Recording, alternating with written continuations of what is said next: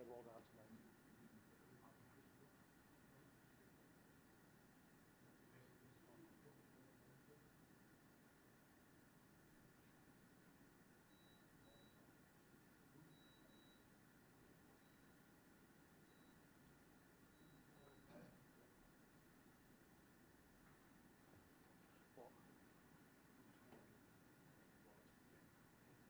Rod, do not start.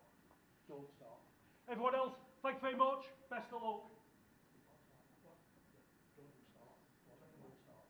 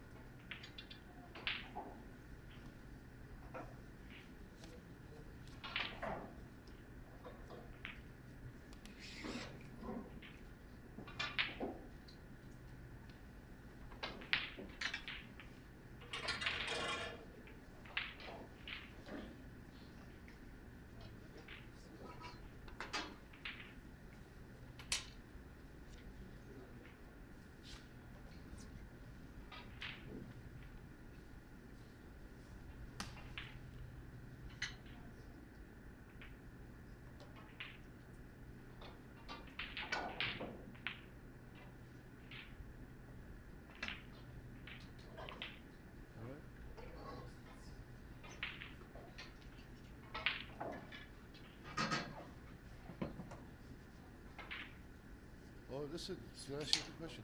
You know, in between frames, can you kill my mic? Oh, perfect. Yeah.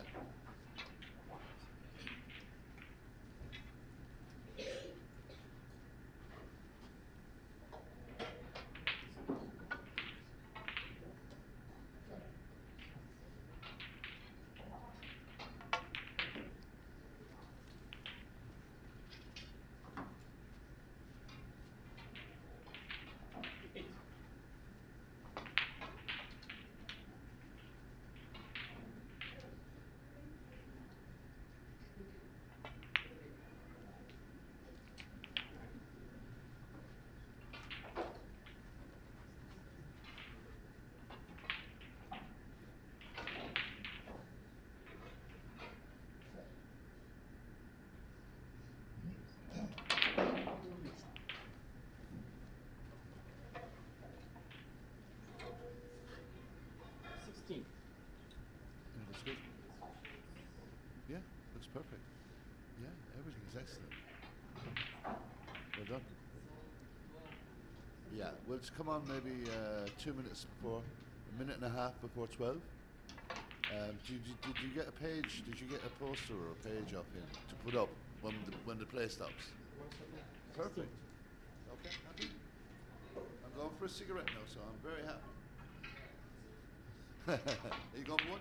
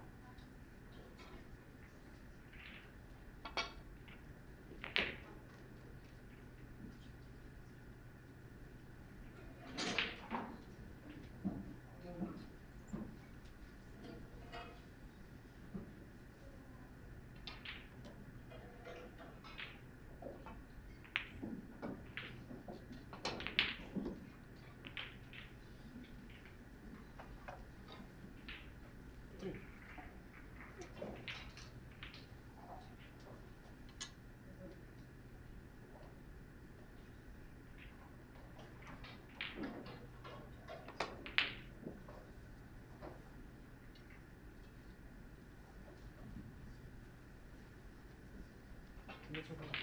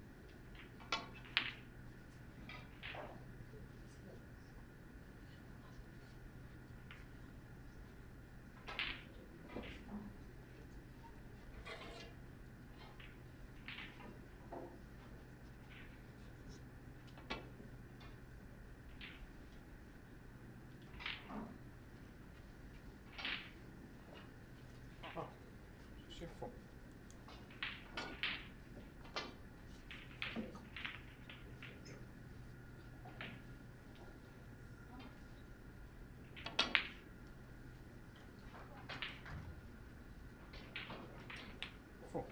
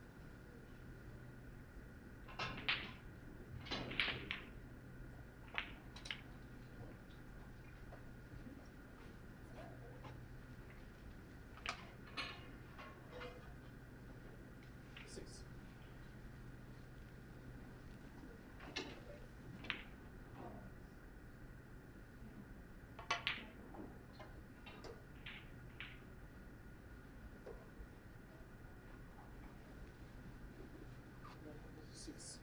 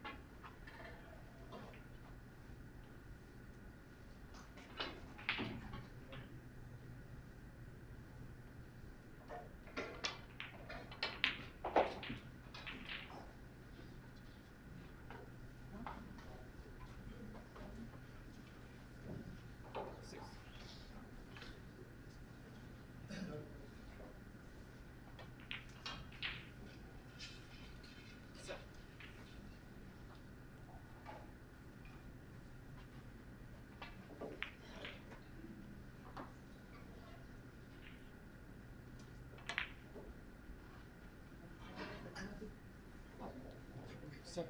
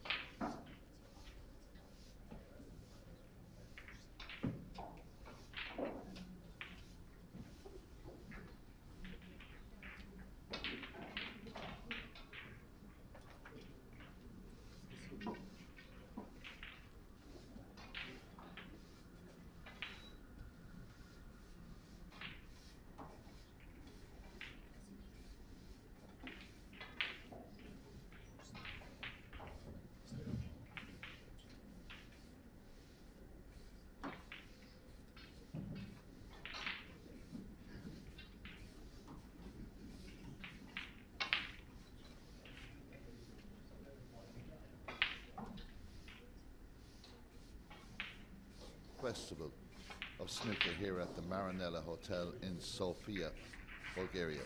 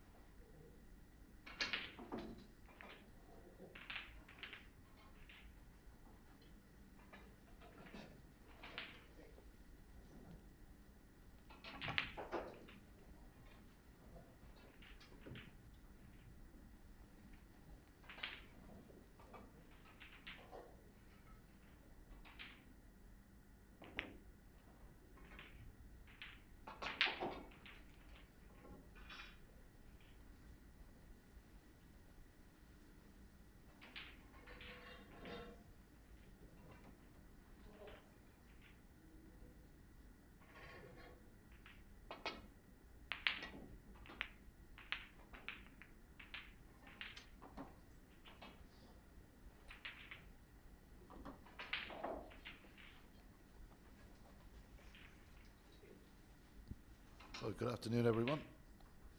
Just a few seconds into this game here. This all Hong Kong affair between An Yining and Man Yan So.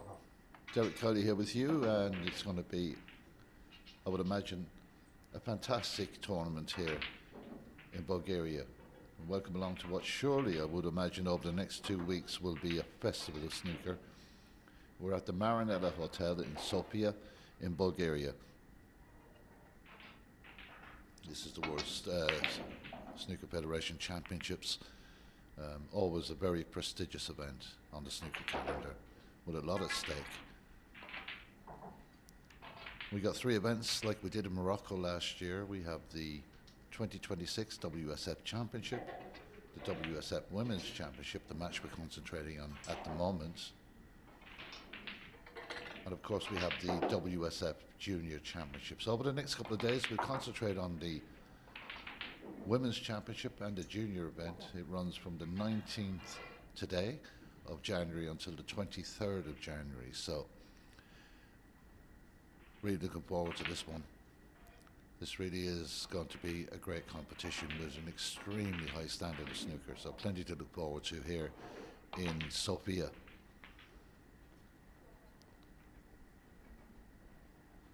So we've got 2 players that know each other pretty well. Hong Kong snooker really over the last few years has been absolutely fantastic. Wayne Griffiths, of course, the son of the late and great Terry Griffiths at the HKSI Institute, producing some fantastic players. And we do have a fantastic venue here as well for this championships. 14 tables in the one room, really excellent atmosphere and plenty of spectators. You can see in the background lots of snooker going on here at the Marinella Hotel. So these 2 ladies, they know all about the game. They've been around it for a long, long time, and they produced some fantastic results down through the years. And An Yining just having an opportunity to get in here. If she can get the right connection on this blue. And plenty of power, that's for sure. I managed to disturb 1 or 2, and that's worked out a little unlucky, to be honest. Thought she was just going to get a bottom red on the right hand side of that cluster, but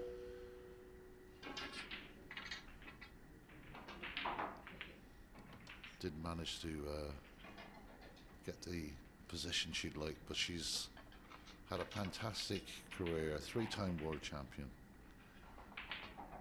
2015, 17 and 18.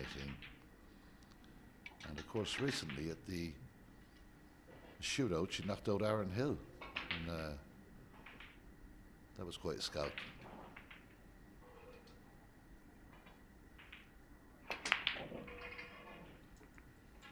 So no thought for any kind of defence there, just went for the shot, and it's worked out okay.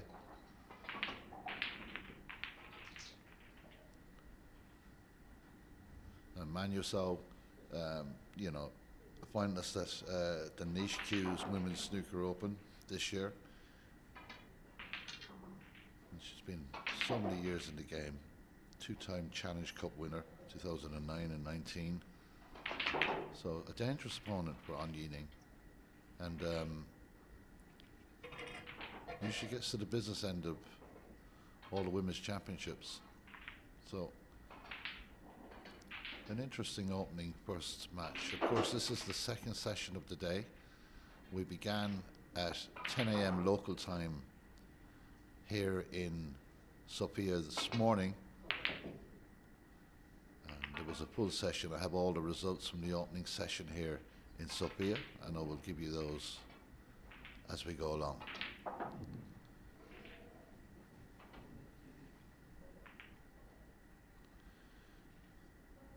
An Yining has been, you know, one of the greatest Hong Kong players of not only snooker but recognised as an absolute legend in her own home country. And when you've had more than 20 ranking events to your name, I think you earned that right. So a chance here for Manyan So.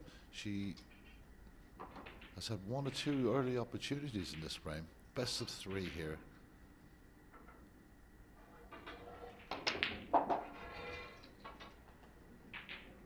She's just looking to slow down a fraction if she can. She's got the red to the middle, she's got the red, she's got a nice little kiss there off the red, so she has choices here.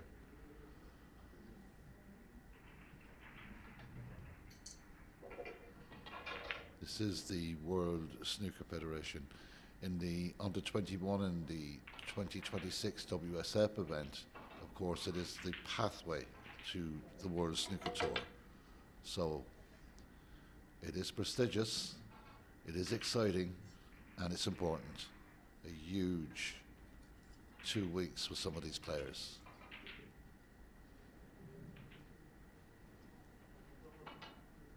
Also,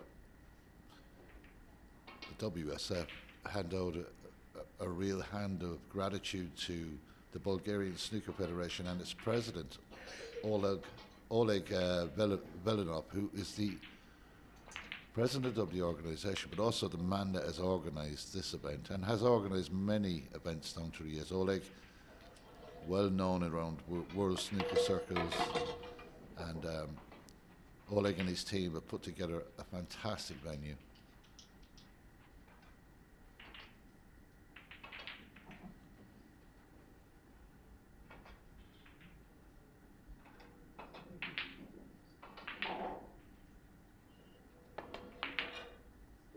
Well, all-out attack, and it's just unfortunately kicked that pink, or kissed that pink into the cushion, so the two prime colours, the two top balls are a little tied up at the moment, so that's going to make things a little bit more difficult.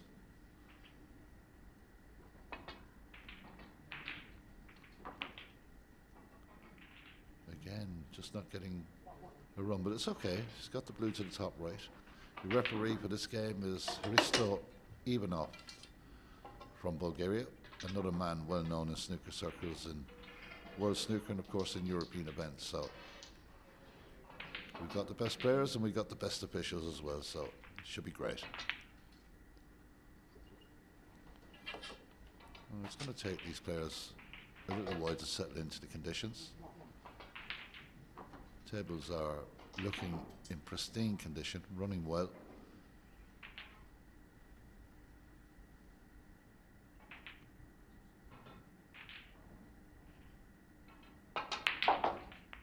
That's an excellent shot. What a fantastic shot that was, to bring the pink in to play and put it over the pocket. So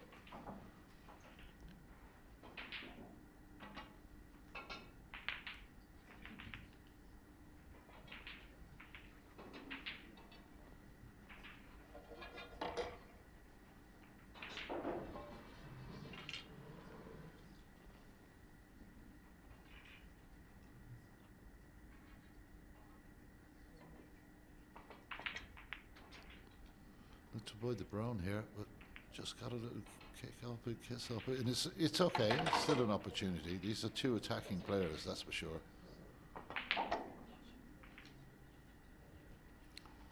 Having said that, maybe it's a little too risky. There was two other matches in the WSF Women's Championship at 10 a.m. this morning. The time difference is significant because it's a 2-hour time difference to GMT and a 1-hour time difference to Central European time. So 2 hours ahead here, or one as wherever you are watching this. You're very welcome along. Delighted to have your company here in Bulgaria. That was a real good effort. Shot to nothing there for On Ying. And those two games, well, the defending champion from Morocco last year, the WSF women's event, Mink Nucharut, had a 2-0 victory over Yi Ting Xiang. And in the other game, it was a 2-0 win for Panchaya Chanoi, who defeated Alexandra Saruta. So, two groups here in the women's championship. And the schedule planned for this event will be that 4 women from each of the two groups will progress through the quarterfinal stages.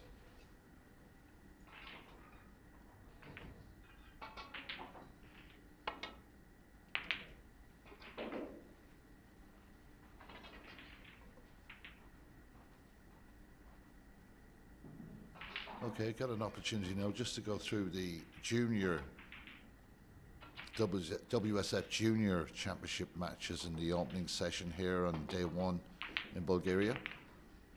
And a lot of very strong opening performances, as you would expect. The game we were watching on this particular table a little earlier on, Lomnau Ezaranagun, Na Ayutthaya, there's a mouthful for you, and from Thailand, was on incredible form. He beat O'Shea Scott from England by 3 frames to 1. So definitely a player to watch out for in this junior championship. Very talented young man and very accurate. He had a 3-1 win. There was Vladislav Gradinari, had a 3-0 win over Jeremiah Orsi. It was a 3-0 win for Rock Pinak over Radu Alex. In the game between Kalong Pang and Ryan Spratt, it was a Kalong Pang that came out by 3 frames to 0. So good starts for some of these players. Jacob Zarozeski defeated Tommy Fallon by 3 frames to 0. Itong Kung was a winner against Andre Kalin. He won that by 3 frames to 1.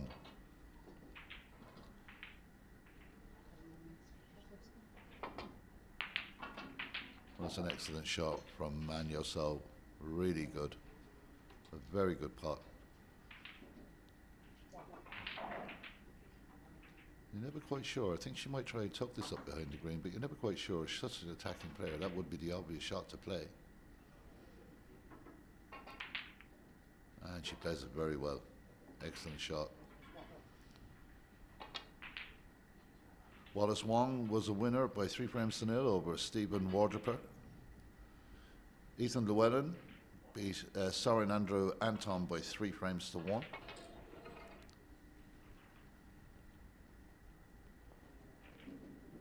Well, it's an excellent escape. She's left it on, but that could have been a lot more points. Poland's Krzysztof Kazmanik, a 3-0 win over Malta's Caden Kasha. Wang Xingzong has a 3-1 win over Nikita Bazelovich. 2 more results from the early session here, the opening session in Bulgaria. Just forced that shot a little, to say the least, and could be a small bit of trouble if she can get this one.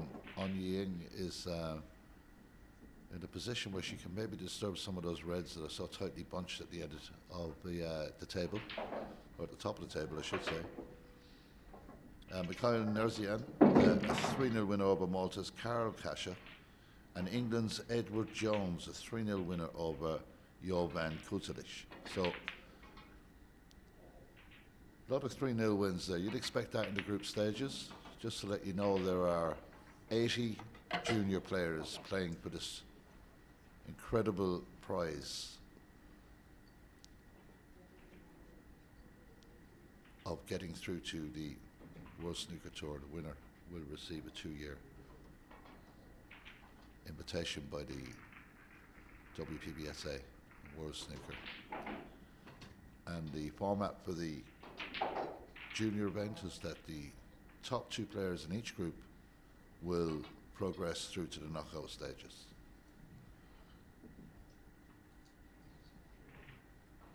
We have an absolute huge entry for the 2026 WSF Championships later on in the week. That will be played from the 24th of January until the 1st of February.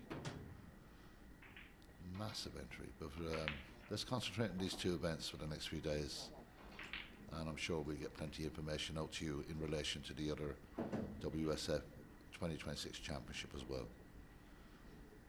So, On Ying didn't get it behind the green, but this is a difficult safety shot. just opened out a red there.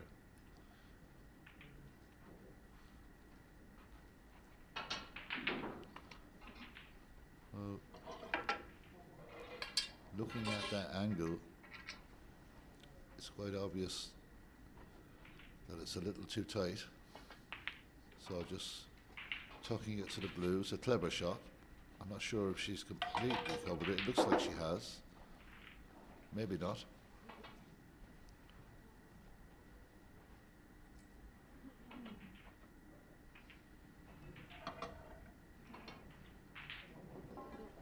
Well, we've got another couple of great matches lined up for you later on today with commentary. At 4 p.m, Riley Powell takes on Ethan Llewellyn. And that's a rematch in a sense. They both played each other in the recent shootout in December, so that should be a good game. Ethan coming out on top on that occasion. And a little later on, at 6 o'clock this evening here, local time, we'll have the game between Michaela Larkov and Andrea Gladic. And that should be another good game. Michaela Larkov just coming off a European team event championship win, European champion in the men's team. So, young lad that seems to have been around for such a long time, very talented, still so young. So that's coming up a little later on.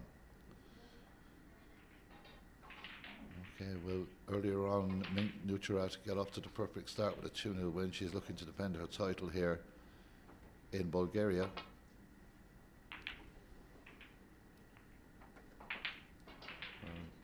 Both players have decided now to just, I suppose, take it easy.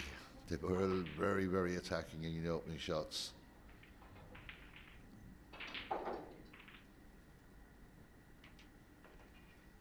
Who will be the three champions here in Bulgaria? Who are going to be the ones with the biggest smiles? It's really anyone's call. A very open championship with a lot of high standard and high quality players.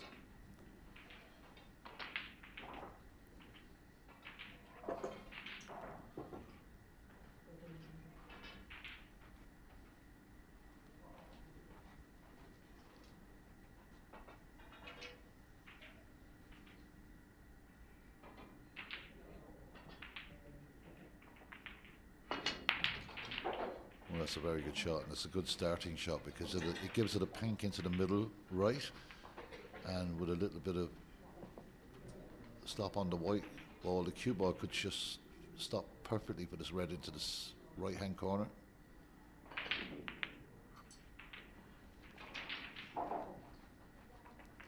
And we do know if Anya Ying gets going, she's pretty unbeatable. If she's in the form that she can play at, she's such a talented player. Not the easiest of rest shots, but pretty straight, which helps because she can get some action on the cue ball to hold with the pink.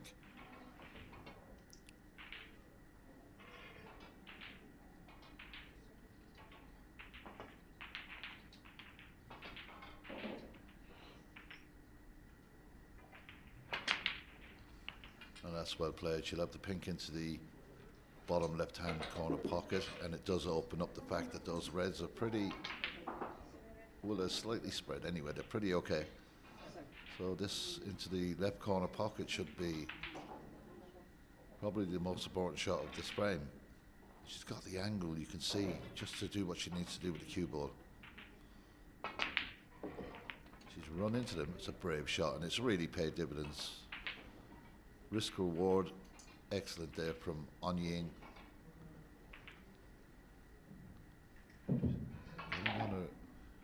Getting a peep at the table now. Slightly overrun that, but she still has the option. She will look to put it into the same pocket and try and hold in some way just below those reds.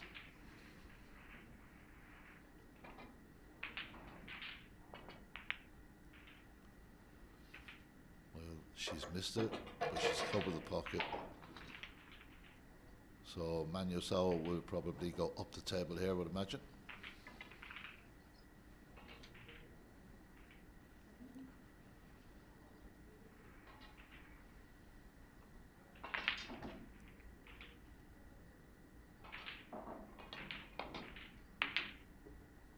Well, she didn't need that.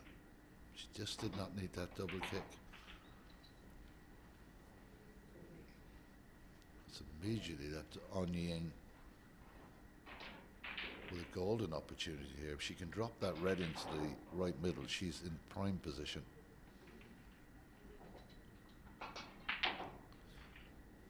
Just needs to run through just a fraction, just a bit of follow through, gets a nice little rub off the brown, so that's a good shot. And she's got a slight angle to work with here.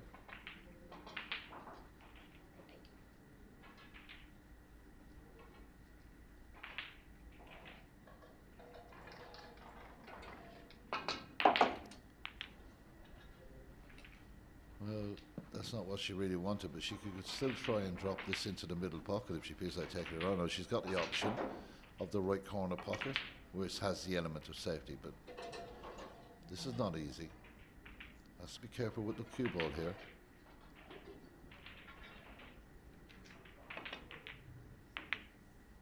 Yeah, it was always a risk. Crashed into the black as well, so Manyan Sao has a chance here to get herself back into this. Still a possible 43 points on the table, so needs to be careful with the shot. That looks really good. Very good pace on the cue ball. Would like to have gone a fraction further up the table, but still.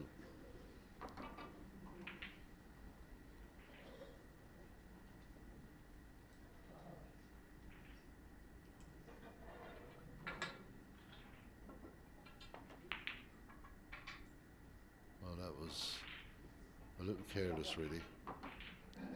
Maybe over concentrating on position and just slightly taking your attention off the pot, but On Ying again has a chance to put herself in a very strong position in this opening frame of this WSF Women's Championship. And again, but I think the cue ball may just go nicely behind the yellow here, but it's got the pace it hasn't. So both players getting opportunities, and neither of them have taken them so far. Somebody at some stage is going to go in there and take that chance and win this opening frame.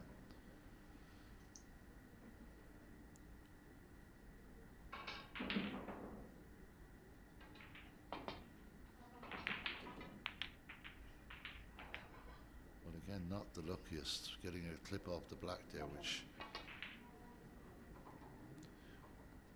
it made a different choice of shot for her. If she wants to continue, she's going to have to take this green on. She's looking at the blue into the middle, but that's an extremely difficult shot. If she can get this green right, she may just get the position that the yellow that she needs. Well,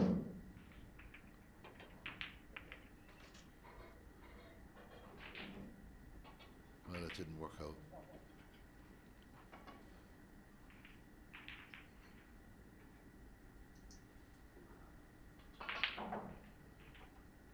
It's a typical shot all the way down the table, but it is a kind of a shot to nothing. But she is looking at now maybe rolling it down towards the top rail.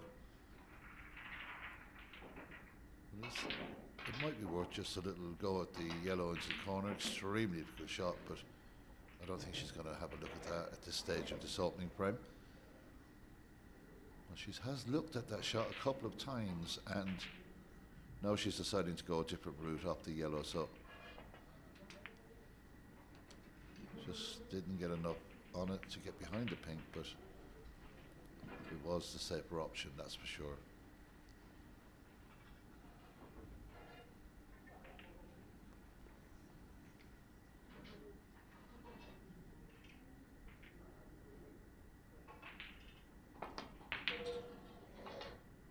And this is a very clever shot. It's unlucky, I think that. Well, it still seems to roll on a fraction more. Now it has changed maybe the complexion of this opening frame, because It's an excellent snooker. Anya Ying mixes it, goes to the pocket, no, just clips back. So it's not a free ball, but it wasn't far away from being one. And referee Risto Ivanov will replace.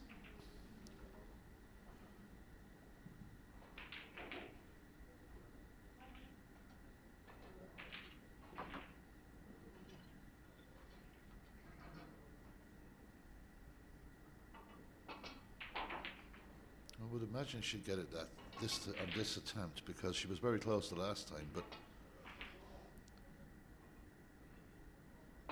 should get it this time, and does, and that's an excellent escape. Where is the yellow ball heading? That is very close to the pocket.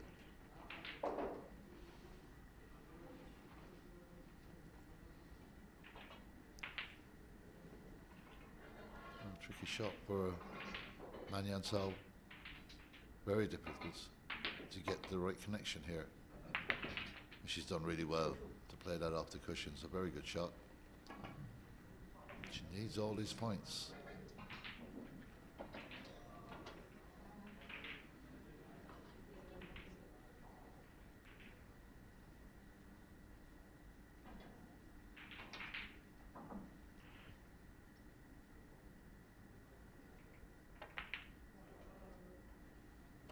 That's another well-weighted shot. Another snooker for Anya Ying to worry about this opening frame.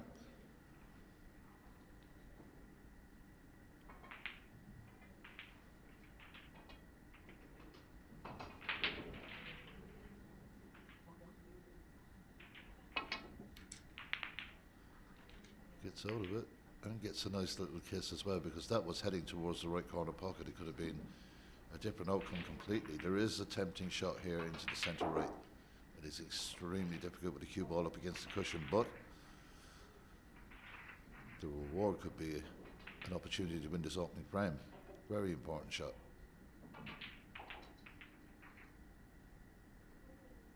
Oh, that was a long way off. It really was, and I'm not sure if she's covered that to the centre right.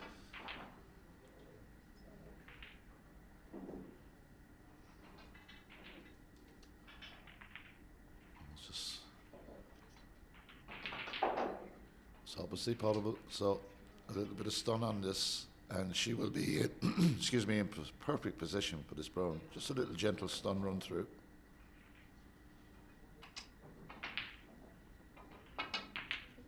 She's decided to play it the other way, into the other pocket, and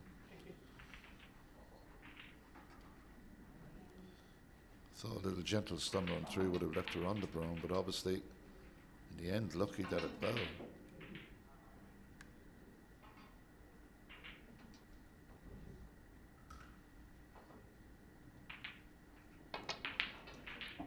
That's a very good shot.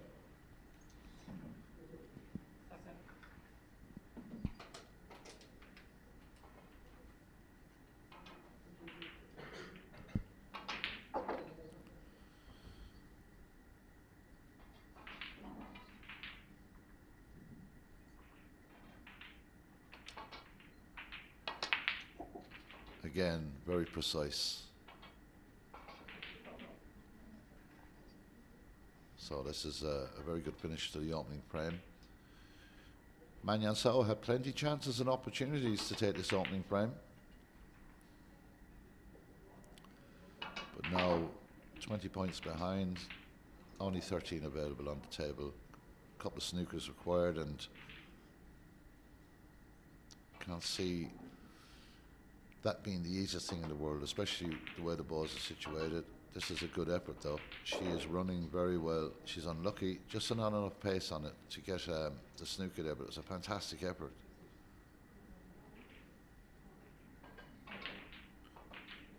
Looking at this shot, there's always a risk if you hit it that bit too firm, the white ball can go careering into a pocket. So it's too difficult and too risky for that.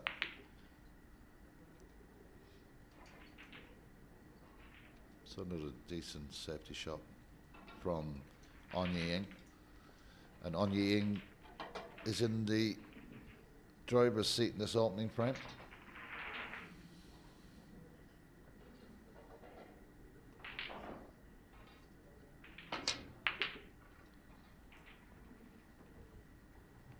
Well, this will be very close to the centre pocket if it indeed will fall in.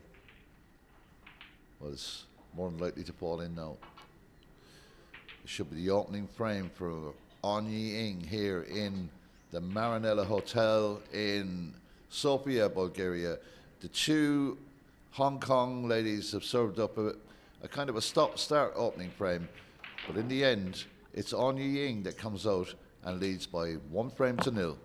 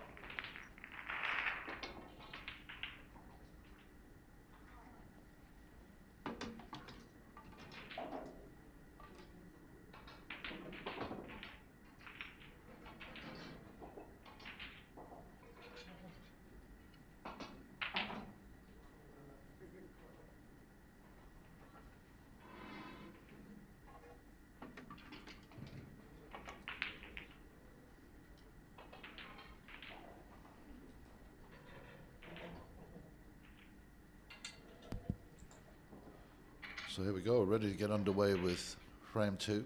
On Yi Ing to break. 1 frame ahead.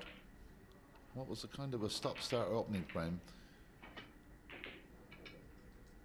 Of course, as everybody knows, winning the matches is the most important thing, but not conceding frames is crucial when it comes to seeding in knockout positions. So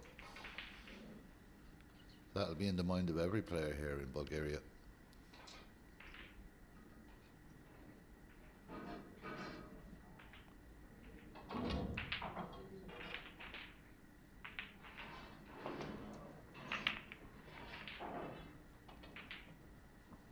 She doesn't want to hit the yellow, but she has. Otherwise, it would have been really, really close to the baulk cushion.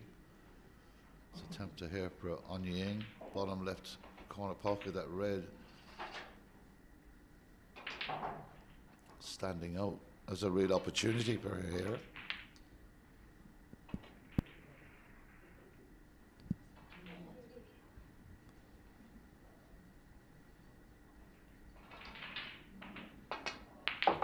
Beautiful pot. Good escape around the back of the black in the pack, and nicely in position here on the brown ball. Has the option of the green as well. You can see 4 loose reds there, so good early opportunity for the Hong Kong cueist.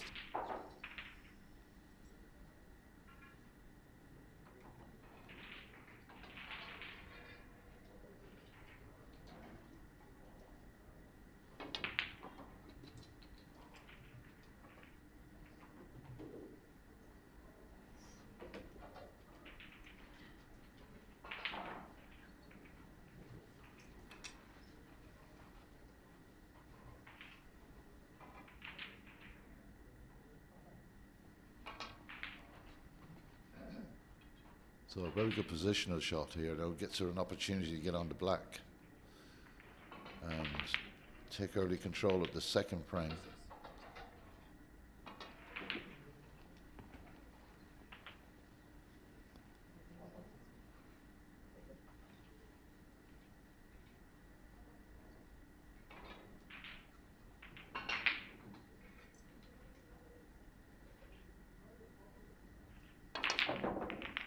Well, really forced that. You cannot do that on the zinc pie tables. The pockets are just too unforgiving.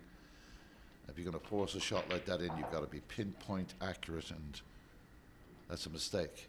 And it was a great opportunity for Anya Ing there. Anya Ing was in the prime position.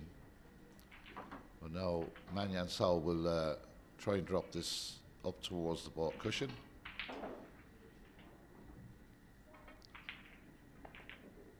Looking to get in behind the yellow. That's not going to happen. Possibly close, but not close enough.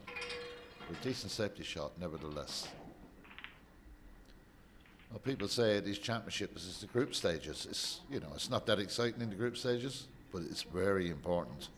These shots and these matches can be the difference with your seeding if you qualify for the knockout stages. So every shot is important. It really is.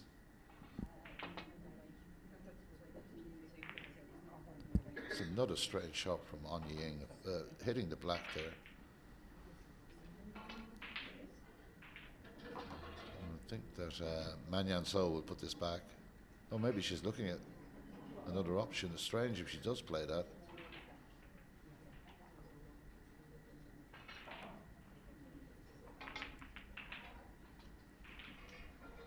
I'm looking at the angles here, and I know she's going to try and run back up off the red, but it was already in a position. She won't do a whole lot better with this. It's heading towards the corner pocket now. Ooh, close. So pretty much an unnecessary risk there. A bit of a strange decision from Manyan So.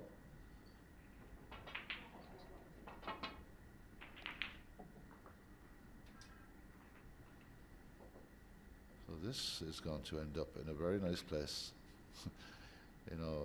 Again, I don't want to be repeating, but a very strange decision, because now she's in the position where she has to find a very decent safety shot.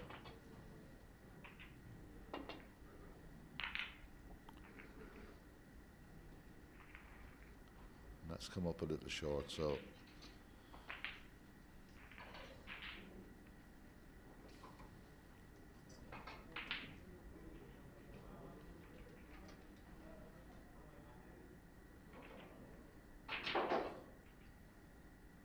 put a screw back on this shot required.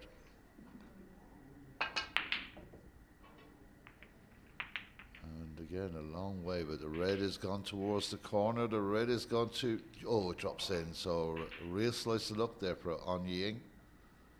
Anya Ying was quite a bit away from the pot there, but she can take advantage of this situation. She's looking possibly at the black. It's a risky shot. There isn't a real route out. If she's going to go up to the pot, there's not really a route out of there for safety, so I would imagine this will be hit nice and easily. And that again is quite a bit away from the pocket, and more opportunities for Manyan So.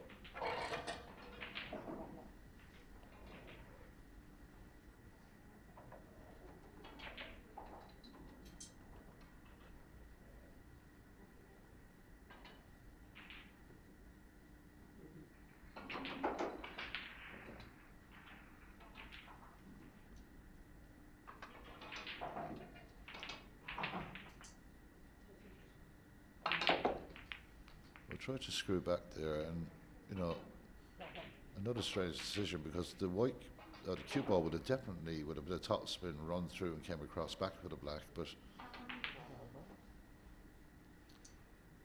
not the best outcome for Manyan So.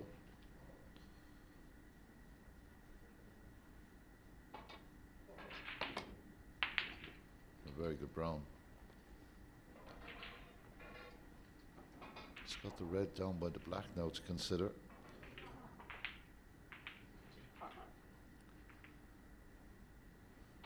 Don't know if she has a natural angle to disturb the black here, but especially when she's so close to the cushion, she's going to try and dig down behind the cue ball.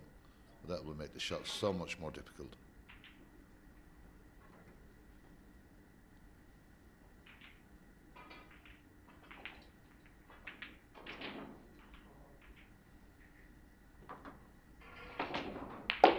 Well, it does well. Unlucky not to get the contact. Risky shot, especially when you're queuing down so tight to the cushion. She could have missed that, but very accurate shot indeed from Manyan So, who now is negotiating another difficult shot here.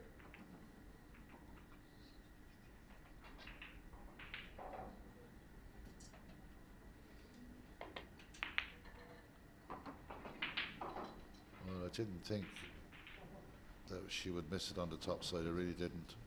But she has left Anya Ing, and Anya Ing has the blue to work with, the green and the brown to work with here. Decides to play for the blue, but I don't think she's got high enough, maybe just enough, but she's going to have to work the cue ball here. The red's not exactly spread out beautifully, so maybe she's going to have to try and disturb something.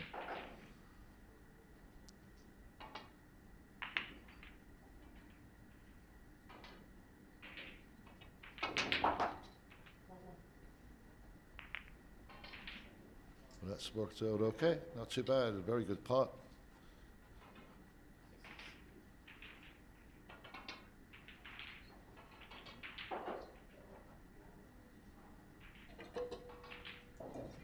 We'll need to get back up with the blue here. Not easy.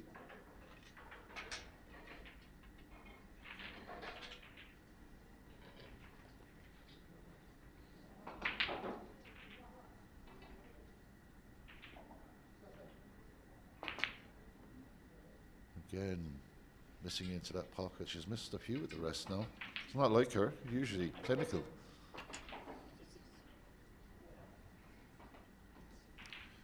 A lot of similarities in this frame to the opening frame that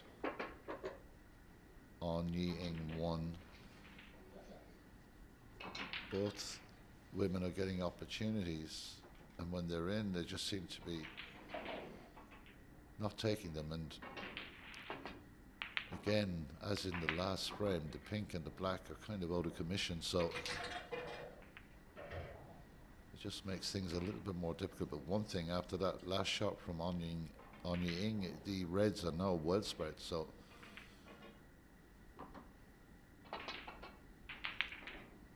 that's a fantastic pot.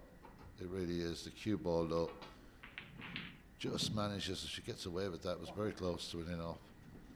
Has a chance here to disturb the pink ball and bring that back into play if she fancies it by using the yellow. And she has a chance of maybe just tucking in behind as well. Decides to tuck in behind. It's a good shot.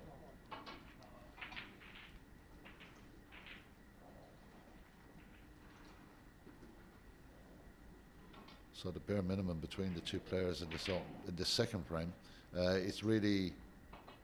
it's extremely difficult to call because both players have had chances, come close, and this frame almost a carbon copy of the opening frame in that regard. So difficult moments for Manyan So.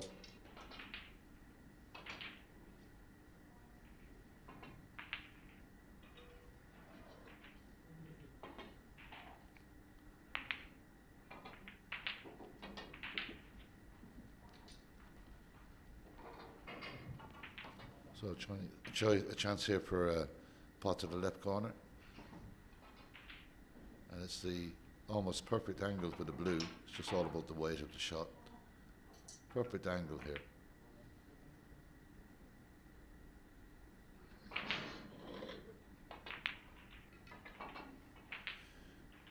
Don't know what it is about that pocket this morning, or this afternoon I should say. It's not liking Anya Ing at all. She's missed several balls into that pocket.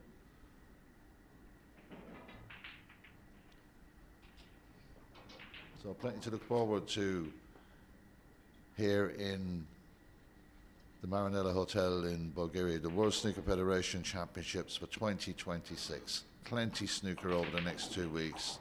Exciting moments. There'll be heartbreak. There'll be joy, for somebody is going to make it through to the main tour, and you won't miss a single match here with us on WSF Snooker.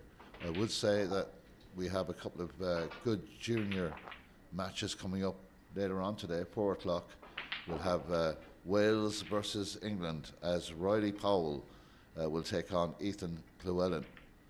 And Ethan Llewellyn, a winner earlier on this morning, so he's already had a match this morning. He had a 3-0 victory, and he played against Soren Andrew. And yeah, it was a good win. 3-1 actually, 3-1 for Ethan Llewellyn. He will play against Riley Powell. We'll have that commentary game for you at 4 o'clock local time here. Remember, we're 2 hours ahead of GMT and 1 hour ahead of Central European time. So keep that in mind. We'll have that game at 4 o'clock, and then at 6 o'clock we'll have another game for you in the Junior Championship here at the World Snooker Federation, where Mikhailo Larkov will take on Andrea Gladik. So another stunning, she's hit some stunning long pots, but has failed to take advantage of the opportunities when she gets in. Now she's been a bit unlucky there because the cue ball is just waxed to the right top cushion.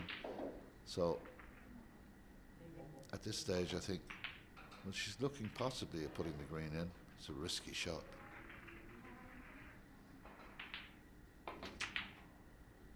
And the risk has paid off. It's a very good shot, well executed. Opportunity for Manyan Sao here. She's had quite a few in the opening frame and indeed in this frame. This time she has to take advantage of it. We'll need to be careful with the cue ball here.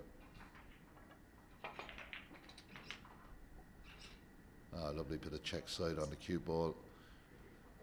Just needs to roll on a fraction, just stayed a bit below the blue, so excellent pot with the green, excellent pot with the red. Now looking to maintain this run in this break. That was cued much better. She has given us a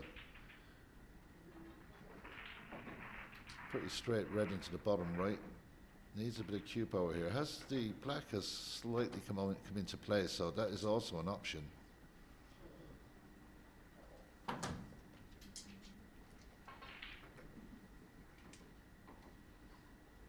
So just asking the referee, Risto, even off to clean the white ball.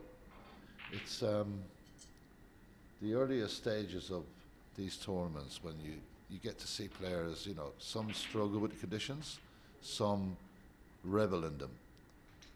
This is a pretty good straightforward shot if she can make the right contact. Oh, she definitely moved on that. You know, the cue came up, I don't know, maybe 1 or 2 inches there.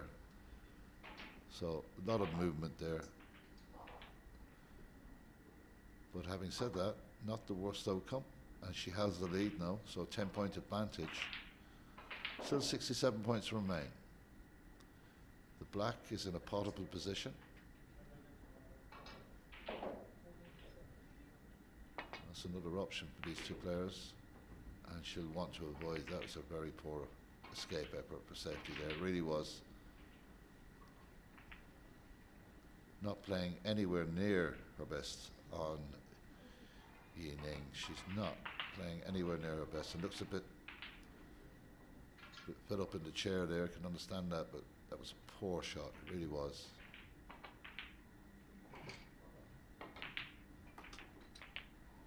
So can Manyan Sao take advantage yet again?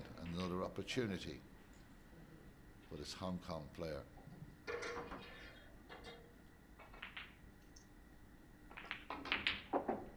Very well struck down.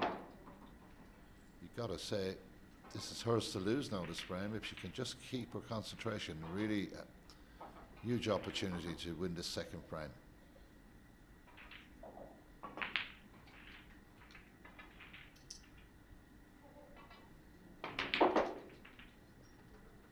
Lovely check side again, and the pace looks good.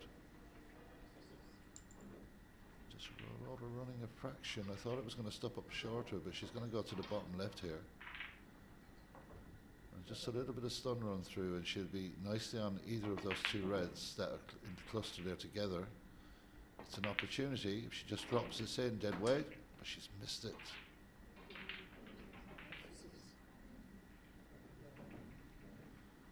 So 16 points, the difference. 51 points available on the table.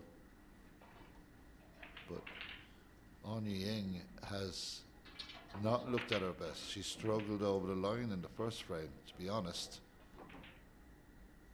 She needs to make sure that she starts getting one or two pots together. And that is very good.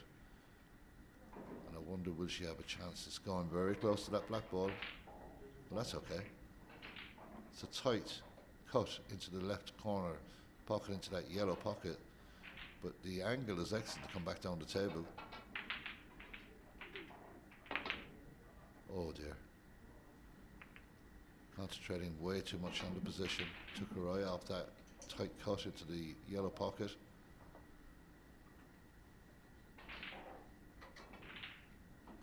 So again, you call it if you can, I can't call it.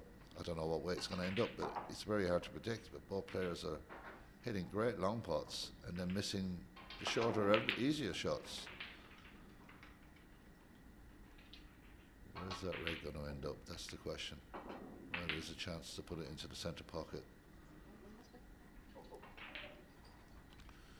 And should fall nicely on the brown or the green. Or even the blue if she decides to put it with a bit of pace. And that's very well struck. Not the easiest of shots. So the green ball, the obvious choice, maybe. I'm deciding to go with the brown.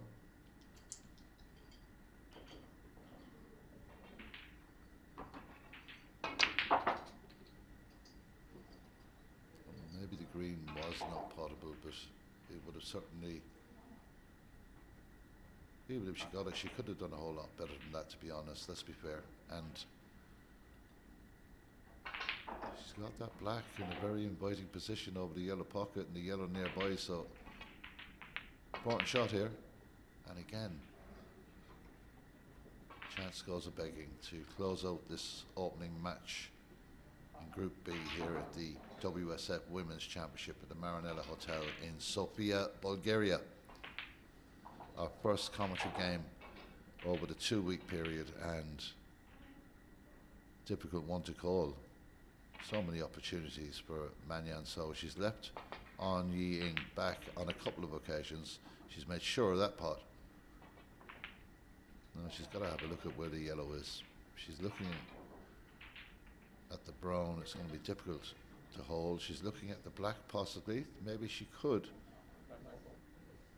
She might just, if she could hold on to the pink, it's an extremely tough shot, but she might be able to do it. She's looking at it. Well, just made sure of the black and held beautifully actually for the yellow in the end. So is this opening match going to a deciding frame? There's an 18-point difference now. 27 points available. Clever shot. No risk.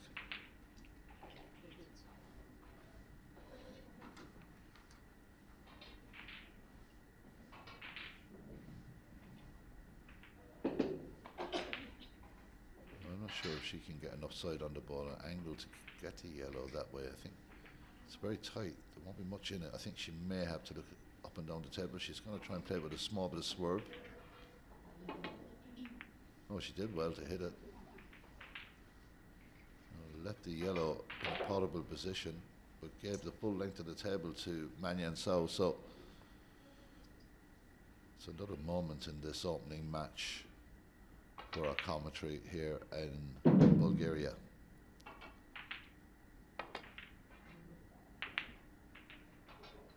Where's that yellow going to go? Well, there's a bit of luck.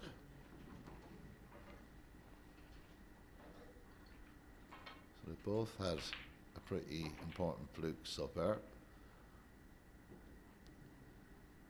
Well, she's surely just going to try and, if she can get that behind the pink, it's a lot easier than trying to get the cue ball behind the black, but See what she does.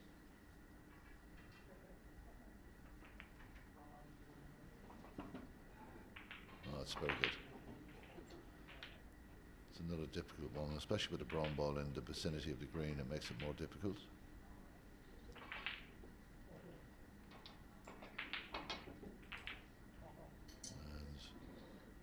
And will also disturb the blue, and it's a. I would imagine the Bulgarian referee has a bit of work to do here, because he's going to definitely have to go back with that.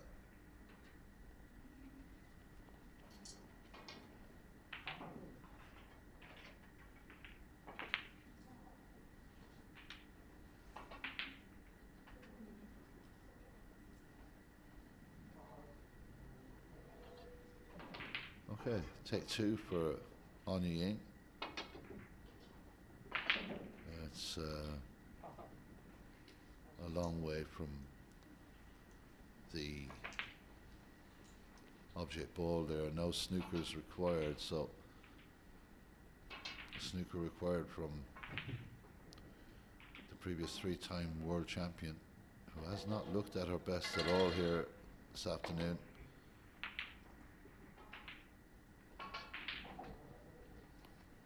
I'll never say never with this lady, because she's well capable of making me sound really silly, but not played well in this frame. Hasn't looked herself at all, to be honest. I'm looking to try and pull a snooker here. She requires one. Won't get it this time. And I've seen Manyan So, and she's potted 3 or 4 balls into this pocket at distance, and it's been very impressive.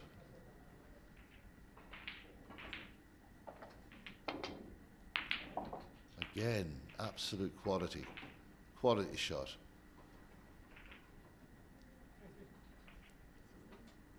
So now a couple of snookers required, and I would imagine try and drop this gently in. If it goes in, I can't see Anya Ying coming back to the table. That's a great shot. It really is. Pressure up in the frame now, so, and she deserves this frame. She's played the better snooker. So just leaves the blue there, and that will be the end of that. It's the end of frame 2. They're all level here in the Marinella Hotel in the WSF Women's Championship. It's 1-1 here. We'll be back in a few seconds with the deciding frame. 1 frame apiece between Anya Ying and Manyan So.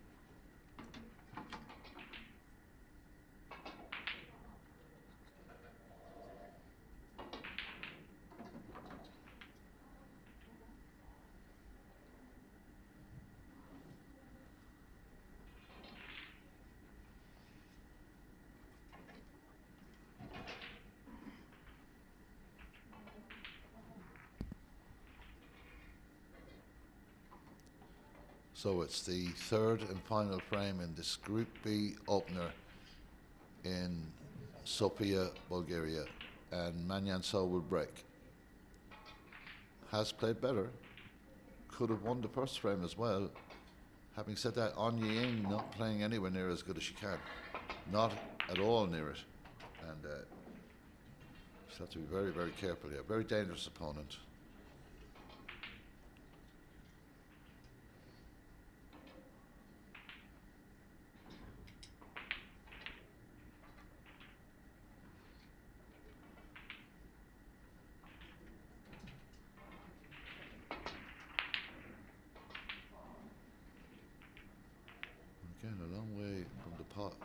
lucky, to be honest.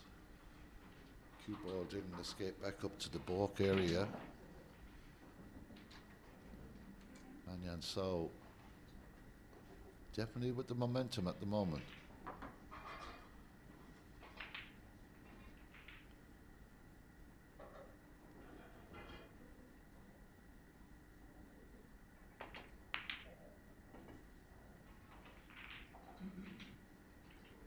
I would have expected her to get that. She has been potting very well, but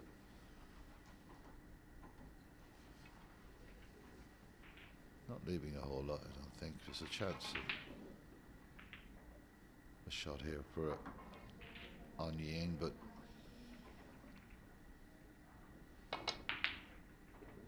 I'm not filled with confidence at the moment when she's at the table. It just doesn't seem to be herself.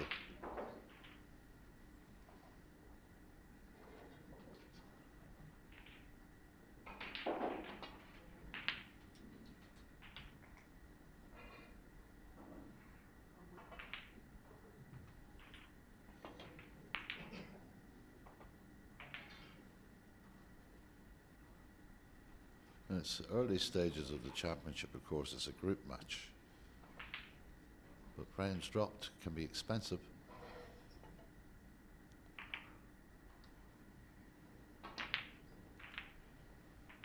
And there's always that situation: is do you want to go in and win it, or are you afraid to lose it? And neither of these two players have played up to their capable standards, which, let me tell you, is pretty high. This is when the safety shot becomes the risky shot, because stuck to that cushion gives her no option, just a touch. Just wondering, will On Ying consider the red to the middle left here, or the middle right I should say, or she's just looking at tightening up her game a bit for this deciding frame, but it's not a shot she would have ignored in the past, but just being a little bit more careful here. We'll try and stick this one in behind the black, but comes up a long way short there. Doesn't do any real damage. In tight frames like this, you get the impression whoever makes that opening breakthrough could be the one to win this match.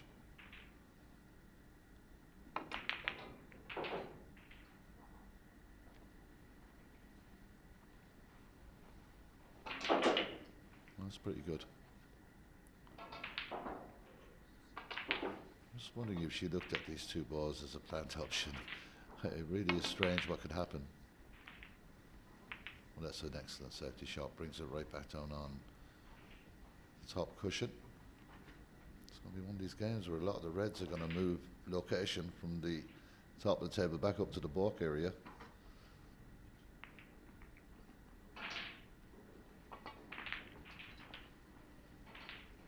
Pretty elementary safety shot here to the top cushion again for On Ying. She's judged that very well.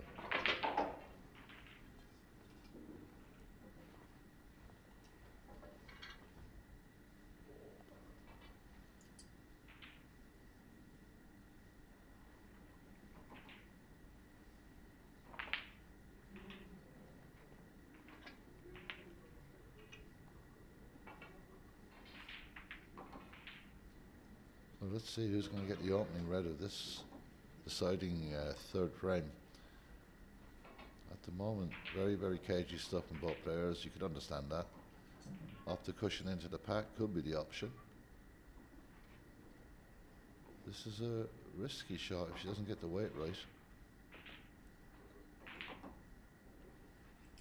She's going to clip up the table, and it's how confident the player is feeling now at this stage, and to be honest, they've both been in and out of these two frames. There's absolutely nothing easy about any shot here. Bridging over three reds to try and clip a very tight ball into the right green pocket is not an easy option.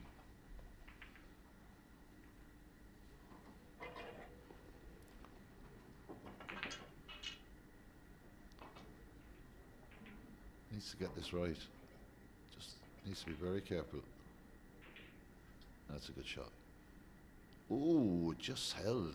Just caught the knuckle there. I thought it was perfectly fine, but it nearly crept into the pocket, which would have been an absolute disaster for On Ying. But the way it's ended up now has made it even more difficult. Let's see. She can get some action on the cue ball here to get it back to the top cushion. Indeed she can. It's a good shot with the red going over towards the right corner, or the right middle pocket is a tempter, but it looks very tight. Not a whole lot of options. It was a good shot there from Man Yan Sao, because she cut off the left side of that table.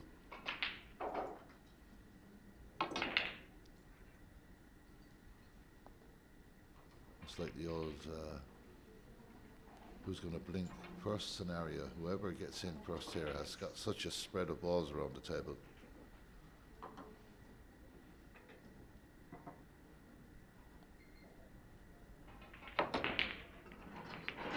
Well, that's good thinking. I mean, apology, but there was always going to be some sort of contact there. This is a huge opportunity for Man Yan Sao. She's got to take advantage of a good fortune there. Got to make sure these pots gets a good bit of power into that, and that gives her lots of options around the blue ball here. Lots of reds available. Just nice gentle pots. Hold your position. Looking to put the blue into the same pocket. Definitely momentum with Hong Kong's Man Yan Sao.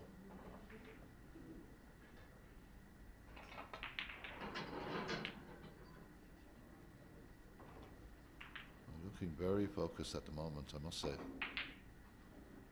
Just needs to keep that concentration level, because there's so many points available here.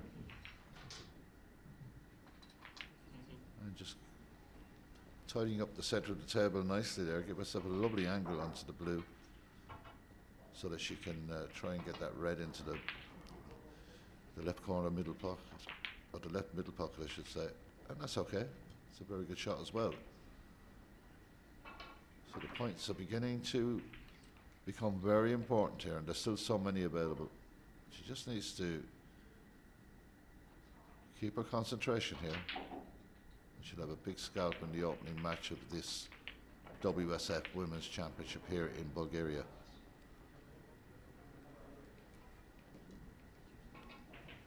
So this is where the concentration levels need to stay, because she's moving the white at a greater distance here.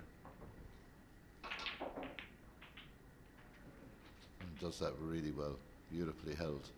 Good positional snooker from Man Yan Sao.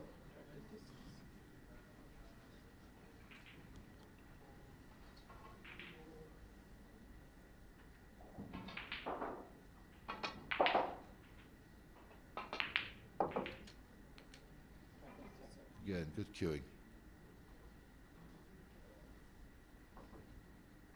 When she gets this pink, she'll be 33 points ahead.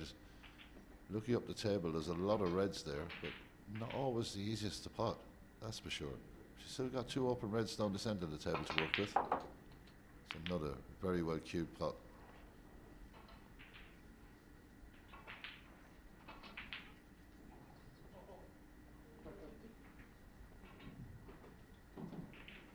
She is pretty focused about this break as it moves on to 33 points. Again, beautifully struck. Doesn't want to go too close, so that's okay. Lots of options. Red over the top right corner pocket. She's got a red to the left on the yellow spot, so lots of options here for this cueist from Hong Kong, Man Yan Sao. She decides to go back down, so she had the angle for that as well. So lots of options here, lots of points still available.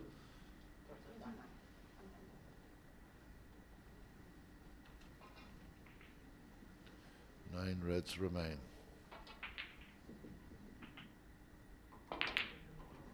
Oh, net was a big mistake, and it's given On Ying a real opportunity and a lifeline to get back into this deciding frame. Did not expect her to come back down the table, number one. Didn't expect her to miss it when she got there.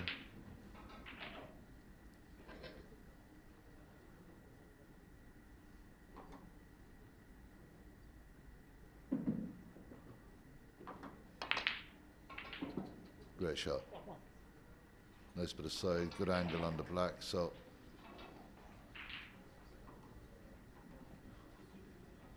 he's got to hit this with a bit of power. He's got options up in the D. She's got 3 reds that are pretty open. She's got a red over the top right hand pocket. She's got lots of options here. Needs a bit of power though. We'll look to go to the red on the yellow spot here. So that's okay.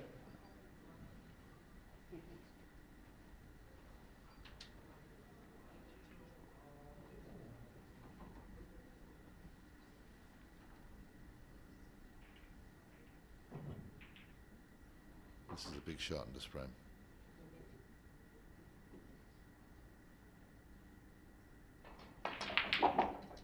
Very well taken. Very well. And with that miss from Manyan So, it's a moment of opportunity for An Ying. An Ying needs to look at, when she's looking at the yellow ball here, it's a lot easier than the green ball, but neither of these 2 shots are the easiest shots in the world, so she's got to be sure with this. Just about. Misses the black. Needs a run now. Doesn't want the green to get in the way. She's still got the opportunity into the left corner. But she hasn't been that great with the rest in this match. She's missed quite a few on the rest. And that'll be my only fear.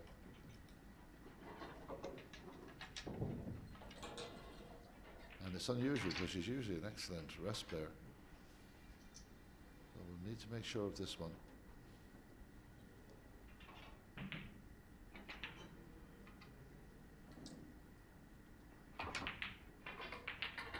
It's a long way off again. Really strange.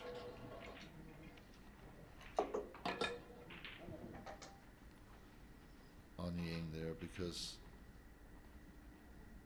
she hasn't had the best game with the rest, that's for sure. I'm not sure 100% of the stats, but she's missed quite a few.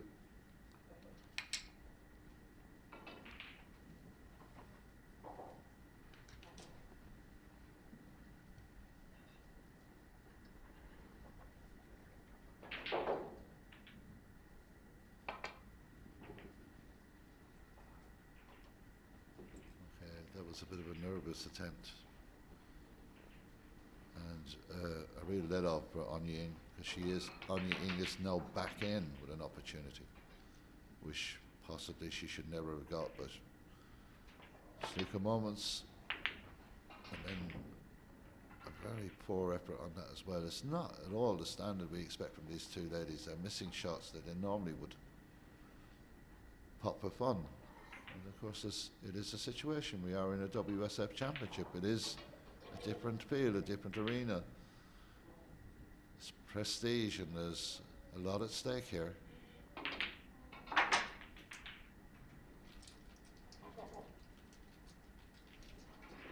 And if I had to really be honest, it was that shot that proved that Manyan So is really queuing well, queuing better than An Ying at the moment. An Ying is just struggling.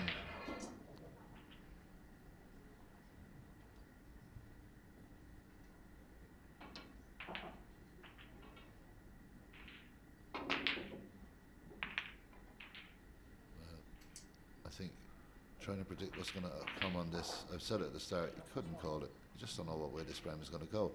But that certainly has opened everything up. There's no guarantees in this match between these 2 at the moment, because they're just not executing the shots the way they normally would.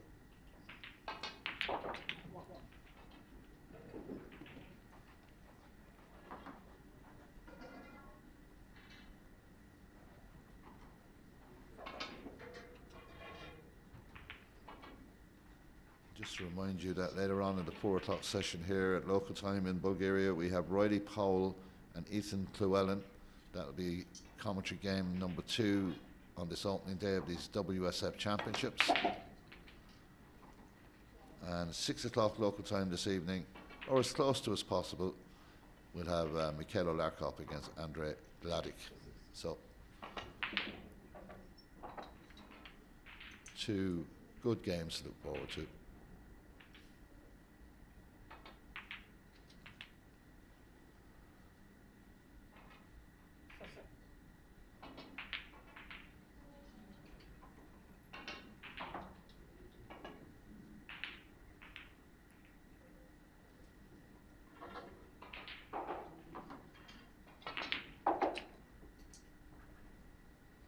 That looks perfect.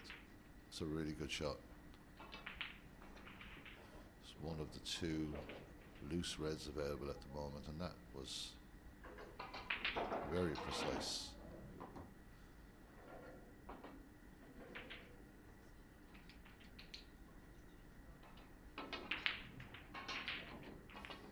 And that's not bad, that little kiss on that red. Makes it a bit easier to gain position. Brings it away from the cushion a bit, so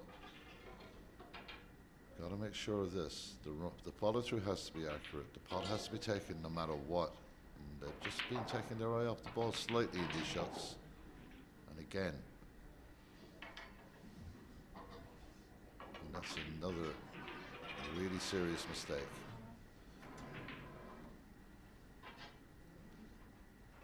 I think there's just the red behind the yellow will cut, but it is an extremely difficult shot.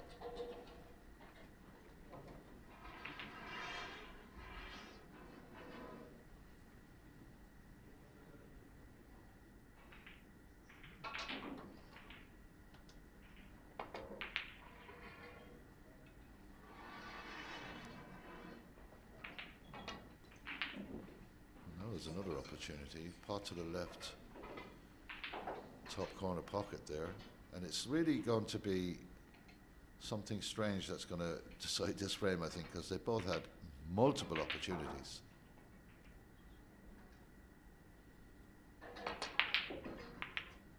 Long way away, and depending on the contact here, which doesn't affect the pathway to the right corner pocket here, and it really is a pocket that she has been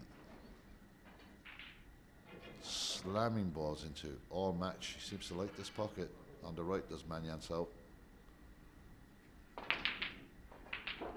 Again, you're going to get that.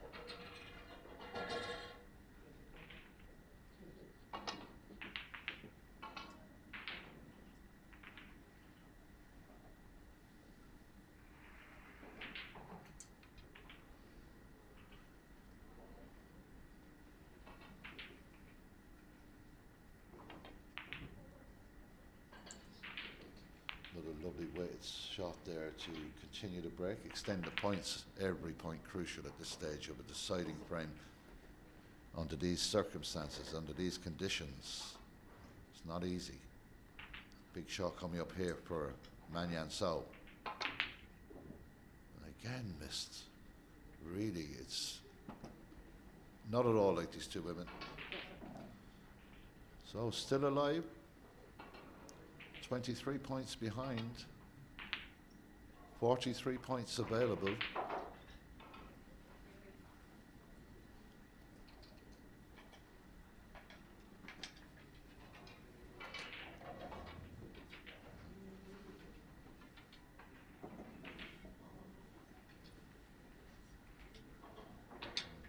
It's difficult enough. She's looking for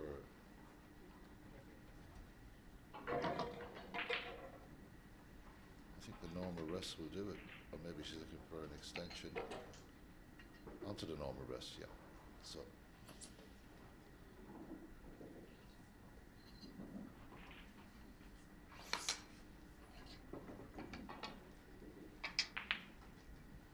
she's got to be careful here, because if she doesn't get this correct, she could leave this on.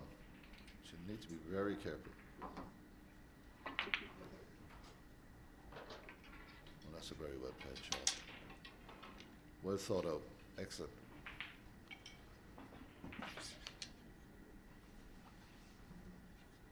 She needs to be so careful with 23 points to make up here.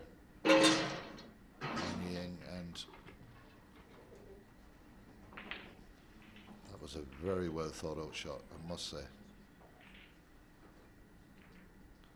So, got to make contact here. Got to be careful where the white goes and what kind of weight is on this. Disaster.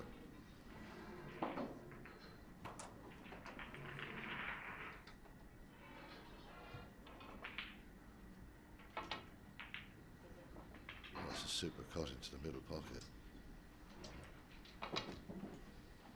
Now, can she disturb this red in any way?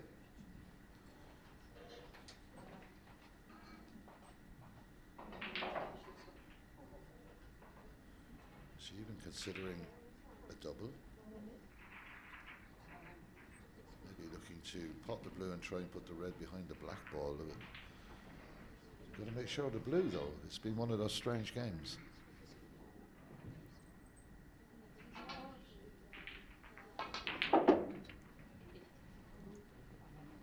There's an opportunity of a double here. Possibly not. But the white ball, I think she's concentrating on. She should be looking to maybe put the white down behind the black ball. Maybe it's too tight an angle.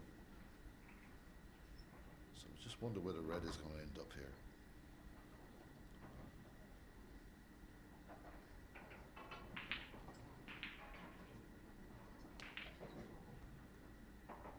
Maybe looking to go back across behind the blue, but no. Decides to go with the shot I thought she would. That's a good shot. Difficult. Especially with the blue protecting the red in the middle of the table. Not easy at all. And no option to go on the right unless off the bottom cushion. Looking to come up and down the table here. This is extremely tough. And look at the balls, the way they're spread at the moment. Look at the way they're positioned. Oh, it's a great shot, but she's going to be unlucky. The kiss made the contact. Now this is an opportunity to really steal this deciding frame. So if she wins this frame, extremely relieved. So it looked lights out that it was going to be Manyan So that would take the opening frame in this WSF Women's Championship here in Bulgaria. Nice angle for the yellow. Nice little bit of check. Just needs a little bounce off the cushion and gets that perfectly. Now she has a lovely angle for the green as well. But she's missed at least 5 balls into this pocket, if not more. For some reason, some unknown reason. She just has to be careful and concentrate on the pot. The angle will do the work on its own. It's just a matter of slotting this yellow into the corner, which she does. Doesn't want to overrun it here. That's okay. She has the green, but getting on the brown is not so easy now. But dead weight shot. Maybe she's looking to go back over, but it's got to be dead weight here, surely.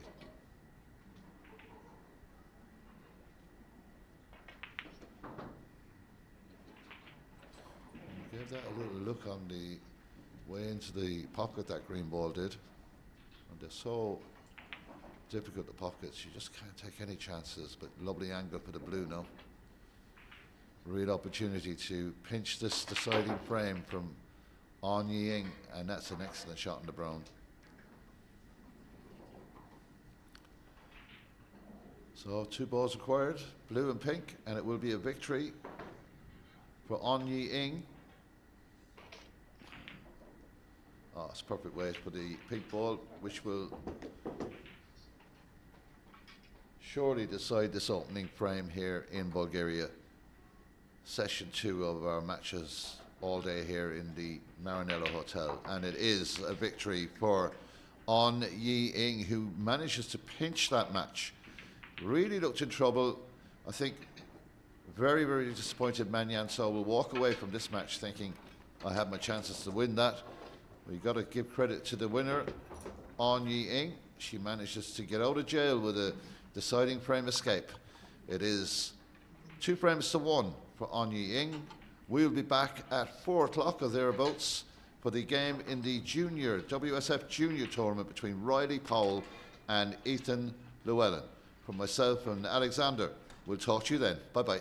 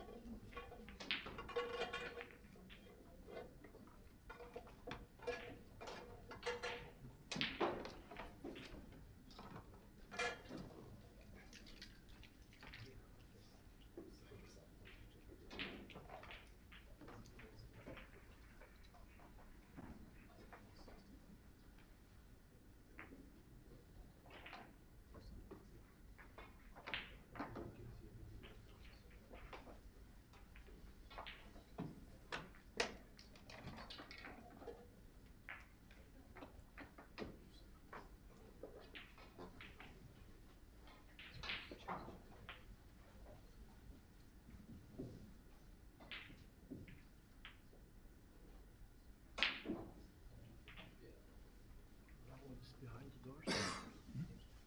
Do you know what is behind the door?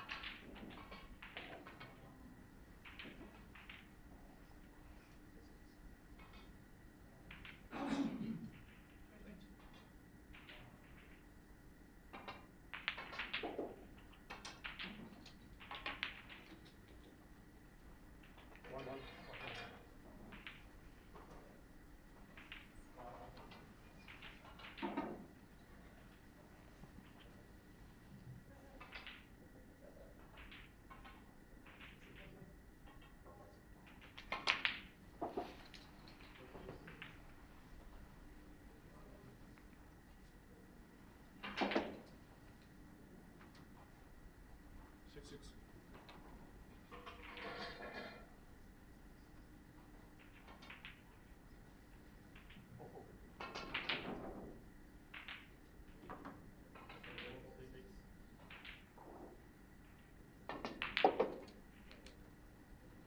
Seven.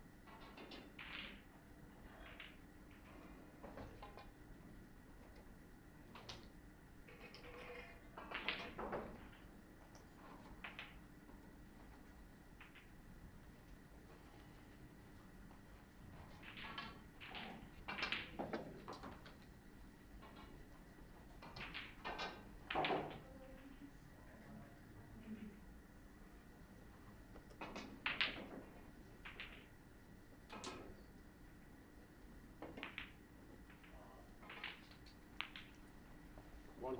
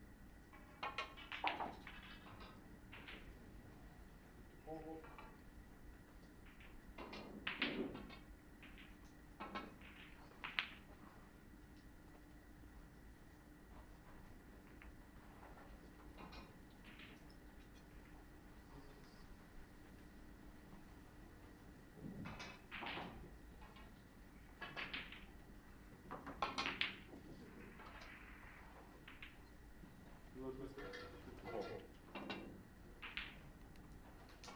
And a free.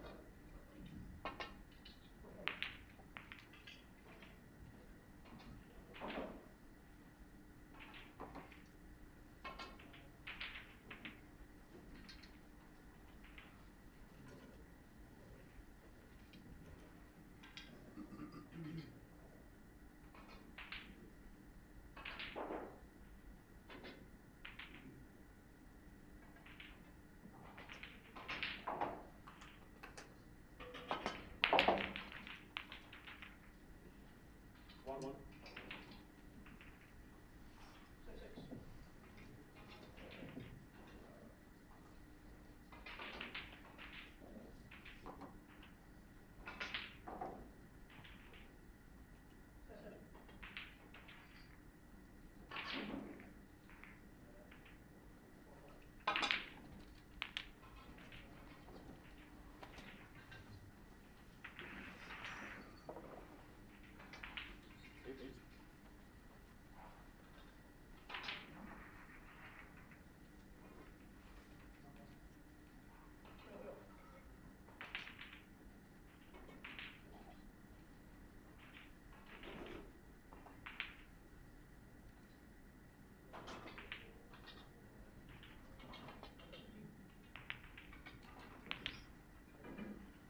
Nine.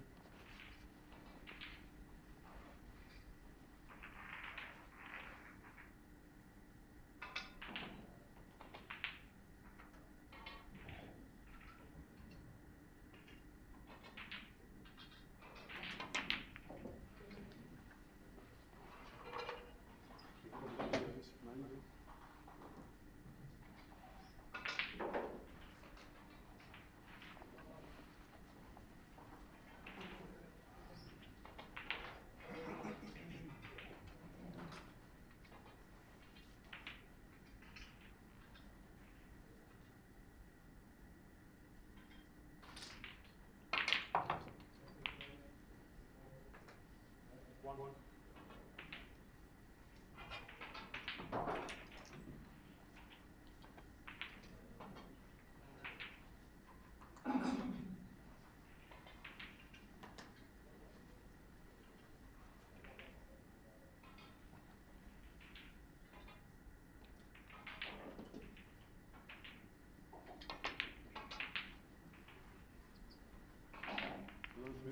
One.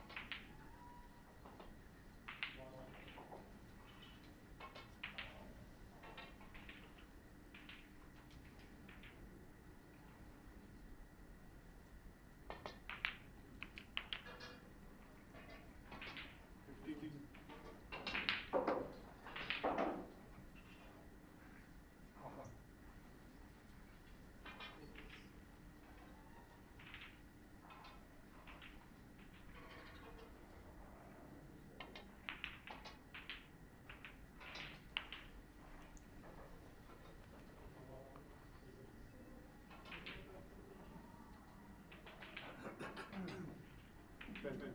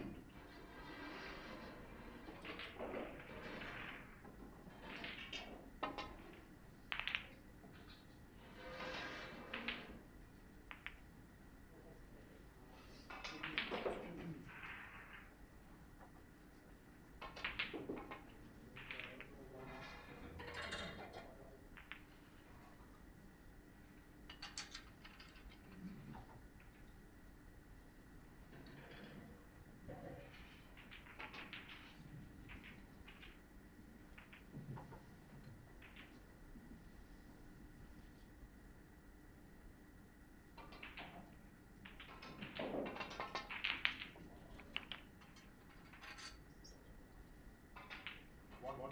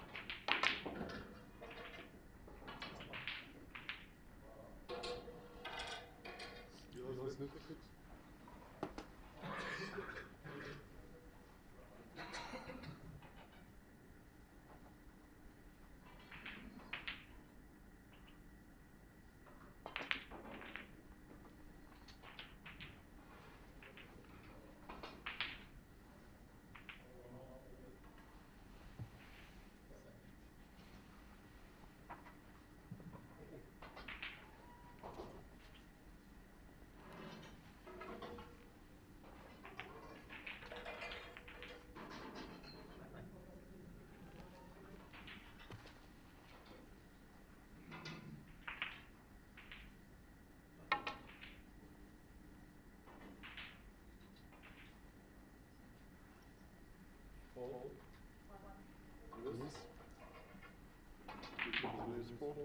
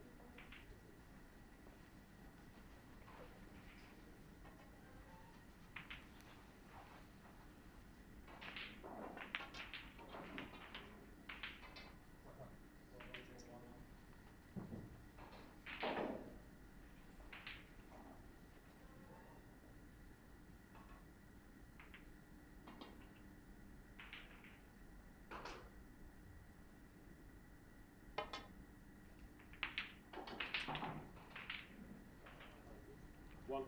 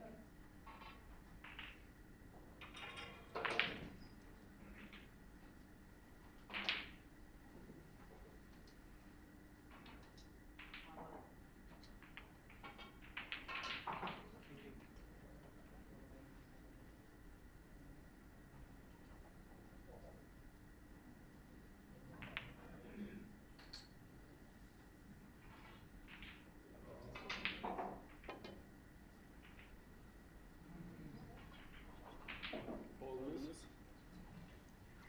WSF 4.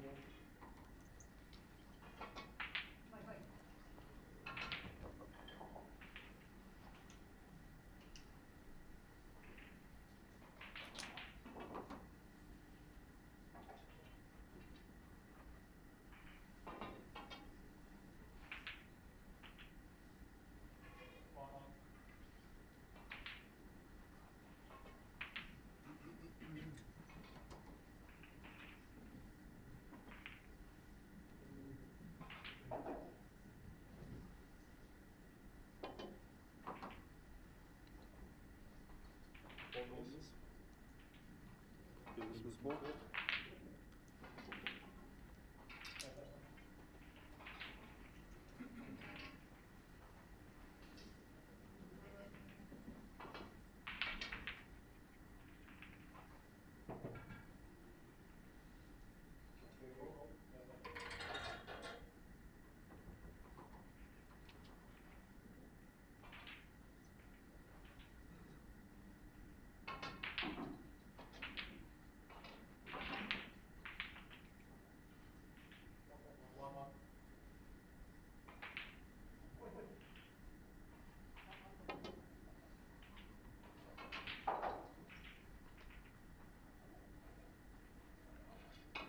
Bonus.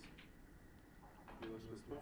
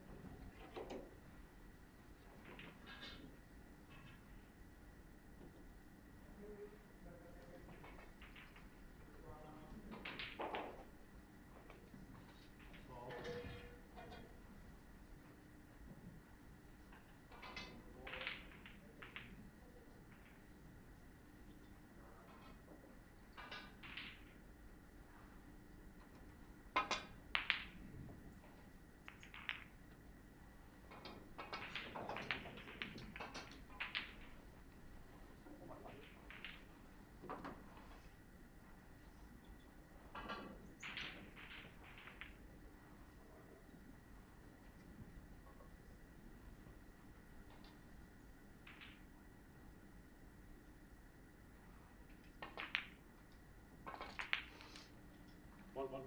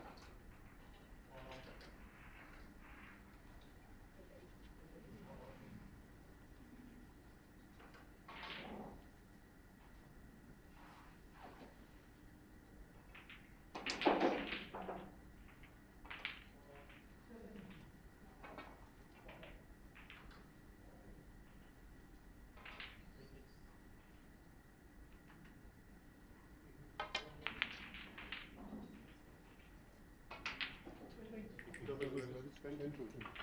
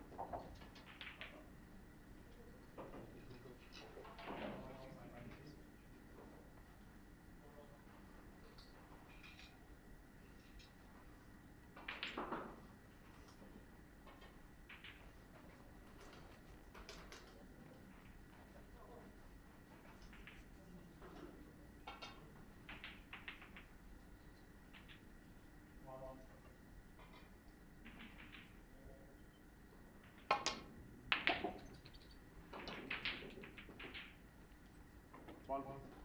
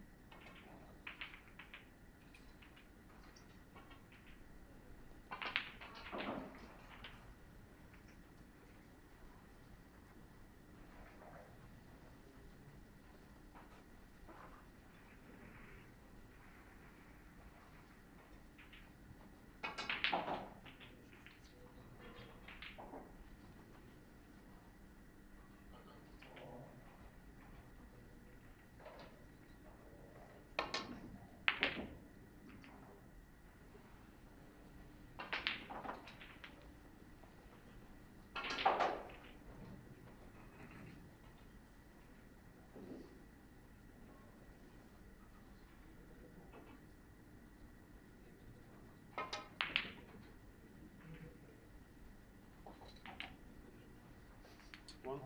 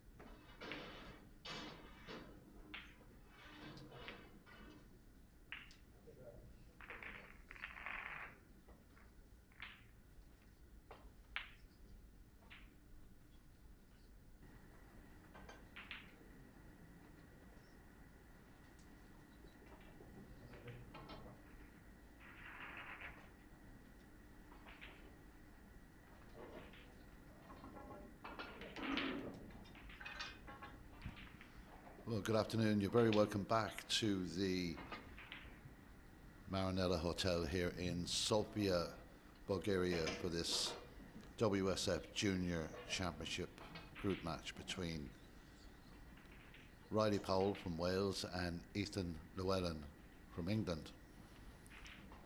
Both these players have played a lot of underage international snooker. And this should be a great game. These two boys are really good. Of course, they met most recently in December in the World Snooker Tour shootout, and it was an exciting match. It could have went any way, as all shootout matches do, but it was Ethan who came out on top. So that was the last time these two boys met. I think they live roughly about 230 kilometres apart. One is in South Wales, in Tredegar, and that is Riley, and then just above, of course, North Wales is Liverpool. So not a great bit of distance between these two players, and they know each other well from their international duties with Wales and England. So this should be, I would imagine, a good game. I've got a lot of results to get through for you as well from the earlier sessions, the 12 o'clock session, all the results for that, and I'll bring you the 2 o'clock session results when I get them. Of course, the time difference, I know I'm saying it a lot, but just to get it into the heads of people that it is actually a 2-hour difference between Sofia and, say, London at Greenwich Mean Time, and it's also 1 hour ahead of, say, Paris and Central European Time. So that is a factor when you're watching. I'm delighted to have your company this afternoon. We've got 2 matches with commentary back to back. We have this match now between Riley Powell and Ethan Llewellyn, and following that we'll have Mikhailo Larkov against Andrea Gladik. So a great variety of nationalities, players in this festival of World Snooker Federation Snooker. It will be the first frame. Riley Powell to break. Best of 5.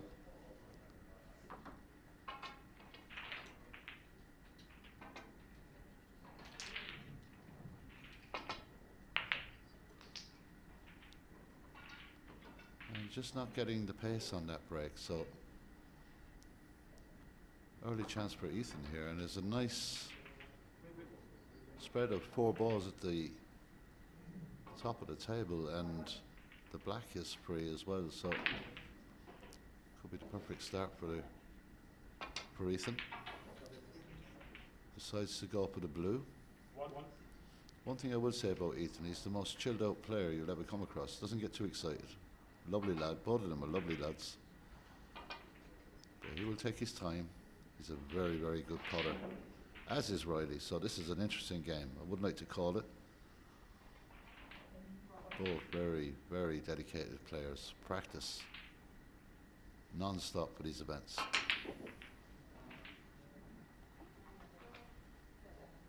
But this could go in off the white. No, just a little bit too hard up onto the white. That was a little bit far up the table, but wasn't expecting that.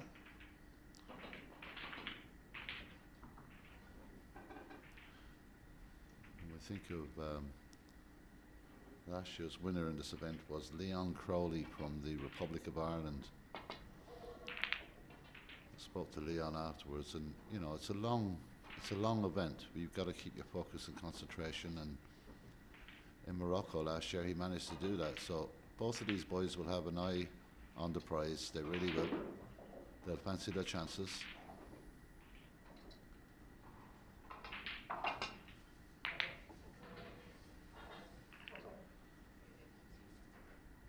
And that brown out of the way, it really opens up the balk area.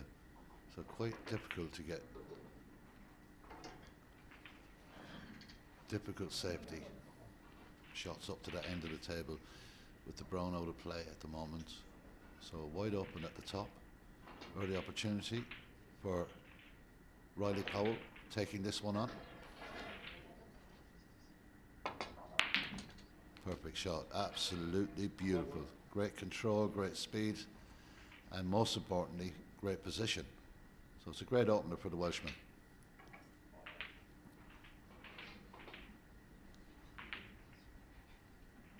expect this game to be pretty much attacking. When they get a chance, these boys like to pot. They really do. We've had a few absolute wonderful breaks on day one. Chen Quen from China, a 140. Krzysztof Kazminek from Poland with 100. There is quite a few players in with breaks over 50. Joel Connolly, Northern Ireland, he's got a 66. Looking up the table, Wang Zhixiang from China has an 89 and an 86. Jason Smith, 64. Vladislav Gradinari, 63. And on the first matches, that's impressive. These tables are not easy. That was a very difficult shot there for Riley Powell, very early into the frame. Two different styles. Riley really is kind of an energetic snooker player. He really likes to get in quick and attack and get a rhythm up, whereas Ethan, he just likes to take his time, give himself every option. Very relaxed player. The referee for this match is all the way from Lithuania. It's a very, very, very good referee as well for this match. Plenty experience on the scene now.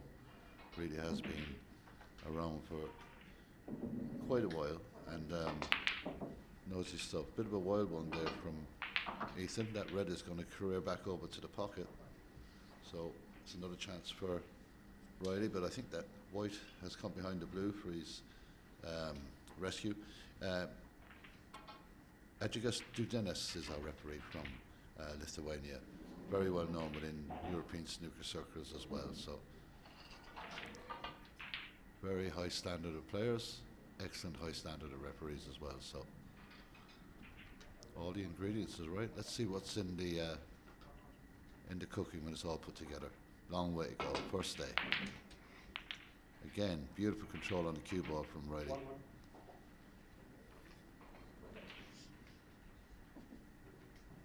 He's been to several European finals. I think it was a semi-final in a team event recently in Albania. So played on the shootout on 2 occasions. Beat Stan Moody the first time he played there. So he knows his stuff. Always at the business end, he really is.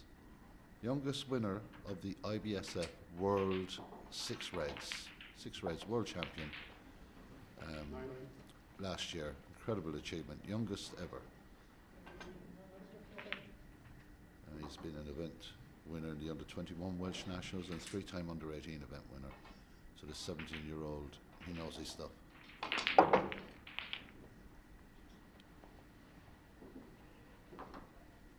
Generates a good feeling when you're watching Riley, because you know he's going to try, if it's on at all, he's going to try and take it, and 9 times out of 10 he makes sure he gets it. So he's a very good player. The same can be said of Ethan, just a totally different style, but an excellent cueist.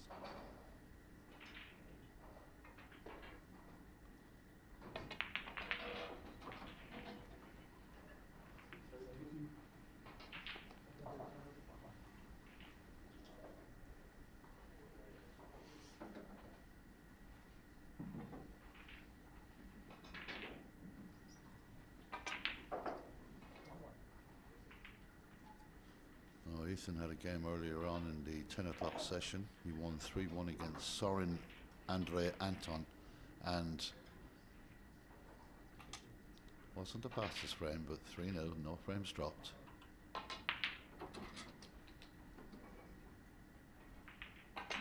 Riley is potting these balls, but he'd like to be a little closer. He still has a bit of distance between these shots, doesn't make it any easier.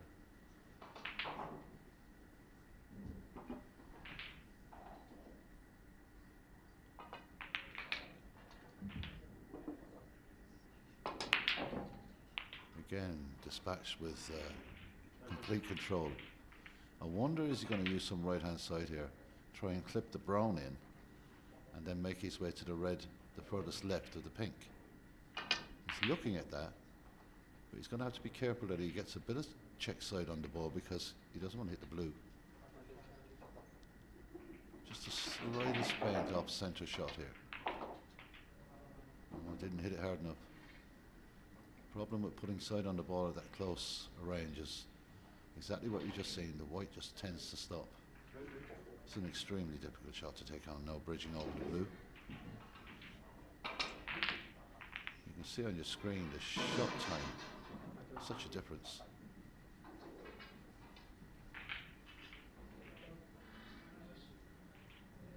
He's looking at a safety option here. He's got the brown back on the spot, which helps. He's got to go be careful of the cannon here because, yeah, he's going to try and have a shot to nothing into the right-hand corner pocket and run it back up the table, I think.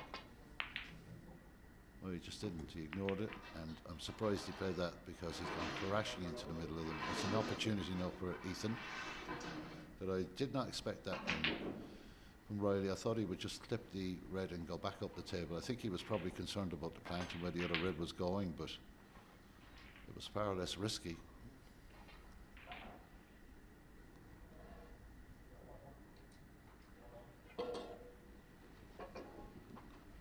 It was a great shootout competition for Ethan in December, where he saw Yo Peng Chong and Ryan Day before losing out to Johan Sejun, but he got to round 4, which was fantastic. You'd imagine the style of player that Ethan is, that the shootout wouldn't suit him, but he just seemed to time everything so well on the shot clock. But it just goes to show he can mix it up, play it either way.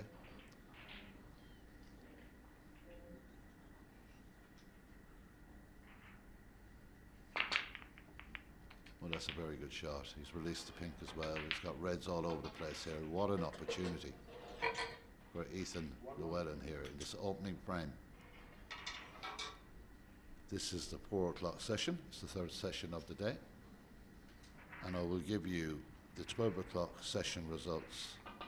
10 o'clock, 12 o'clock, 4 o'clock, 6 o'clock and 8 o'clock. Every 2 hours, top class snooker here on WSF Snooker.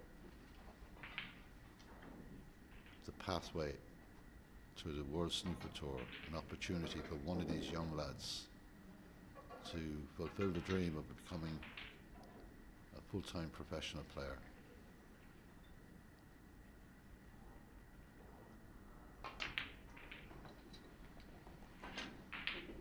I do love the way that Ethan cues and strikes that ball. It's such a positive zone.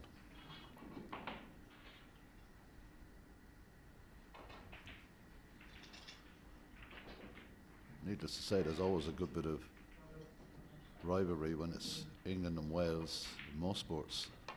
No exception in snooker. Have to be careful there.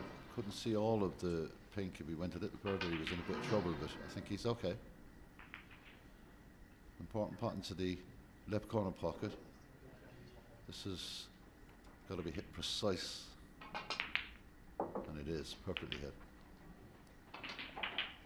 This is a huge frame-winning opportunity for this young man from Liverpool.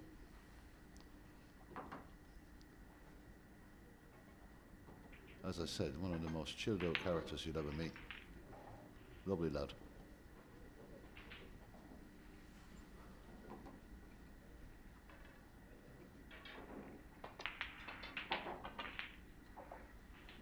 Oh, that's just gave his feet a little wipe there. He wasn't sure until the very last second that was in the pocket.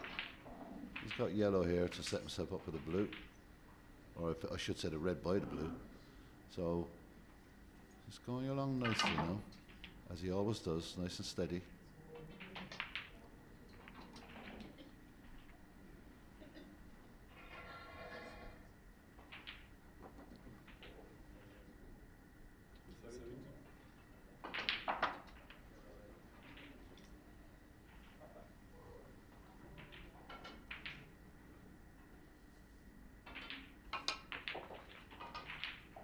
That's a good angle on the blue there for Ethan.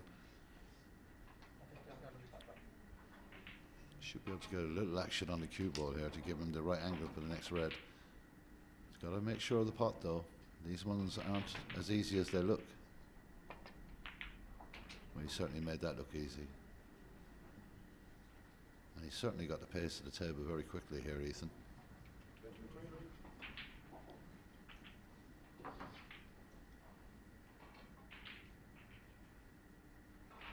I think he will take it to the left middle. A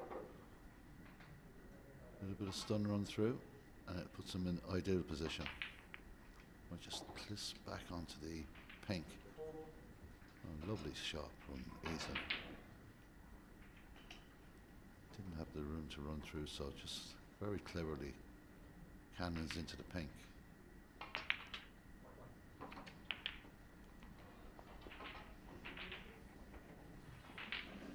Just enough on the cue ball to get past that pink spot.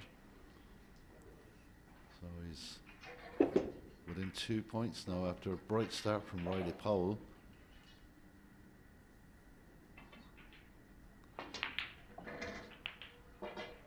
Again, options, black or pink.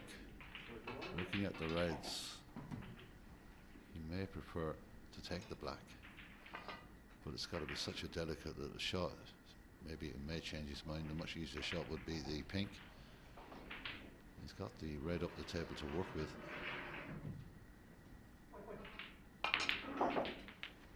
Beautiful side, reverse side comes back on. Perfect position again for the red below the black. So he takes the lead.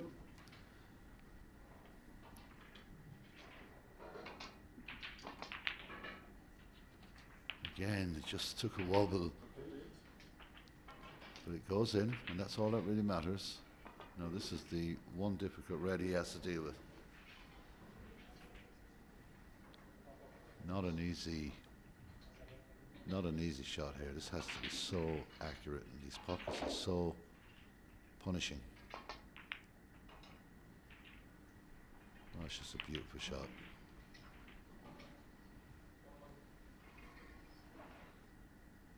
Could have been a bit luckier with the kiss on the red, but it's okay. He has choices. He can take it on, or he has a good platform for safety, but into that left corner pocket looks the option. He has the option in the middle as well. Safety is always another option. Oh, and it just creeps in. It's an excellent shot. Excellent shot. 14 ahead. Look to try and make it 20 points here with 27 remaining, so this is very solid snooker from Ethan. Very solid. 20 points in front. 27 remains.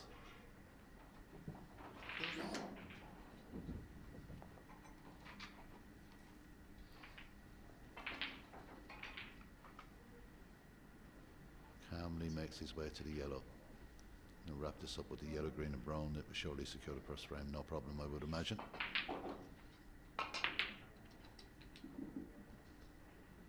Nice control on the cue ball again. These two players, Riley and Ethan, they are capable every single time of going in and winning frames at a single visit. They really are. That should be frame ball, I would imagine. Perfect position for the brown.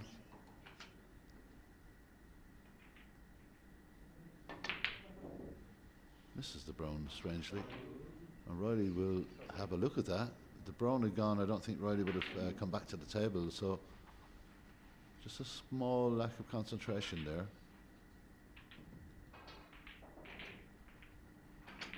There's no way, I think, well, he probably wouldn't have got a chance if he potted anyway because of the white's position that would have been for the blue, but there would be no intention whatsoever of Riley Powell coming back to the table if that brown had fallen.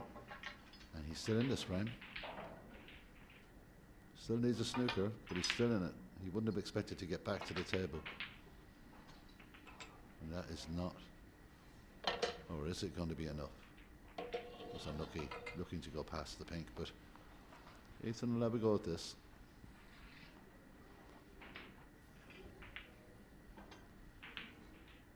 This is the World Snooker Federation, the pathway to the World Snooker Tour, and every pot counts, and every shot matters.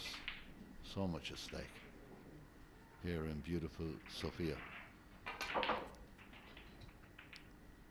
feast of snooker for you coming up over the next 2 weeks or so.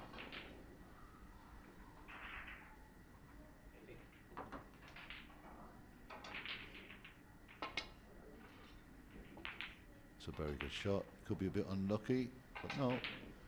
There's a possibility of the double here. I'm sure that's not lost on Ethan. Not a whole lot to lose by going for it. Looking to stun the white.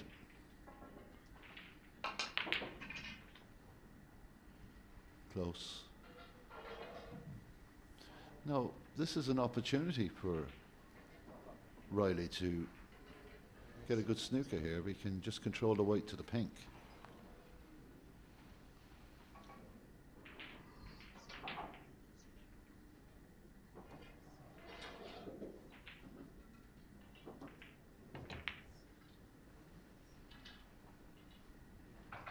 Oh, it's unlucky.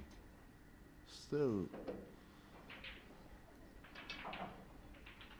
in the frame. Ethan's had 3 opportunities now to really close this opening frame out, and he hasn't taken them. Maybe this is it.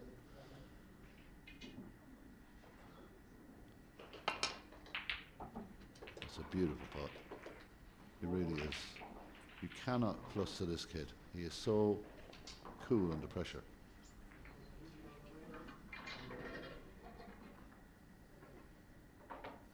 And that's the opening frame to Ethan Llewellyn, and Riley will be kicking himself that he played that safety shot into that area where he gave Ethan the opportunity. Llewellyn, 1 up. It's going to be a very good game, I would imagine. We predicted that this would be one of the games of the group's stages, and it's a very tough group. They're in Group C, and the opening game, well, that was excellent from Ethan Llewellyn, who came back and showed his calmness, and he leads by 1 frame 2-0. We'll be back in a few seconds with frame number 2.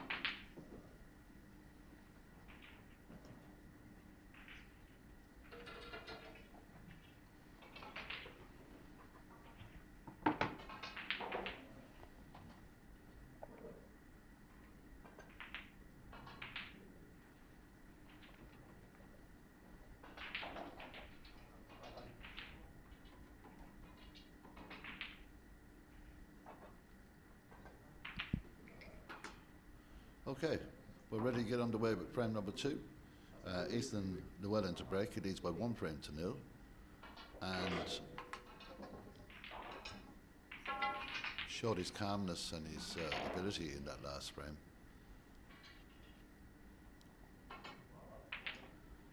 So Riley Powell will be eager to get back into this as quick as possible. There genuinely is nothing between these two players. They're very evenly matched. Two completely different styles, but very evenly matched. Okay, I have the results from the WSF women's second session. That was a 12 o'clock session, and the junior WSF junior results from the 12 o'clock session that were played. We're into session 3 now here in Bulgaria. But wins for Kailan Patel won 3-0 over Artem Teshliko. There was a 3-0 win for Chen Kien, who beat Jerzy Idasevic, and wins for Axel Wojcianski, I should say. He won that by 3-2 against Yajny Parmar. Also wins in the junior championship, a 3-1 win for Jensen Schmid, who beat Jan Stakovic. Prin Ratmuka beat William Hurley by 3 frames to 0. Viltod Bursevici beat Mihai Alexandru Anton by 3 frames to 1. Panchaya Chanoi beat Sean Louis by 3 frames to 1. Dustin Illis Gripel beat Aston Sahota by 3 frames to 0. Ian Akbal from Scotland went far in the tournament last year, beat Stefan Stausevic by 3 frames to 0. And Alexander Saruta beat Adam Abbas by 3 frames to 1. They're the results in the junior.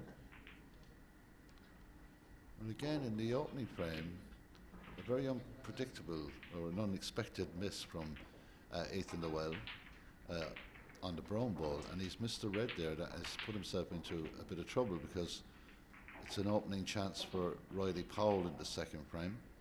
In the women's WSF Women's Championship, in the second session of the day here in Sofia, it was a win, as you saw here, from On Ying, who beat Manyan Sao by 2 frames to 1, and Isabella Laka beat Evelina Peslevskin by 2 frames to 0. So the European champion beaten there by 2 frames to 0.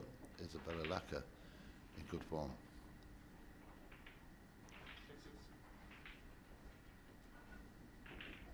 So again, like in the first frame, it's the young Welshman that gets the early opportunity.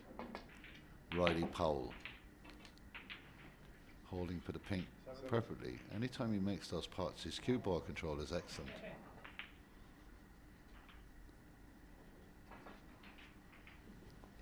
So as I said earlier, you know, the Bulgarian Snooker Federation, with its president Oleg Velinov, and his team have just put a fantastic venue together here at the Marinella Hotel. It's lovely when you have all 14 tables in the one room. It really is. It creates a fantastic atmosphere, and there is a lot of spectators here for this event, which is great. Good to see.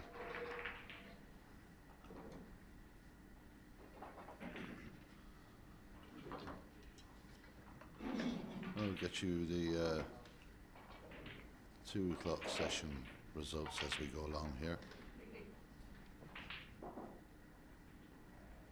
There's an early opportunity for Riley Powell, giving this a bit more thought, I think. Realising you can't make too many mistakes. And I'm sure Ethan feels the same way about Riley. They will punish you.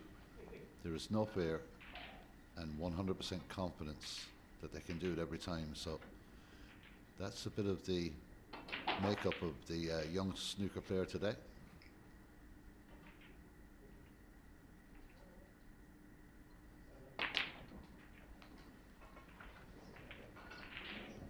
to run up to the blue on this occasion. You have to be careful to avoid any traffic on the way, because that's what caused the problem for him in the opening frame. Well, that's a lot better, and it's a good pace on the cue ball. Perfect. And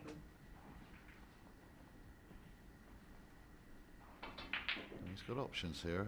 He's got that red out in the open. I'm sure he wouldn't mind getting that out of the way. He's also got a fantastic angle to go into the pack.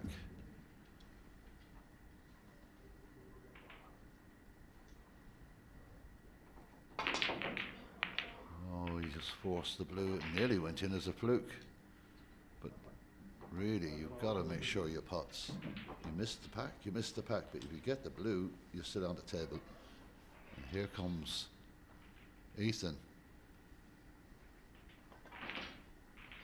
He just lives off these chances, Ethan. You know, he just doesn't panic.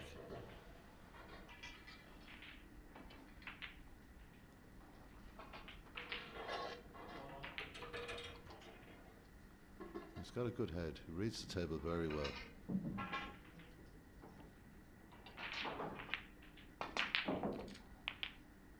He's unlucky there to go through the gate.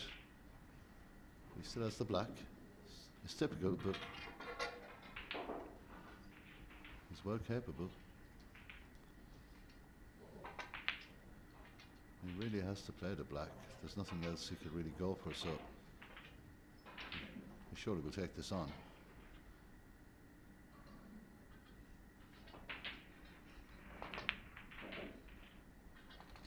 That's a very good shot.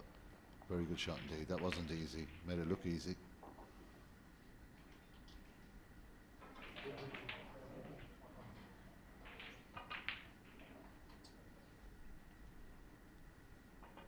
Now this WSF junior event, 80 players in this event.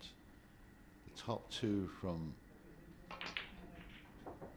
each group will go through.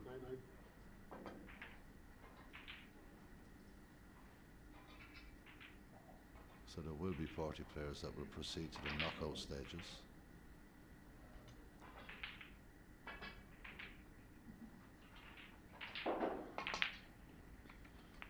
When you're unlucky. He's unlucky there, but I don't think he really thought he would go straight into the blue. He's got the red to the centre. Not such an easy shot though. He's looking at possibly cutting in that ball to the centre. I'm not sure if he's going to let it run up the table. I would imagine the pink is available. I think he's just having a look, and he'll clear up that area for the pink. It would be perfect if he can land this. Not an easy shot, but he does it so well. It's a beautiful shot, really is. But as we said, you know, these group games might, well, sometimes they're extremely exciting, but they're a bit more about getting it qualified, and the best way to do that is just don't concede frames. Easier said than done.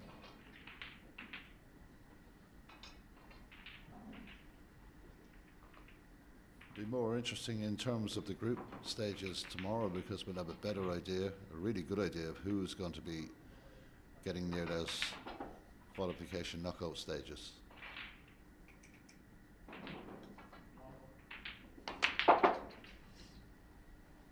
At this moment in time, Ethan isn't doing himself any harm. A 3-0 win earlier today. 1 up here, so a +4 ratio in frames 1.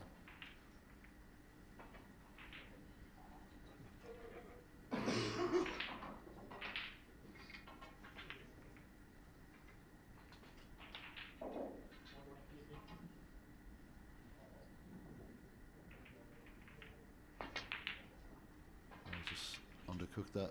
That wasn't easy, but it was a long way away from that. Just ran out of position slightly, and it's another opportunity for Riley to come back. Just 1 point between the two players.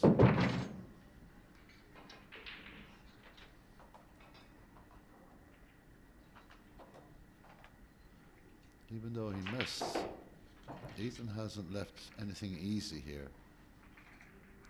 He's got to take this red to the bottom left pocket, the bottom corner pocket there. He's going to try and generate some cue power, but at full stretch he really needs to hit this a bit, and you can't hit him too hard. You really can't. And that's the problem when you force the shot. And he had no choice in the matter there. He had to get back up the table. But the problem is when you hit him that hard, the pockets, they become so much more difficult. And Ethan immediately back at the table, and maybe a little surprised that he is, because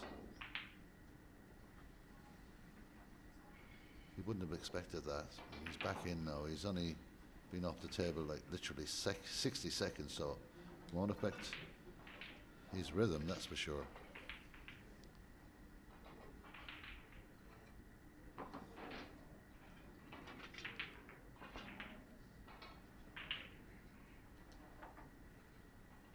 And slightly awkward around the brown. He fancies the pink, so could have maybe done with being a fraction back to the left hand side of the table, but he'll take that. Back in more for more points. Wouldn't have expected to get back in so quick. Now he's looking at the green, so in that case I'm surprised he didn't screw back, but he has the green. Gotta hit this one.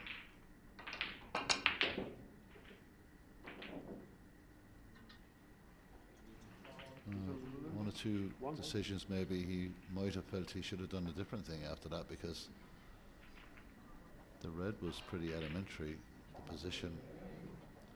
Well, he was confident of potting the green, so you can't knock a player for that. If he's confident enough, he should always go for it.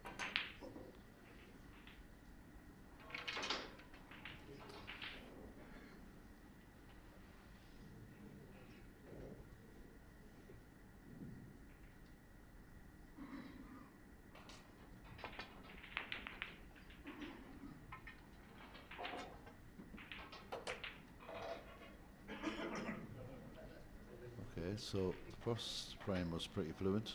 Potting was going in everywhere. This one a little tighter. Well, top left pocket is the shot he's looking at. A gentle bit of screw back for the black. We'd also have the pink as an option if it goes wrong. Got to get the red. Beautiful shot. Just came back a little too far, but a great pot. Great pot from Ethan Llewellyn there.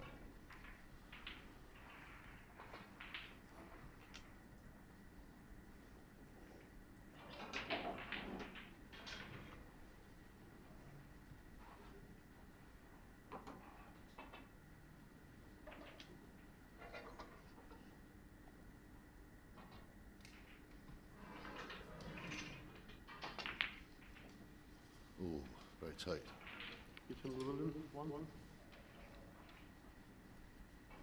Tight pocket. Got to be so accurate with those shots.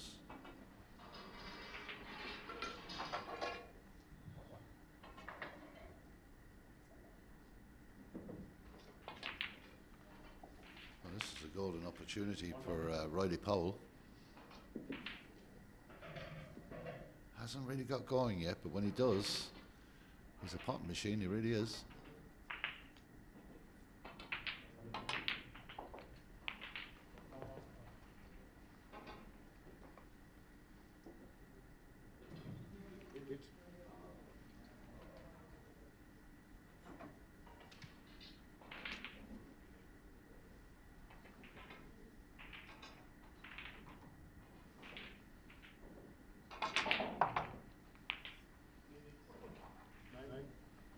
Good pot. He was a bit unlucky not to get more out of that white ball.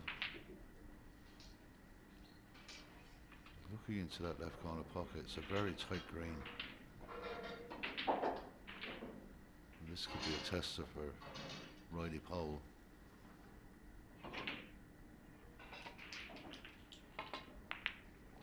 Does well.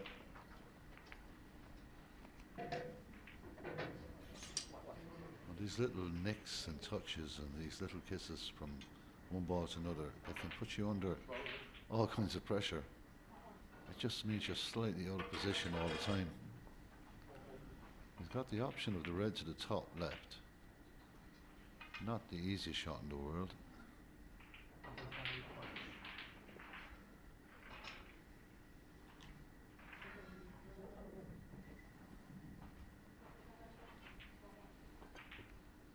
But the cue ball is nice and close to the red. It gives you that bit more control. Narrows down the mistake element of the shot, but here we go. It's a lovely, beautiful cueing. Excellent pot from Riley Powell. Now leads by 10 points. 51 points on the table available.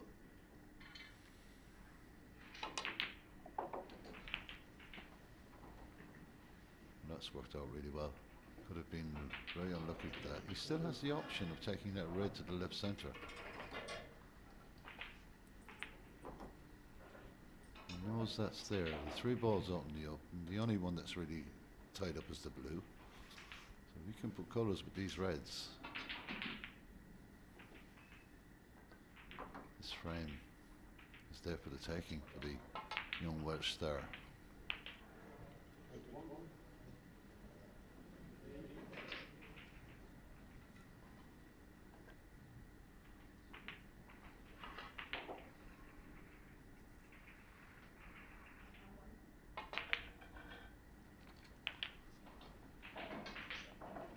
He's starting to find his rhythm now, Riley.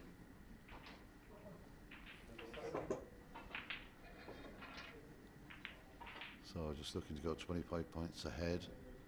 A colour and then 35 available. Might just serve the blue here. No, decides against that. Probably wise. Stick with the pink again. So 25 points ahead.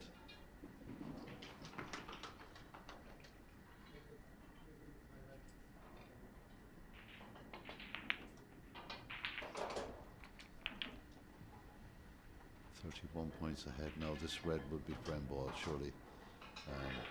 It would mean Ethan will be requiring snookers. Happy to stay with the pink. Frame ball there for Riley Powell.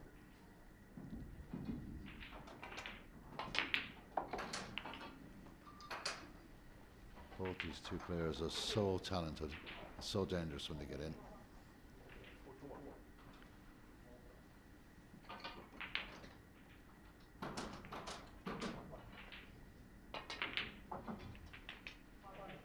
Close, very close there to his waistcoat touching the blue. But he didn't. Fired his way to victory in the second frame. We got a good match on our hands here, folks. This is going to be a hard one to call, it really is.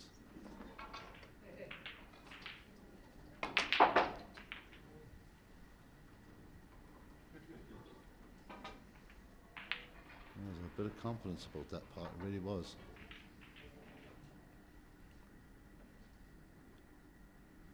Down the rail for the blue, perfect.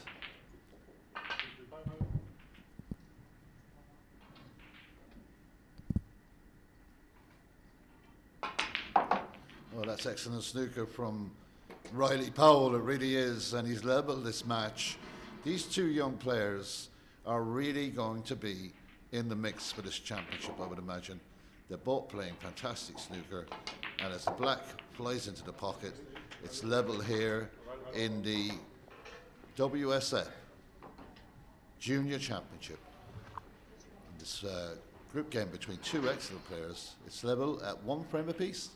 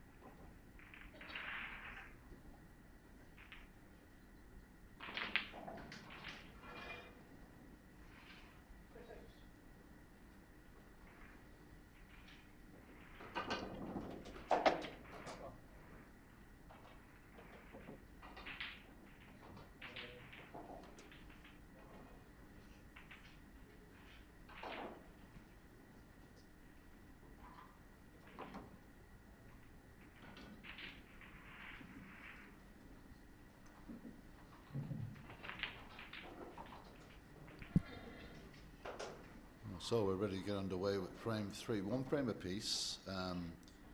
Good, strong snooker in frame 1 by Ethan Llewellyn, and Riley Powell stamping his authority on the second frame with a good finish, clearing the balls all off the table, and definitely played a lot better in that frame.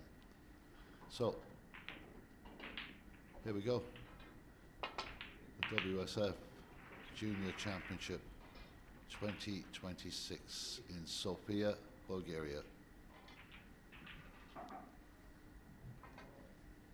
The number 1 amateur event you're going to see. It really is high quality snooker here.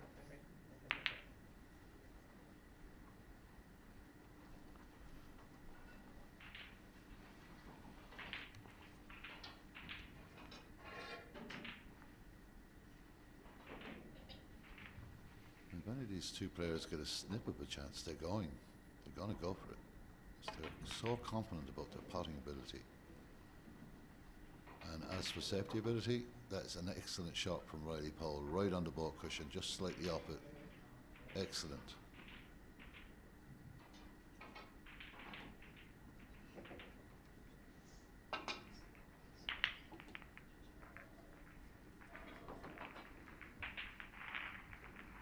Nothing wrong with that either, recognised by his opponent. Tap on the table from Riley there. This is where it gets a little bit complicated with that red on the bottom cushion. It really does come into play.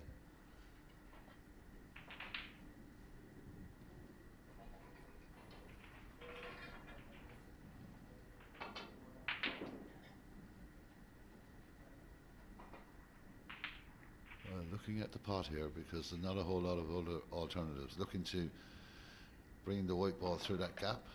Oh no, in fact played a containing and has miscalculated there, but he's got away with it. He really looked to me as if he was taking a shot on there, but he obviously just tried to play the safety shot, containing safety.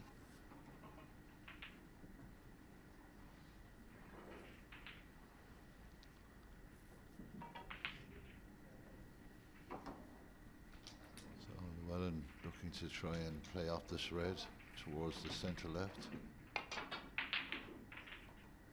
Does it again.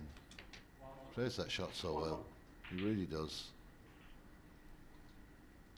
He's done that a few times already in this match in the opening 2 frames. Played some really nice shots to the centre pocket. He'll need some equipment for this one.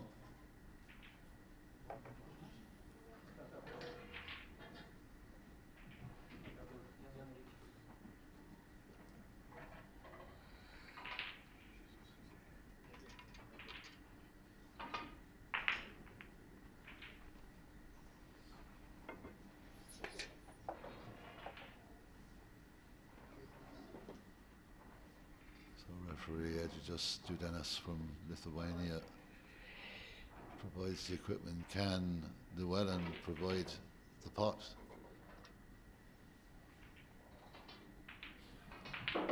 Such a long way away, awkwardly.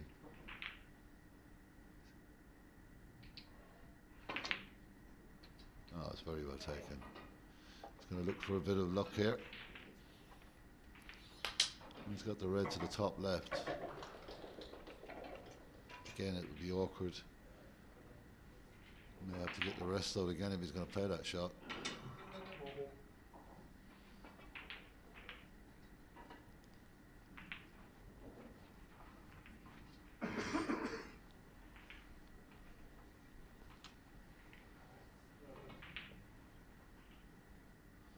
I'm just going to get butt extension. Feels that he'll be overstretching otherwise, but this is a difficult shot to keep your concentration on. It really is.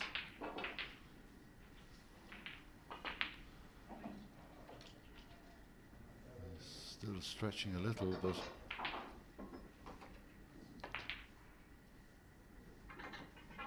yeah, the stretch was the problem. I thought he would have got the rest for that shot. He's got away with it. Well, as much as possible with that red. There is a red to the bottom left.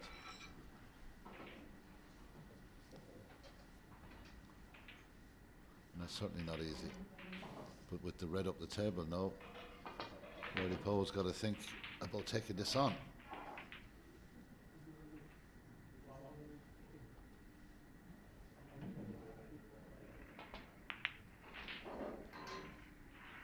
That's an excellent shot, it really is.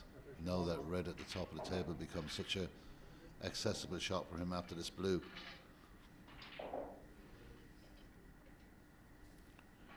He gets the red here, he gets the blue and then gets the right angle on the red. He has a chance of going into this pack. Looks like he's hit that all wrong, and he has. End the break. Unless there's a plant in that pack, I don't see anything. So this is the dilemma. Where do you leave the white ball here? It's going to just nestle into the pack.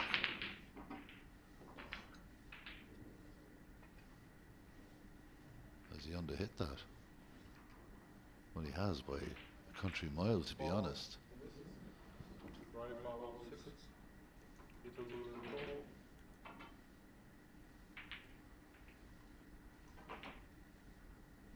Don't think Ethan will put him back.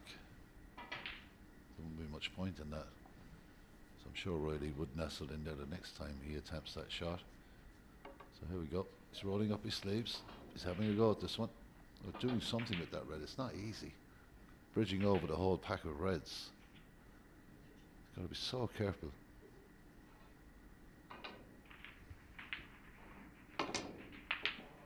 Just managed to play the safety shot. There's nothing wrong with that. The red goes back in towards the cluster of reds and the pack is together again practically. There's nothing really available at the moment. One red at the bottom of that cluster of the pack is available, but it's not going to be easy to get to that. There's an attacking safety shot if you've ever seen one, and it hasn't worked.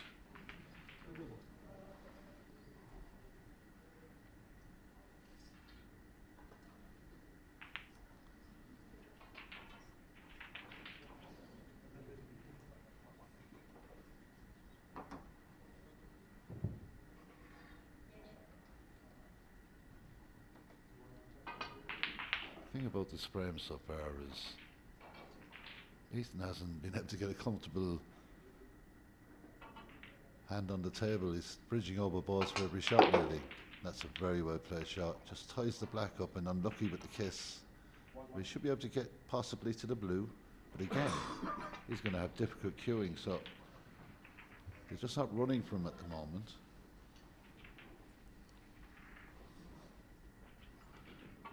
Nearly every shot he's played in the last 5 minutes or so has been bridging over other balls, so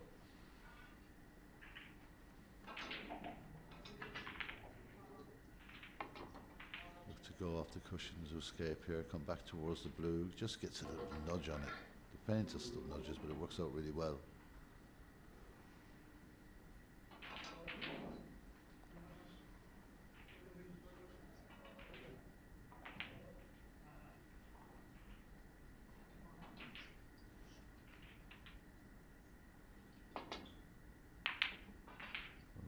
Determined to free the black.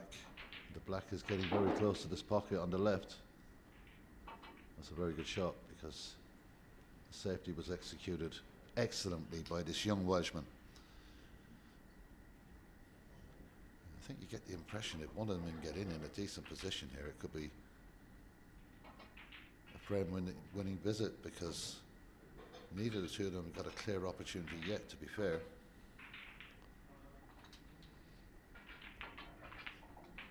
There's a lot that can go wrong with this shot.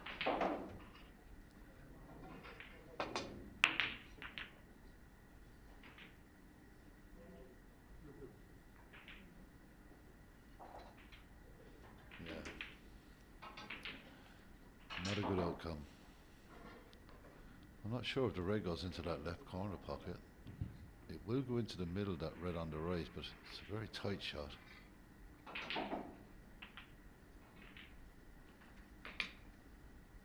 Got the red to the bottom right, got the red to the centre. He's got options, but Pink is tied up. The black isn't great.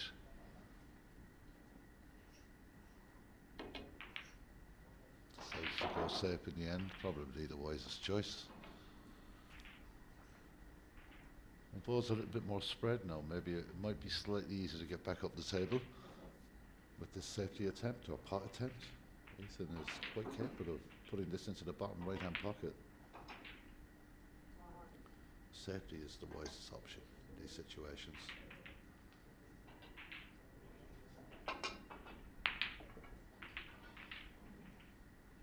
Now he's left the red to the bottom right. That's a perfect opportunity for Riley Powell, who loves these shots. He's got the blue into the top left to follow. Gets the blue back on his spot and he's in position A.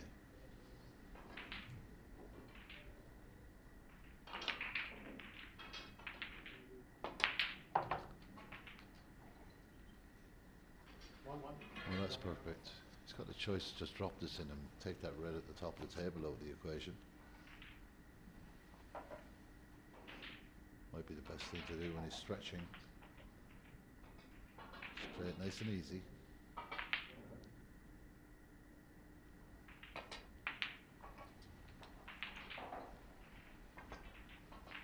Now the blue is back on its spot and that makes a huge difference to this frame. He's got to be careful with this. Probably a little straighter than he would have wanted. He's going to screw back with possibly the blue, maybe even the brown if he feels confident enough about putting it in. The brown ball is what it's going to be. Now he can put a bit of power into this, but in the earlier frame where he forced a shot into that pocket, it cost him dearly. He doesn't have to really hit it that hard, but he has to get something on the cue ball here.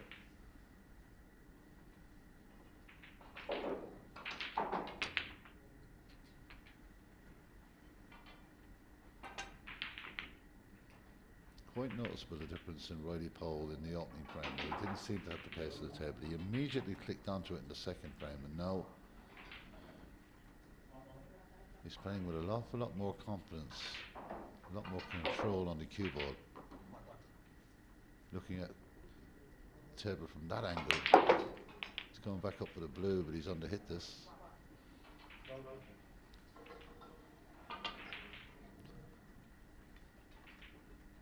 Now he's got to force his way in and out of balk and avoid the green and the brown here. He's looking to dig down on this. Strange that he would play the shot that way. I thought he would just hit it plain ball and hope to avoid a colour. So this is an interesting frame because even though there's 23 points on the board for Riley, it just hasn't seemed to have got going this frame. Something's going to change the dimension one way or the other. Because I can't see these two players continually making slight errors. They're too good for that. There's a shot to nothing for you. Oh, he decides to play the safety shot. That's strange. He's not left anything except for a very difficult red into the centre pocket. And again, Ethan will have to bridge with difficult bridging over the red, or very close to it. So, be interesting to see what he does here. Don't see the value in that pink into the left pocket anyway. It's so straight. In fact, if anything, it's below the red, so it's risky, but he has put some beautiful pots into that left middle pocket so far in this match. But the bridging is the problem. You could cut that red into the middle pocket as well, the red that's next to the black. Won't leave a whole lot and will force the black a little closer to the pocket. Very difficult shot. Very tight angle.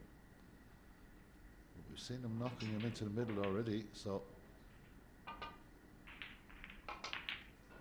decides against it, plays the safety, sends a red up the table, leaves the plant here, but probably one of the most difficult plants you'd ever play.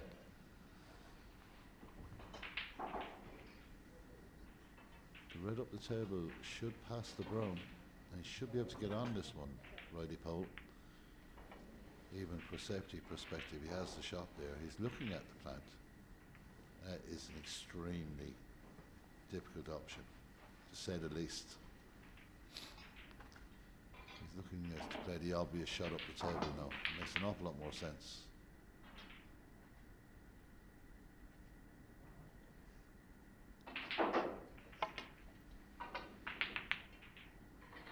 Oh, he's unlucky. That is really unlucky. There was always a risk of that happening. And what do you know? Difficult bridging for Ethan. It's been that kind of frame, it really has. I've lost count of how many shots he's actually had to play by bridging over balls, and he can actually just get down inside this, so it's not as bad as I thought it was. Let's screw back for the brown. Tries to bring it down for the blue. 1-1. Blue was his intended ball there, and I'll tell you what, he's got a good angle to go into the cluster of 4 reds there. And that could be game changing. He takes the blue on, but the brown is the obvious safe ball to play. He's looking at the green now for the angle as well, so probably felt the pocket was wider open with the brown where it's located, and that's turned out to be quite a good shot. So he's got this into the bottom left.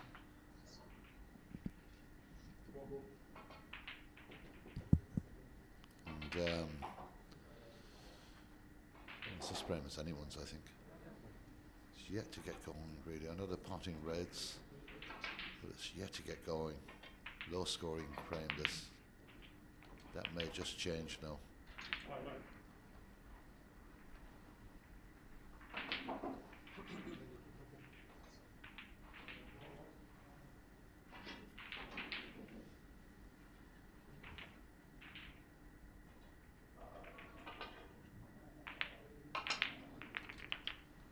Beautiful control on the cue ball.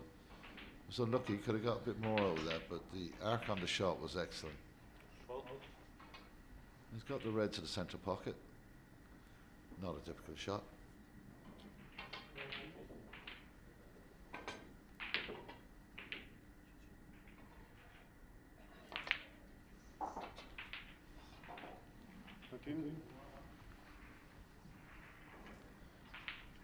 This man, Ethan Llewellyn, 18 years of age, and he's extremely dangerous when he gets in amongst the balls like this. A fantastic break builder.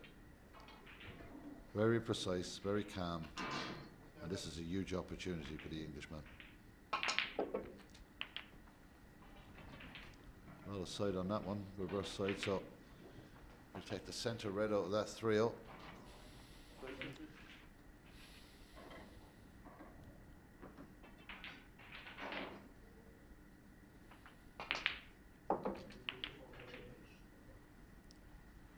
Just calmly plots his way around the table. Fantastic cue ball control there.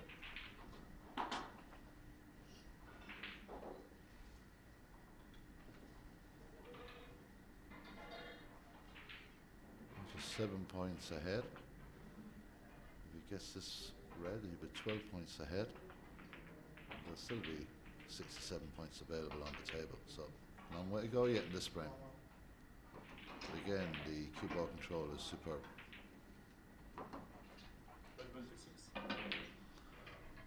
Well, he got off to a decent enough start in this frame, but it was a bit stop-start, but he was holding his lead, but now there's nothing he can do, just sit there and watch, because if anyone loves these situations more than Ethan Llewellyn, I'd like to meet him, because he loves this situation, where he plots his way around the table.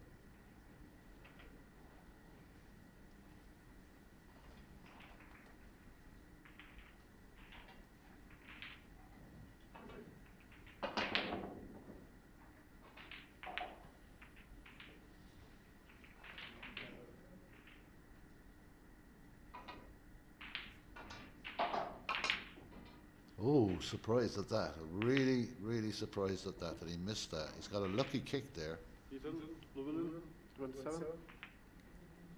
Very, very surprised at Ethan missing that ball. And a very relieved Riley Pole is back at the table. Very lucky he got the double kick because he was in real trouble if that didn't happen. Riley looking to go up by the brown, I would imagine.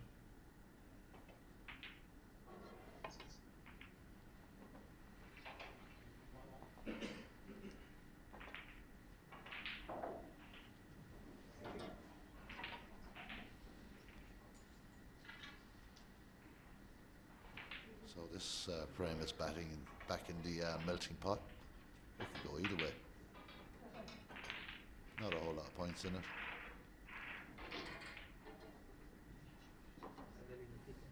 $13 points the difference. One frame apiece. Group C battle here in Sofia between two of the rising stars of the game.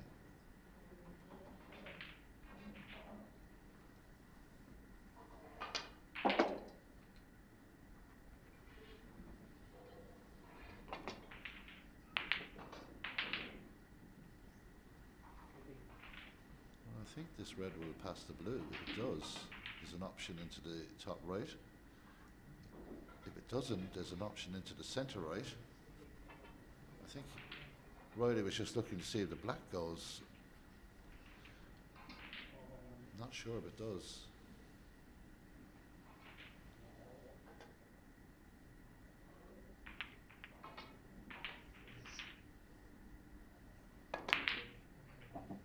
Pinpoint accurate, superb shot. Excellent position on the blue. He's got the pink as an option as well. That's what you call bottle there, to take that, and to take it at that pace. It's an excellent shot by Riley Pole.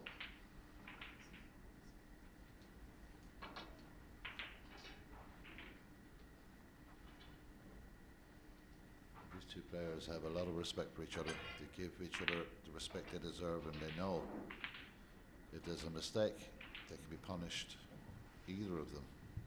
He's got to be careful with this blue. Excellent, lovely touch. Nice pace on the cue ball, so he's got that red to the bottom right, the nearest red to the pocket, and that gives him a good angle to possibly play for the black or play for the pink. It's his choice. I think the black is the obvious choice. He goes up the table for the blue, and not sure. It's worked out absolutely beautifully. He could have played it better, but did he have an angle to hold for the black there? He's got to be so careful with the cue control here. And that's absolutely perfect. Oh, and it just slows at the last second. Now, we would love to be on the other side of the black, just fractionally. Didn't run as far as I thought it would now.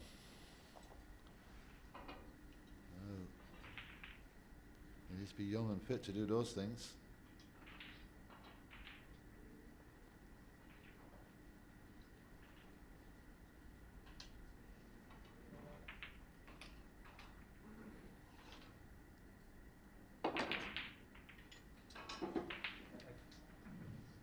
Gets the safety. Ethan's still in this frame. You can see what he was doing, the way the red is stuck to that green. It doesn't make it easy. This is one of these ones where you don't know, if you hit it at the wrong pace, the green can go flying anywhere.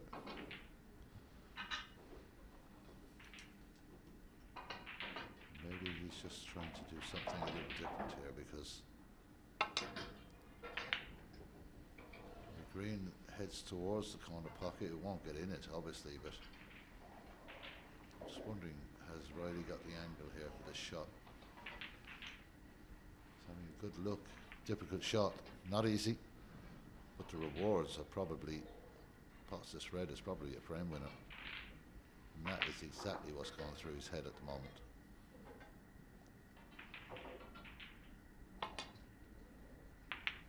Does he take it on? Won't be happy with that. He's left Ethan a choice and a chance to the middle right.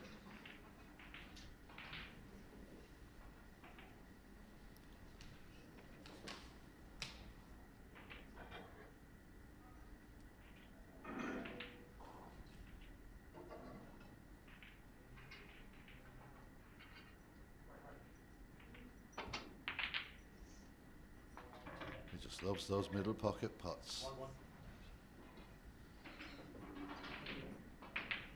It didn't look like he was going to get a chance to come back into this frame, but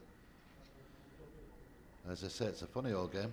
He's got a chance now of putting this out of the reach of Riley Powell. Balls are set up really nice actually. The exception that brown is slightly awkward, but where the green is makes it that bit easier. Nice shot. Gives us up a good straight shot on the green. He's got plenty to work with here. 6-6. Balls are in a good position. Ethan Llewellyn is in the driver's seat now. He's looking at the brown and he's thinking maybe 3 shots down the line, but got to get this red first. Shouldn't be an issue. That's how he gets on the green.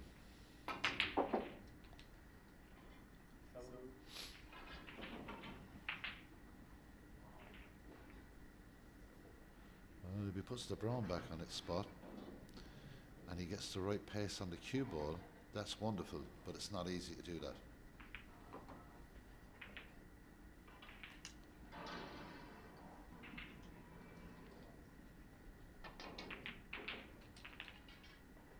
Played that any softer. I think he's played it to the situation where he's now snookered himself on the brown.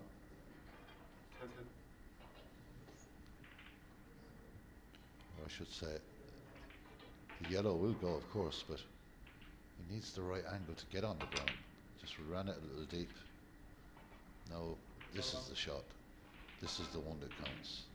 I thought when he played that pot with the green, he wasn't going to give himself an angle. He's worked his way back beautifully with the yellow. And now he's got to have a real opportunity to take this third frame, and that's a beautiful shot, executed lovely. So it looks like it could be, well, this is definitely frame ball for Ethan Llewellyn. Does that very well. That 20-point advantage again. A lot of similarities from this in the first frame. I think he's going to be extremely careful with this.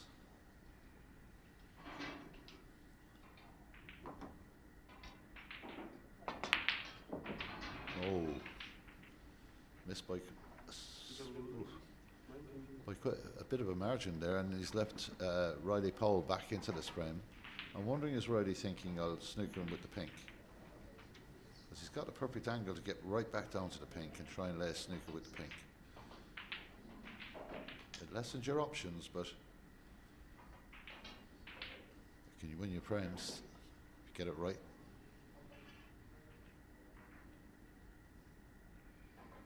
He decides not to, looking to put this behind the black, and he's just hit it a little bit too firm. He's unlucky there. It's a good effort, very good effort. I wonder will he try and drop this dead weight into the pocket.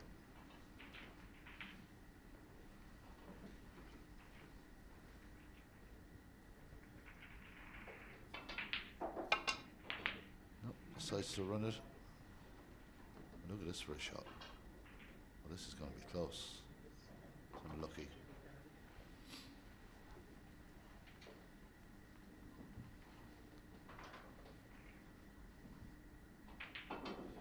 Paul will lose this frame very quickly if he doesn't do the right thing here. He's got to be so careful with that blue ball.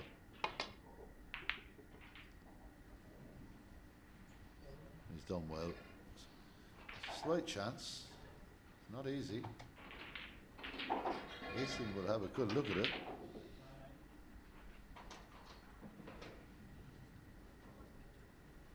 Ethan Llewellyn looking to take the lead here in this match here between these two great young players. No, not on this occasion. Cue ball is travelling. And I think this could be a bit of luck for the young Liverpool player. The English lad gets the luck.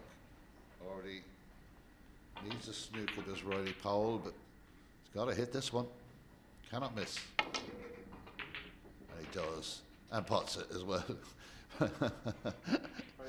You know, it's a funny game. You just think that someone's in a lot of trouble and possibly going to lose the frame.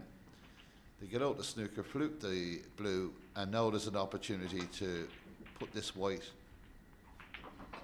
back behind the black, or in that area. So it's amazing how snooker can change in just one shot.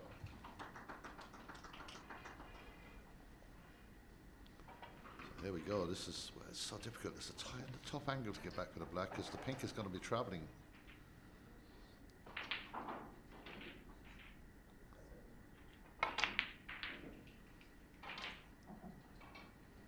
Well, he's done really well there. That's a very, very good shot. If it doesn't go in the pockets, oh, lucky enough. I wonder, can Ethan get a bit of swerve on this? Such a risky shot. I'm just wondering, I don't see the angle, so it's very difficult to see it. Hang on. Yeah, I think he can. I think he can get right through there. Oh, it's just a gentle little touch. That's enough though. Perfect.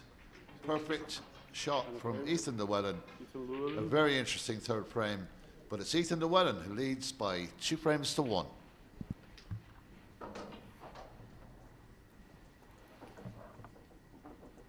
Any chance we move the bottle of water? You need to go to the office.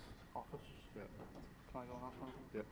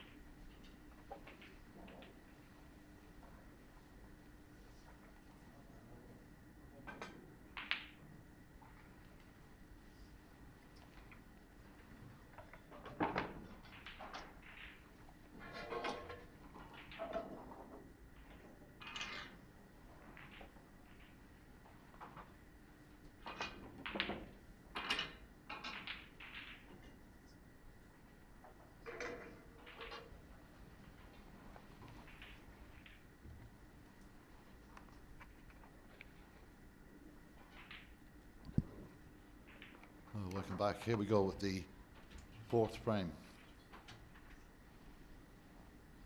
And 2 frames apiece. Oh, so I should say, sorry, 2 frames to 1. Ethan Llewellyn leading by 2 frames to 1 ahead of the 4th frame. First frame, excellent work from Ethan. Second frame, equally excellent work from Riley. That frame there could have went either way.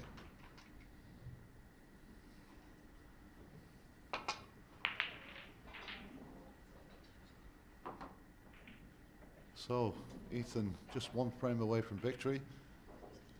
Riley has to win the next 2.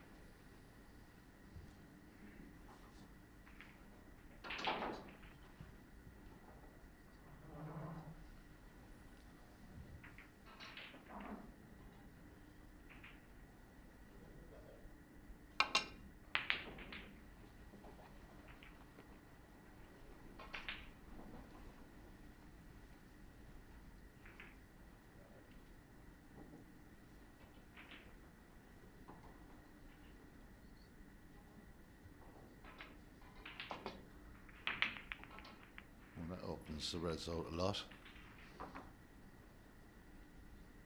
That's a very good shot from Riley Powell. Excellent shot to open the reds up, making an attacking game, but also getting a very good cue ball to the baulk area. And well, that's travelling, and it may just travel into the yellow. Just a little too much pace on it.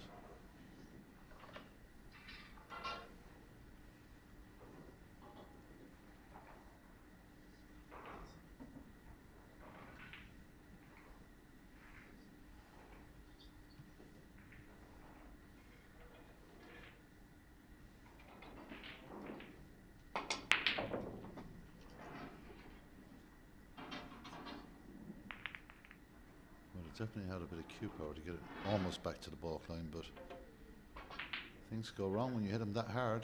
But on this occasion, it's worked out well for Riley. But here comes Ethan. He's had a look at his shot. Really is a shot to nothing. You can play this with going back up the table in mind. That's an excellent shot. He's trying to hold with the blue, but I'm sure he'll set with the green if he gets the right angle.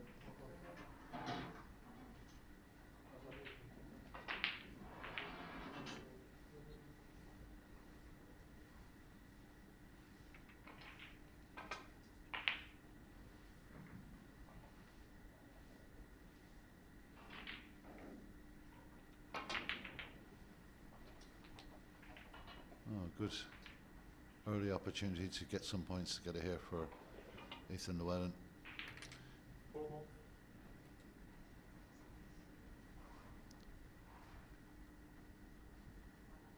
The angle of the ball is just a little difficult to get down in amongst those reds and to be in a position to maybe take a black or pink, but this seems like a fairly basic shot for the blue. I know it's not the most difficult, but it's dangerous. That's an excellent shot from Ethan. He's got an opportunity to come down the table now. Just wondering, is he feeling like, I think he's got too many reds to go into that pack. He could just block himself out, and it can work the other way. He could actually open them out even more and have a bounty of pots.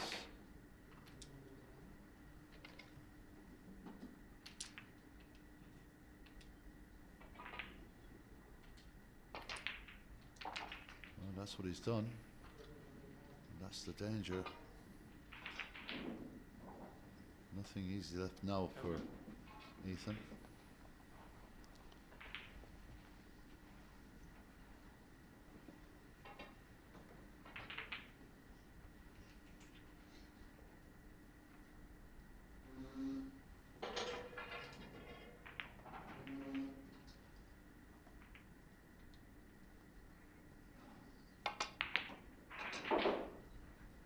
Oh, that is absolutely superb. What a recovery that is.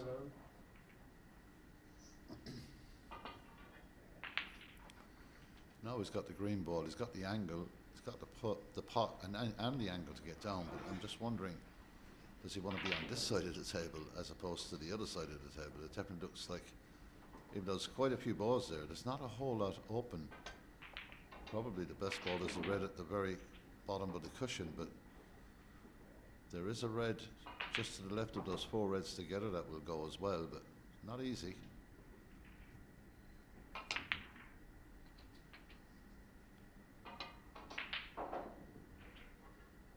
Well, he's got the red at the bottom of that four ball cluster. That was excellent.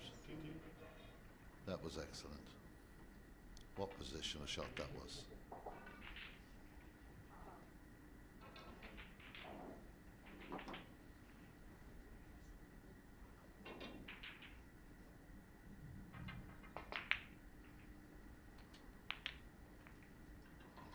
Excellent shot that was with the putt off the green. Really was.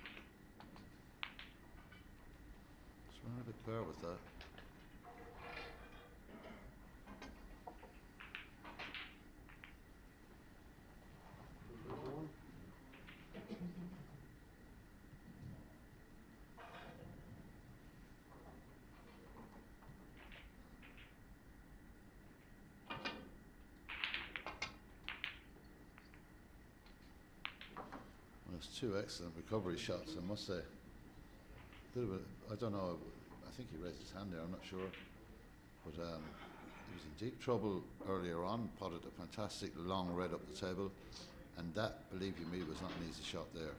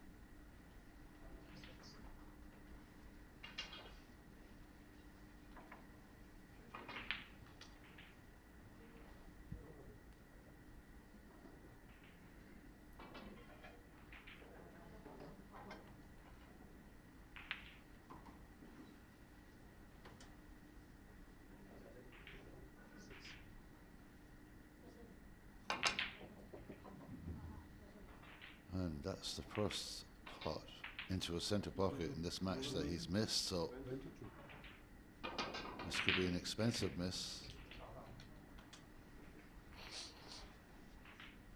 Riley Pole has this red to the left corner pocket.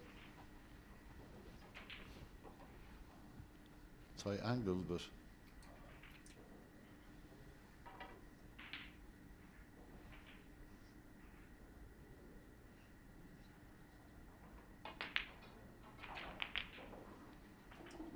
One.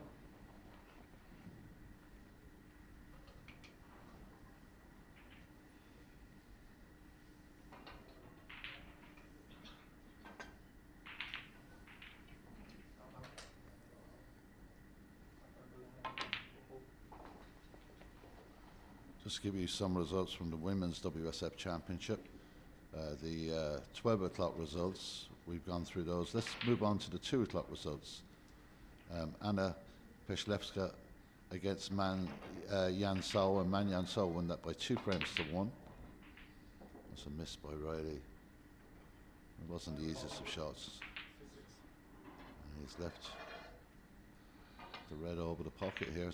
Well, it's not over the pocket, but it's pretty close. It's a good opportunity. In Group A, it was a 2-0 win for Narancha Pompopul, who beat Radista Karaminakova, and it was 2 frames to 0. In the 4 o'clock women's results, perfect weight. Just needs to hold. It gives him an option, and it does hold. So black is an option, blue is an option. 4 o'clock, it was a 2-0 win for Boyulu, who beat Anna Procheska, again losing there by 2 frames to 0. And On Yining has beaten Edwina Pisluska by 2 frames to 0. So, well, he's missed the blue. I'm surprised at that. I really am. He's disappointed with that. You can see that. There's another opportunity. So Riley Powell just composing himself, taking his time. Normally gets straight to the table. Just had to think there for a second. But the top class, best players in the world in the women's game here in Bulgaria, living up to the bidding. The top players breezing along nicely. And that frees up the pink. That's a good shot from Riley Powell. A very good shot.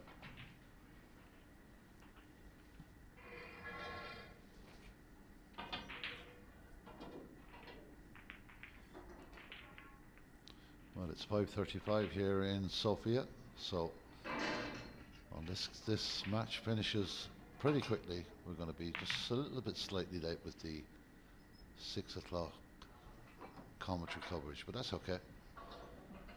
This is an enthralling match between 2 young talents. Hasn't been an easy match. They both had to work really hard to get the points. Really hard. Well, that's the touches. That was lovely. Oh, he was looking for contact with the blue, would have just held it nicely, but a chance for Ethan here, but he's got to be thinking safety surely, because the risk, if he takes that on, it's just incredible. So yeah, we'll look to get this up behind the green if we can, up around that area. But he's gone to the far side, and he's pushed the red over towards the pocket. It's a good weighted shot, excellent safety again. Not a lot of options here for Riley.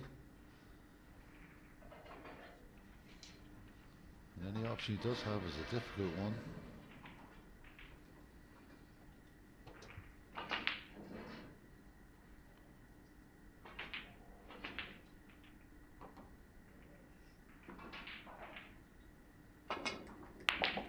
What a pot from Riley Powell. That was absolutely top class.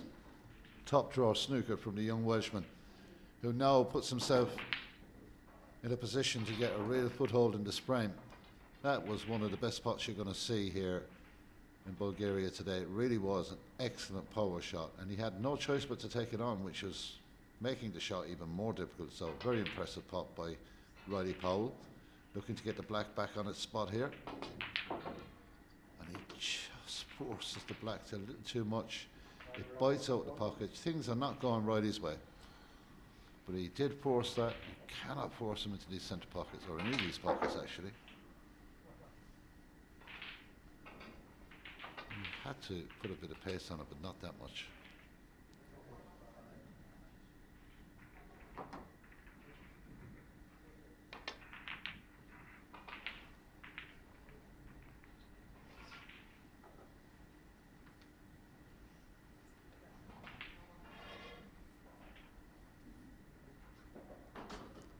This is tricky. After such a fantastic pot in the red, to over-hit that black. Oh, so disappointing. I'm sure he feels disappointed after it. He gets a nice little kiss off the black there. That helps. And the green. So all the balls are trying to help at the moment, but this will be a shot to nothing. With the white heading right back up towards the yellow again. The brown is the only danger.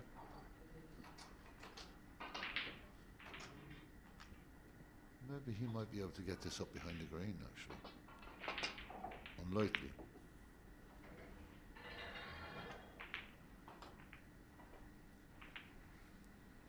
Well, that's another good safety shot.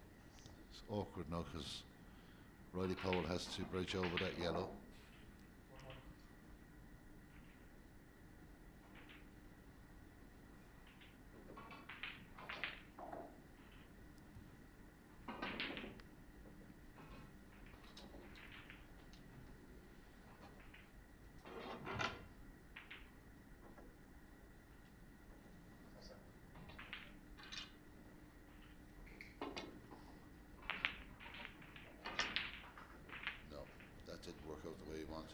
And this red will go to the top right. I think it will. It's a tight angle, but I think it will go. It's got the red to the bottom left. It's got options here, Ethan has. The safer option is to take that red to the top right pocket. He's going to walk back up the table and have a look at this to the left. Maybe it's just not potting. He's having a good look at it. Yeah, he's going to go for the butt extension, so I think he fancies it.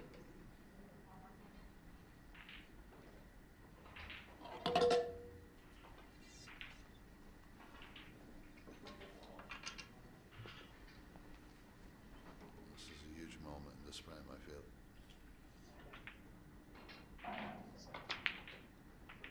That was a long way away.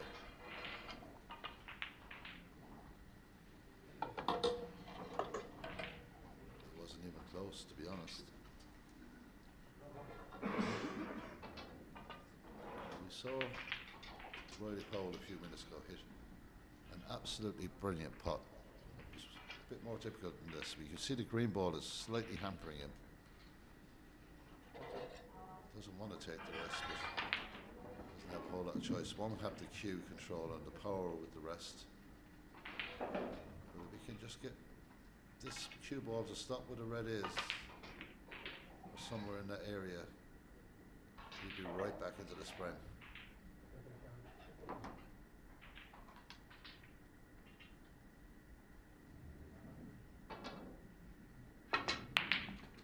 Excellent shot.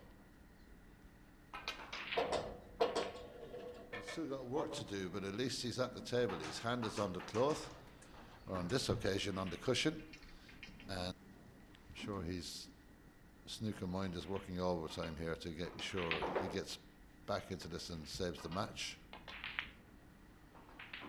That is incredible. That really is incredible for me. That was careless. Should have made sure of the pink.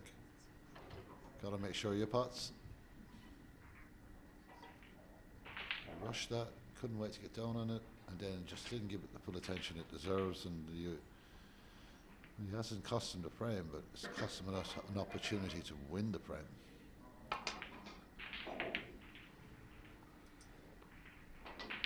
That's a clever shot from Ethan.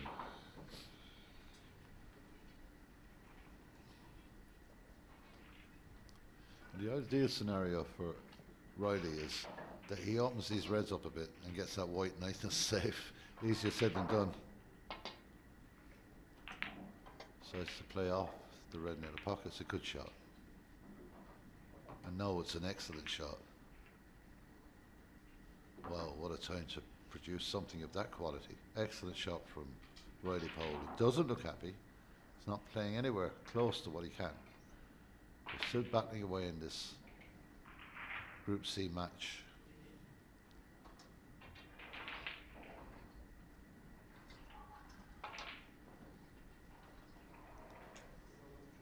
That's a good escape. Good pace on it. Doesn't leave anything. Nice touch on the table from Riley. Appreciating that effort.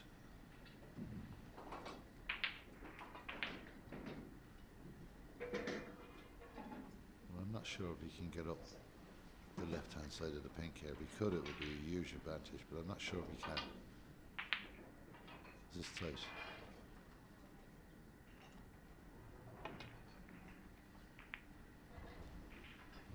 Didn't do any harm in the end, but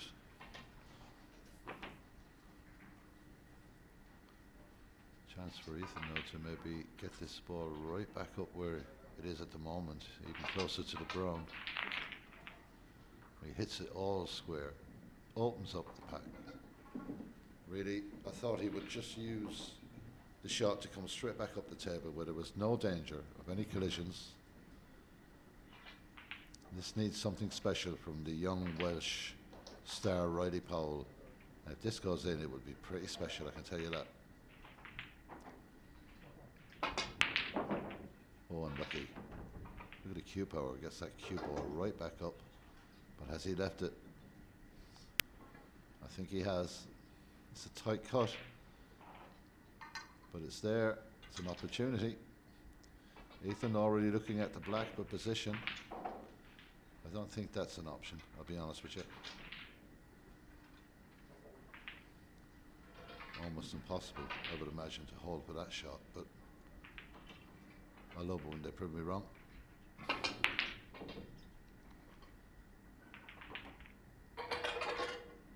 This ball's flying everywhere at the moment. This will go to the middle. This is another opportunity. They're not learning their lessons by hitting them too hard on these tables, because if they don't go in, you get problems. You really do, unless you're very lucky. And I think that Riley Powell is going to give Ethan a bit of a problem here, because he's given him a golden opportunity to win this frame.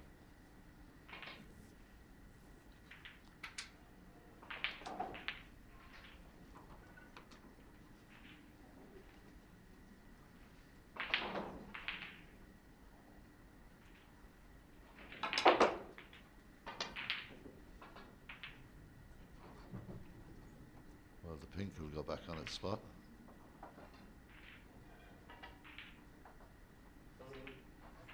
Just not happening for Riley. It really isn't. He's had several chances to level this match up and win this frame, but he was completely frustrated. I can completely understand that. He's got to put that out of his head and take the next shot. He really has. You've got to battle the demons when things aren't going your way. I think the blue ball is a big target for him off this shot. The green and the blue are in a nice place.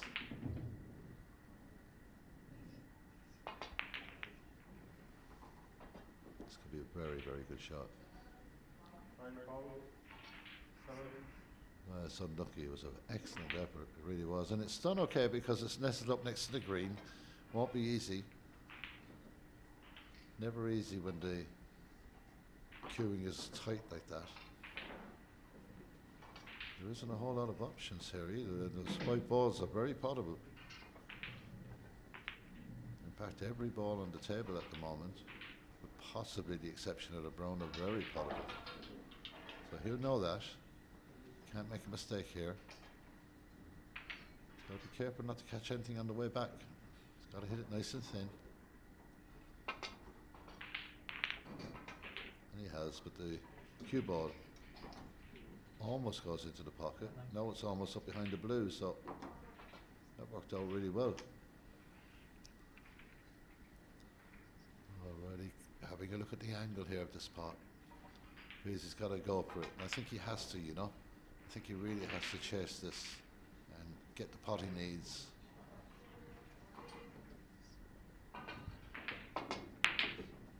That was a long way away. And I mean a long way away from that being ever been a pot.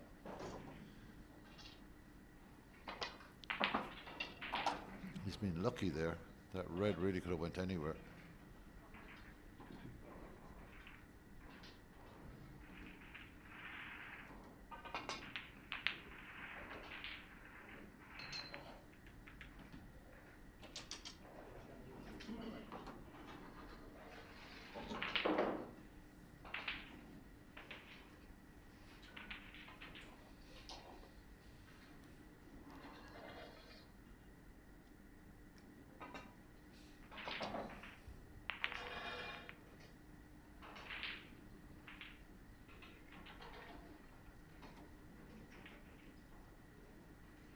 So this is a tempter, if there ever was one.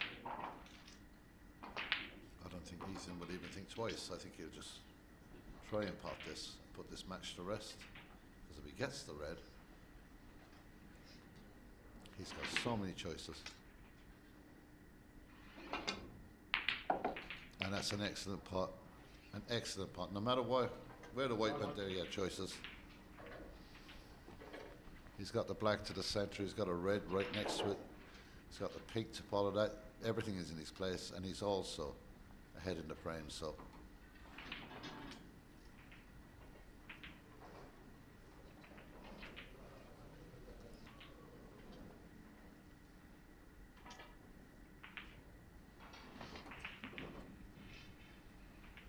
Well, I think that he could have left himself a slightly less acute angle. Well, he's 31 to 15, 16 points ahead. Possible 59 points remain.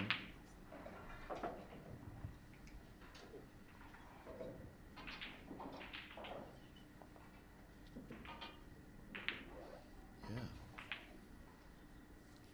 I went to look at the black. It was an elementary. He stopped the white. The elementary shot with the pink. Put the pink into the middle pocket. He's taking his eye off the ball. This is a chance. He's furious. But the mistake was made with the positional shot.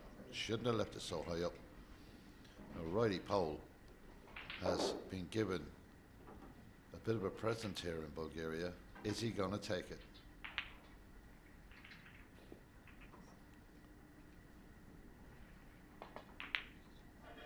I cannot believe. I don't really believe what I'm seeing here at times. This is just one of those days. And Riley is just not, he's just not in the building at the moment. so unlike him, such a talented young player. He was handed 3 different opportunities, and that looks tight to the red. 1 1. I'd like to see the angle into that right hand pocket, because that looks tight to the red. Maybe he can get at it.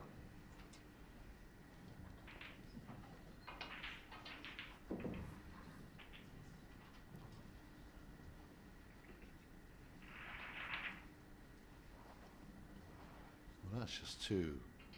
If he can't get this black, that's, well, I think he might just be able to get it, but he has to be so gentle with this.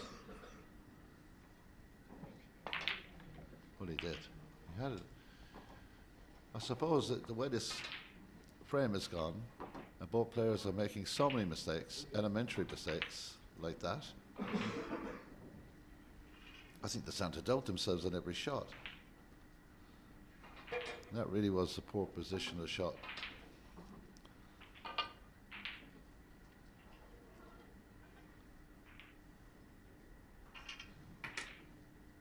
This is not easy.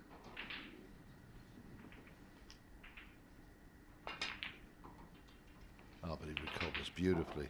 And he's hit some great recovery shots in this particular frame.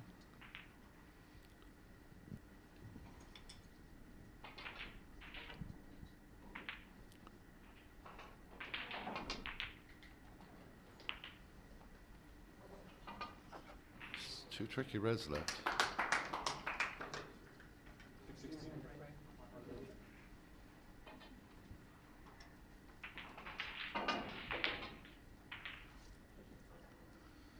This certainly is an important red for him to get.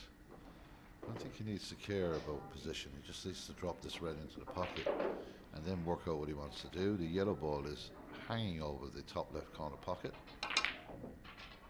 And he forced it. I knew, usually not stuck for words, but why he forced that? Didn't make any sense.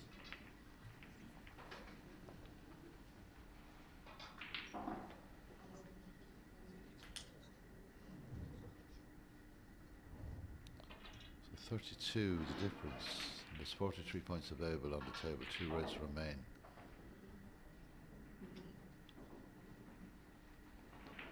Got to move that red from that centre pocket, that's for sure.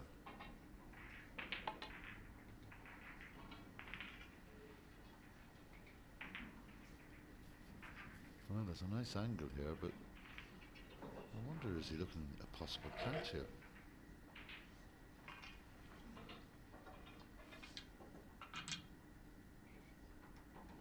Or is he looking just to clip off the red and come back down the table?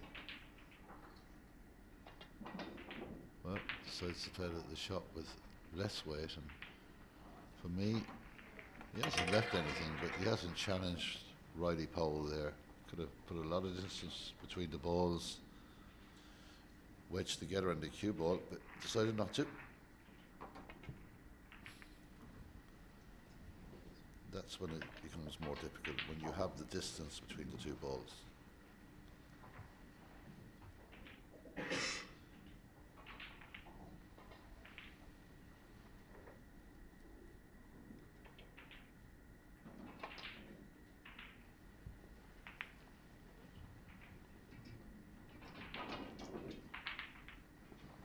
That's a clever shot. Now Riley has to think about where he's going to put the white for sure. He can just lay up to it, but there's all kinds of problems with that.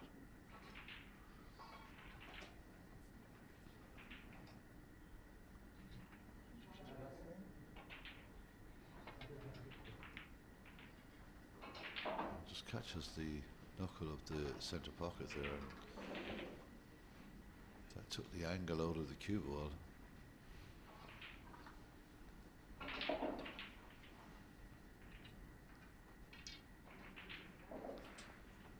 Ethan Llewellyn looking at a very difficult red, which he makes look very easy. Where's the white ball gone? Oh, I think I might have an idea what's coming next.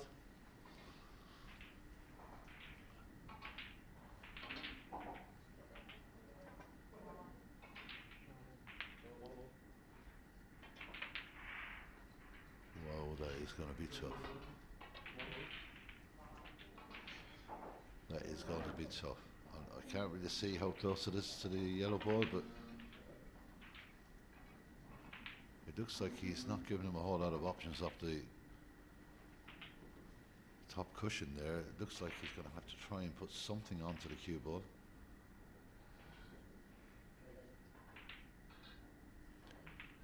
If he fouls, he'll need a snooker.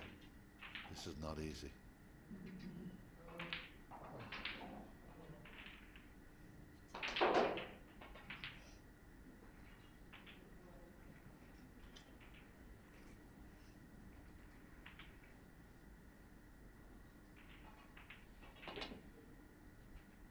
Never an easy shot.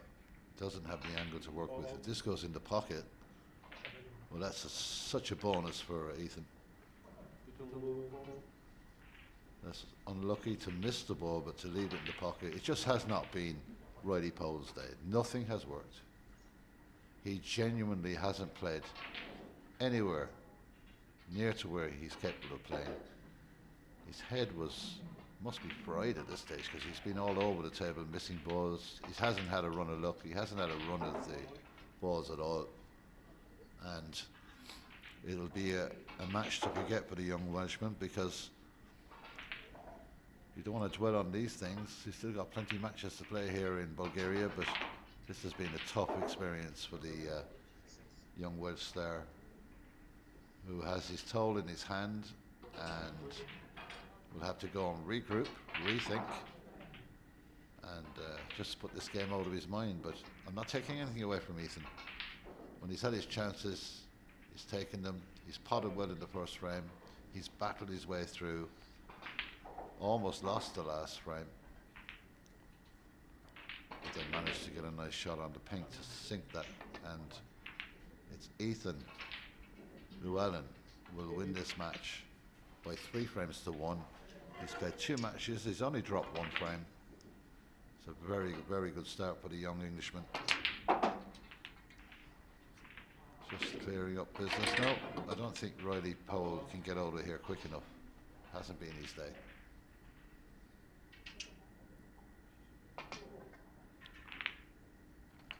That's a nice way to finish. Not sure if he'll play the black or not, but he'll definitely give this a bit of welly, I would imagine. Yeah, it's nice control, and that's that. That's the end of this match in Group C in the WSF Junior Championship. It's been a match to forget, and a couple of hours for Riley Pole to forget. Ethan Llewellyn will be happy. He's done the business. He's won this one by 3 frames to 1. He's won 2 matches so far, only dropped 1 frame. He's in a key position within Group C. The win goes to England over Wales. Ethan Llewellyn wins it by 3 frames to 1.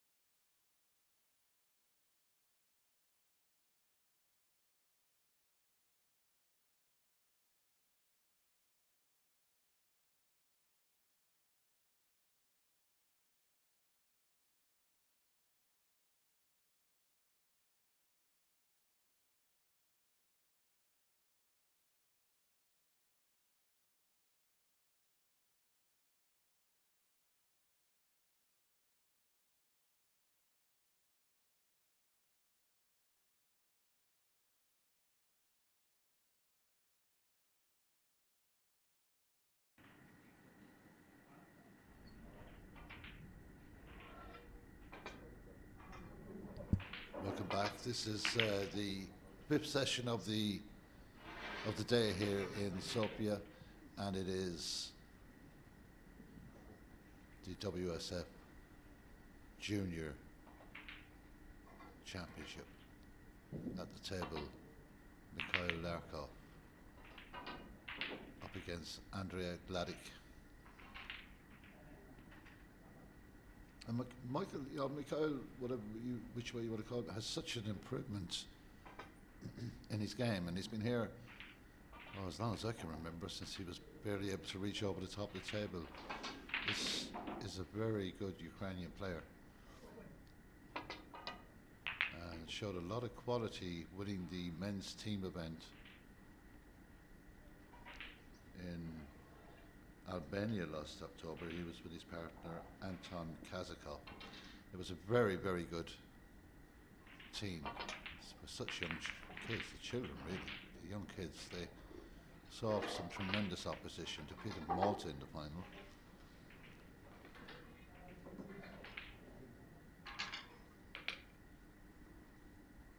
And he plays a lot in the Q Tour. Mikhailo, he plays. Well, he's got the last 16 of Q Tour 2 5 last year, and the last 64 of 3 and 4 in the semi-finals in Q Tour 1. So that's a high level of snooker. As for Andre, the last 64 in the Q Tour events, Q Tour events 3 and 4. Last 32 in this event last year in Morocco, and is a decent player, I can tell you that. So this is going to be interesting. A strong favourite would be Michael Larkov, but you know what snooker's like.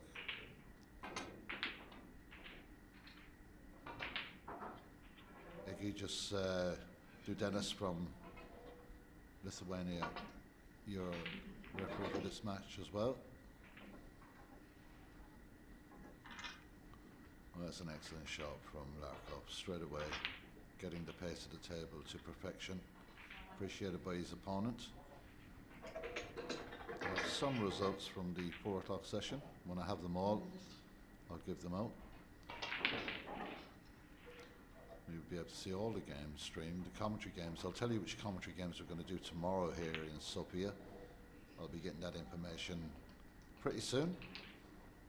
Also, you can keep in touch with the matches, the scores, the results, the groups, the knockout, the breaks, everything on the World Snooker Federation website.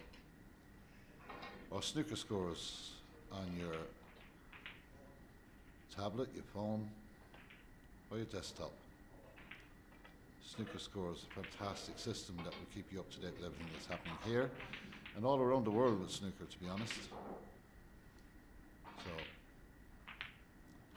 that is the best way to keep up what's going on. But that is a fantastic snooker, and Andre, he'll have to be very careful what he does here. I can tell you that young Ukrainian, he can pop balls.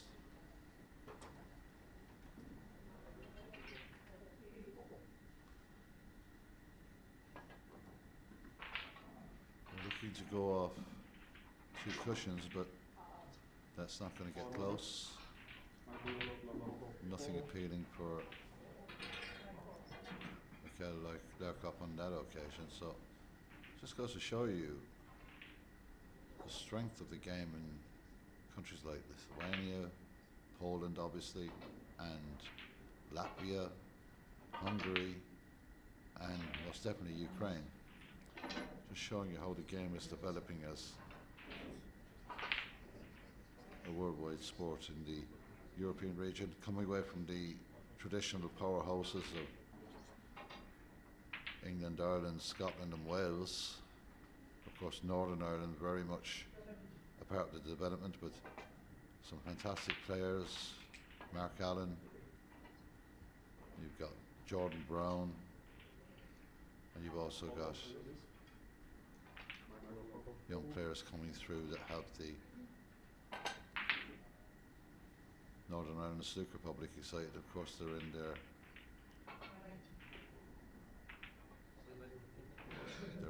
professional. Robbie McGuigan, of course, again another professional from Northern Ireland, European champion in Bosnia and Herzegovina 2 years ago.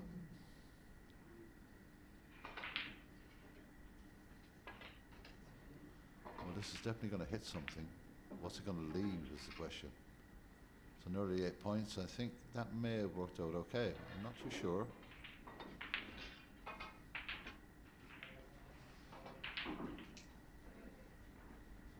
Can he get on the top ball here into this right corner pocket?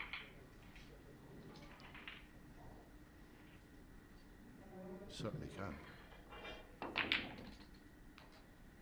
And that's beautifully held with the pink pots into the left corner pocket. Great cue control there by Michael Larkov, Ukrainian. Another player to watch out in these junior tournaments. Big clicks. Very difficult to beat. Has tremendous focus. You've got players like Julian Boyko, who is now on the professional scene. The Ukrainian as well. Just encourages the younger players to come through and take, I suppose, inspiration from players from their country on the main tour. And I've no doubt what would make Michael Larkov pretty happy would be to join Julian Boyko on that tour. Andrei Gladik will have plenty to say about that, I can tell you.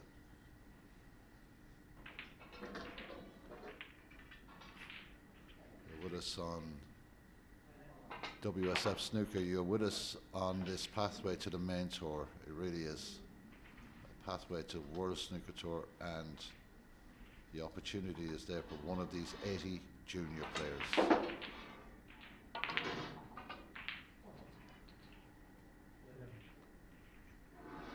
I think he may be okay, but I think getting back to the pink could be a challenge. He's got a very smooth cue action. It's beautiful to watch the way he controls that cue.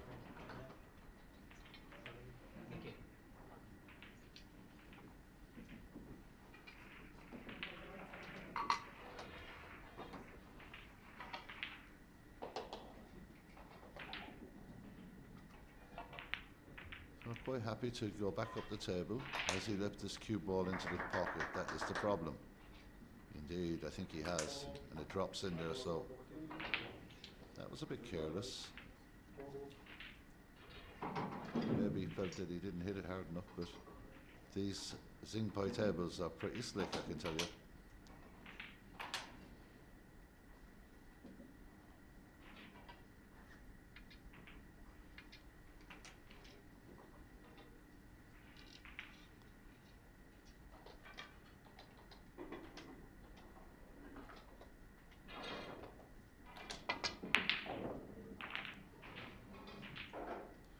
Well, he did that thinking he was going to get the white right back up the table. He has only just got it past halfway, and he really is risky business doing that. I think he may be okay, but got to take into account who you're up against. That was a bit wild. And that's perfect in terms of pace. Up to the ball cushion.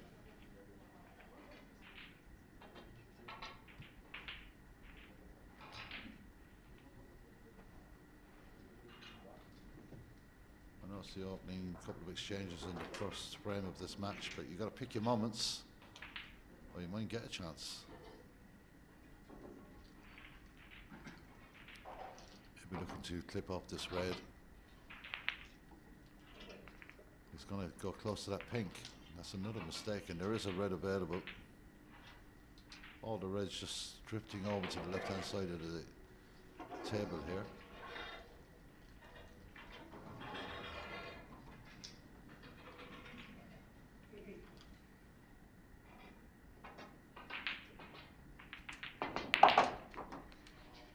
That's a great effort to shift the black. He did. I mean, it was a really good effort, but I think he'll be probably using the black to get back up the table now.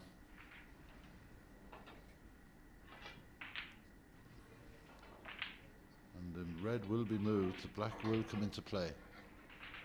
He's got to be so careful to make sure he gets the balk area minimum.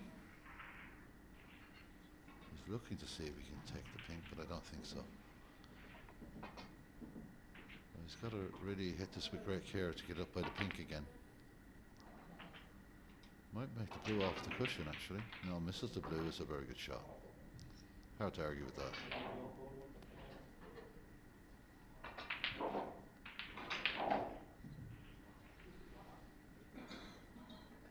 That's pretty excellent in terms of a safety shot.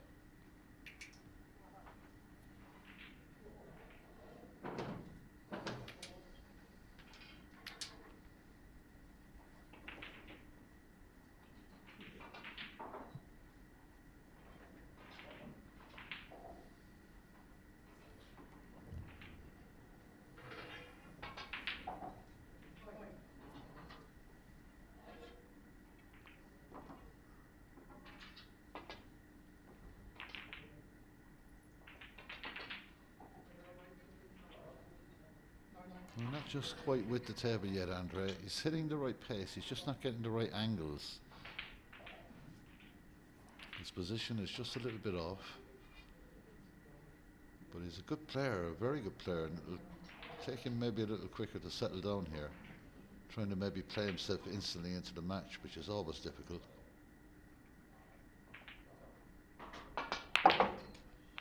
Another fine pot. I don't know if this black will travel into the right corner pocket, but the red just above it to the right could be proving to be a bit of a problem for Michael. But he's going to try and avoid that red at all costs and see what happens. He does avoid the red, but he just drops. It just was waiting at the door for a second, decided, yep, I will go in. But it took its time. Now we've got an opportunity to pot this red, open up the other red, develop one or two, get him away from that side of the cushion, if he can. Doesn't need any of those 6 reds at the moment, but he's got 5 reds. He's got plenty of reds out in the open. He's looking to do with this one. Not an easy shot. Beautiful cueing again. Fantastic control. Keep your eye on Michael Lerkoff.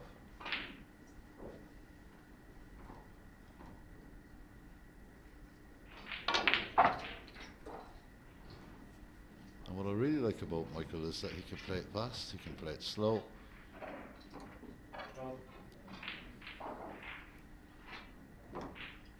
Very fluent.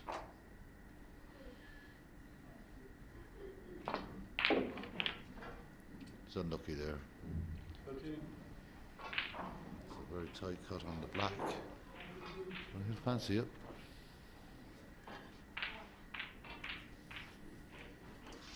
Building up a nice lead. Another 7 points wouldn't go straight. Beautiful again. We'll cut between the green and the brown. Will it? No, just catches the brown. 20. Got the bottom red here with the opportunity to go back up the table. He's got the top red if he feels he's got the power. And he does. And unlucky again not to get across more. That was an excellent pot. Michael Lerkoff has started off this match brilliantly.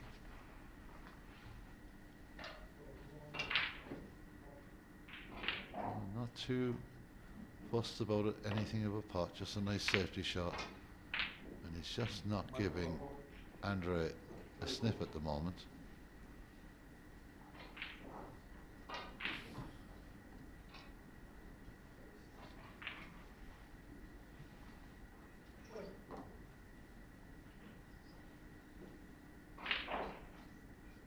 Still 91 points available for the 40-point lead.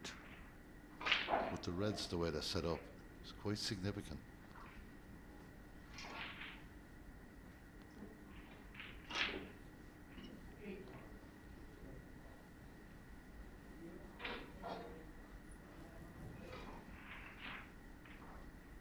So clearly attempting to catch this red on the bottom cushion, but that is very, very risky. Nearly always better to hit what you can see. He's just not happy to go in to that cluster of red, so he's taking a chance here.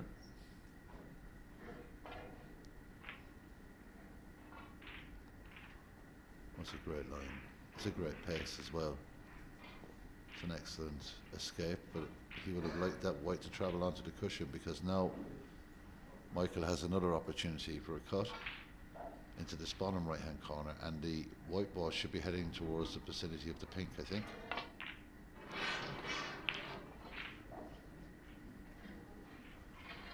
And that's worked out pretty good. Got a choice here, pink or brown.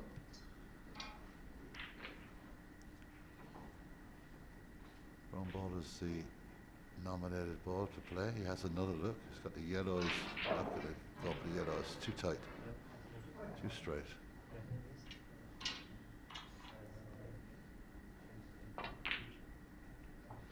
That's another 5 points into the kitty in a very good position. A shot holds it lovely for that red to the bottom left.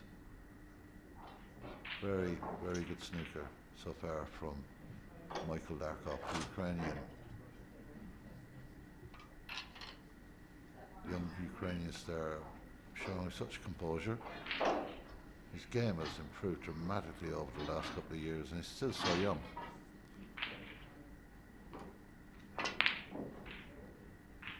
Commentator's curse.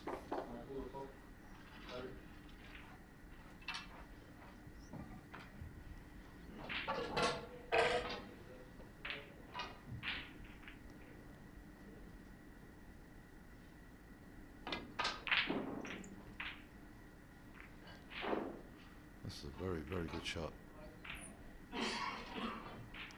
Fantastic weight on that shot.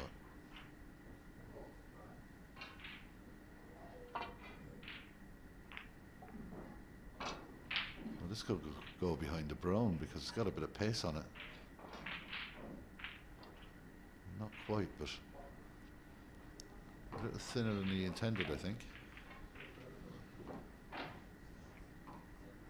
Not a lot to play for here, Andrea. Andrea really needs to, I suppose, take a chance here, because the points are starting to mount. He hasn't been able to get into this game. That's very, very good. Very good pace. It's an outstanding shot, but he has left the pot on. Couldn't do much else, to be fair. But refusing that pot, looking to get up the table again. And that's just perfect. It really is. If you're going to play a shot like that and miss the green ball, I think Andrea's in all kinds of trouble in this opening round. He really is. Hasn't had a chance to have a clear shot yet. It really is. Very tough snooker from Michael Larkov. Making things very difficult. Again, the escape looks good. And that's a very, very good shot. This is high quality snooker at the moment here in Sofia. This World Snooker Federation WSF Championships of 2026.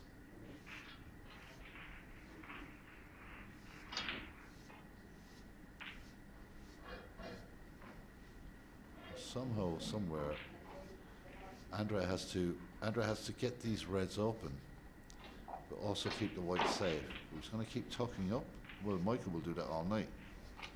He has to take a decision on what he's going to do in the remainder of this round, because the longer this goes on, the less of a chance he has of getting back into it. And when the moment's right, there is no risk here. The only risk is the cannon. If he hits it too hard, it will open the red to the pocket. And that's worked out pretty good. There is a shot here, but it's risky. I don't think Michael will even consider it. He's got to look at where the cue ball is going to go. That's another very, very well played shot.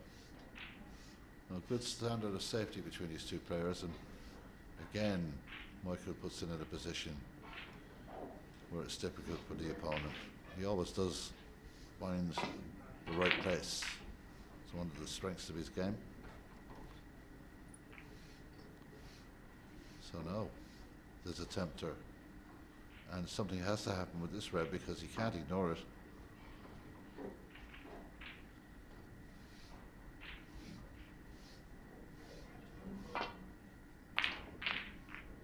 Ooh, patience is a virtue, and Andre has had some patience here. This is an opportunity to get back into this frame.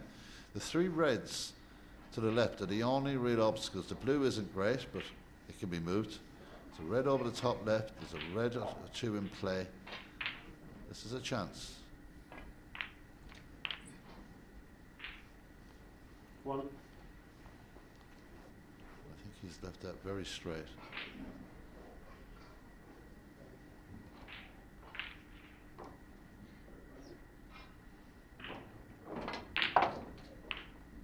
That's a good shot, good follow through and a nice angle. These are the tricky ones. These are the ones that catch you out every now and again. He's got to be careful here. Doesn't have to hit it hard, but he's definitely got to keep it accurate, that's for sure.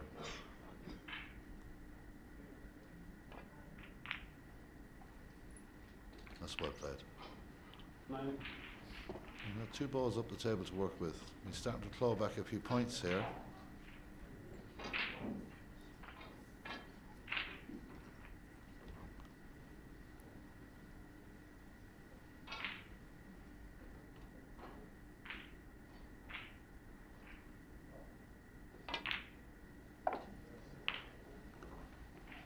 Well, that has not gone well. Unless he can just get enough to cut that to the middle pocket. I'm not sure we can see through the gap there. Well, no, because he just had a look. I think he can, you know. He's looking for the rest, so he must be able to get through. That's a bit of fortune because he didn't play that well.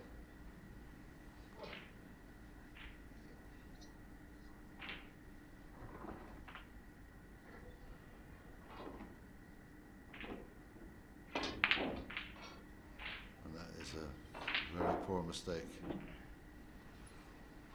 Good line. 16. So 29 points behind. 5 reds on the table, 67 points available. But just forced that a little too hard. And that is a lovely, smooth cue action and a great pot.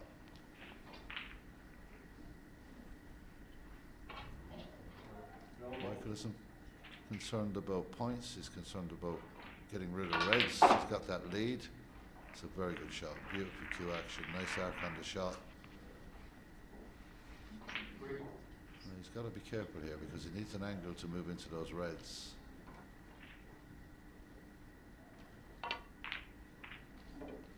That looks good. That looks very good.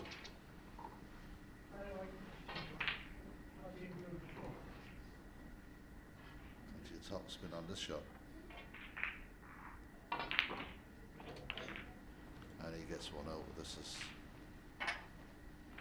very good snooker from Michael Larkop. 40 points ahead now.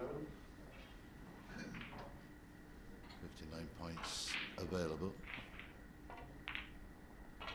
This should go in a dead weight. It does indeed. He's going to screw back on this black. He has the angle.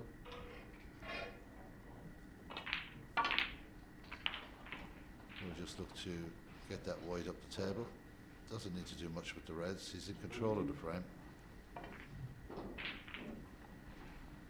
And that will prove to be a snooker, I would imagine. Looks like a great line. Maybe not. Maybe he can just get to the bottom red here. It's going to be a bit of a climb back here for Andres to get something out of this frame. But you never know in snooker, it can all change on a shot. Still enough points on the table to win this frame for Andre Gladic.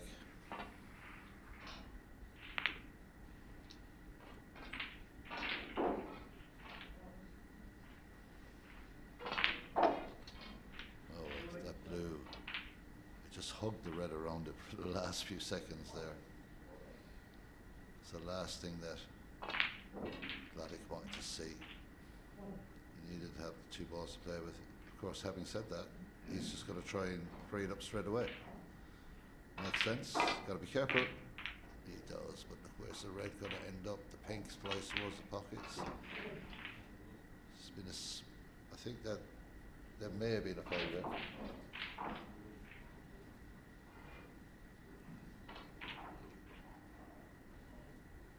So the referee has not called it.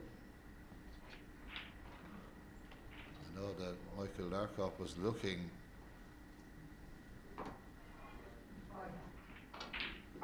Looking at the referee there to say, you know, is that a foul?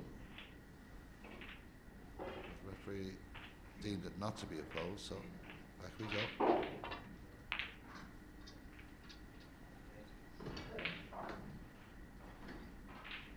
That for me was a bit of a strange shot because 2 reds, 2 blacks makes some difference to this frame.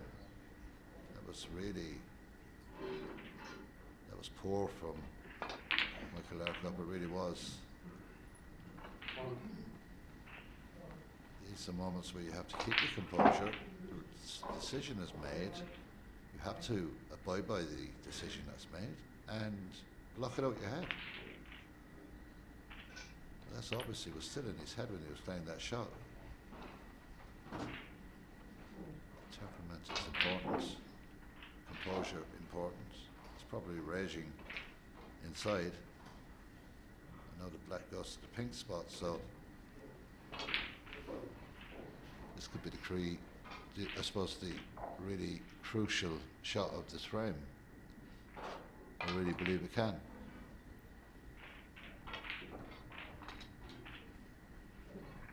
Well, it is unlucky, to say the least. Very unlucky.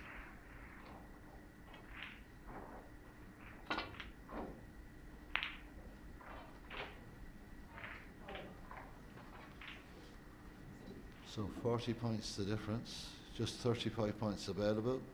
Snooker required in this opening frame of this 6 o'clock session here in Sofia. And that white's gone straight into the pocket. Oh, he gets away with it.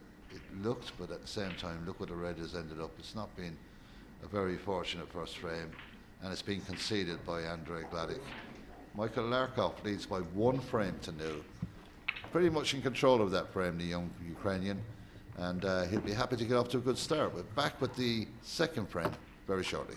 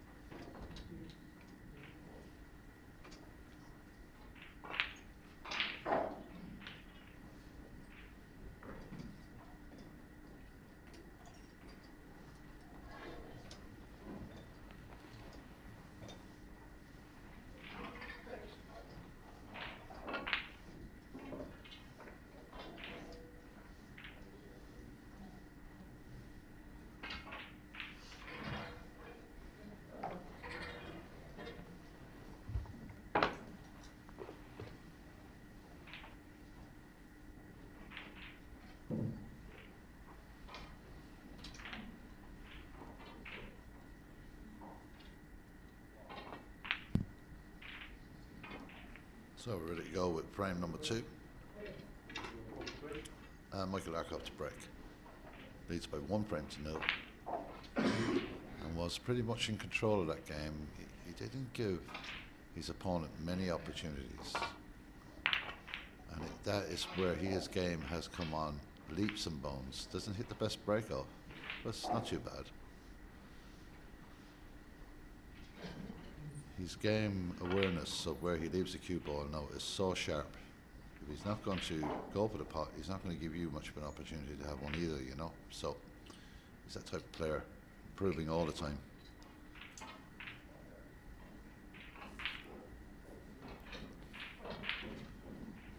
What can Andra do to get himself into the right frame of mind here for this shot? And he does. It's a perfect start. It's an excellent putt. Looking for a bit of luck. Doesn't really get it. It was an excellent opening putt in this frame. It really was. Great shot.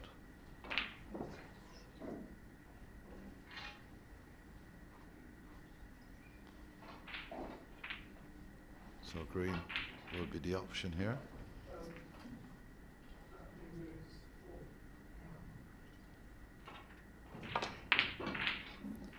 That was a long way from being potted. It really was a long way off. And the blue's going to move here, so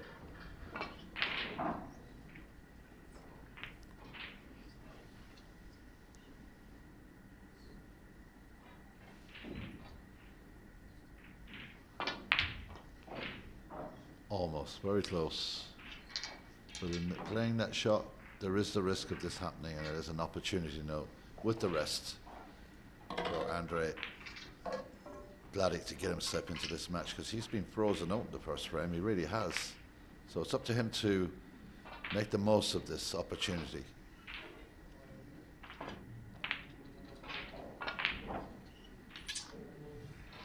So he's got the blue. The bottom red on just above to the left of the black will go into the right hand pocket, the right corner pocket. He's just got to get the correct weight on this shot.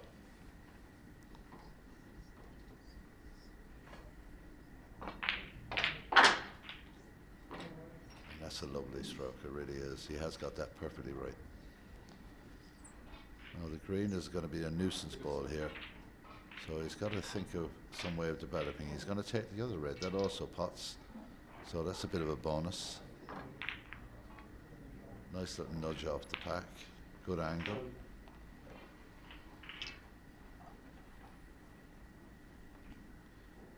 The top spin on this, follow through for the red into the right hand pocket. He's gone low on that, so might see a few sparks there. May just decide, okay, I'm going to let rip into this pack and see what happens. Maybe. Well, he's queuing. Hard to know. He gently nudged him. I think you had to, from that position, smash him. You had to hit it with a bit more pace than that, because the result is it's just glanced off them.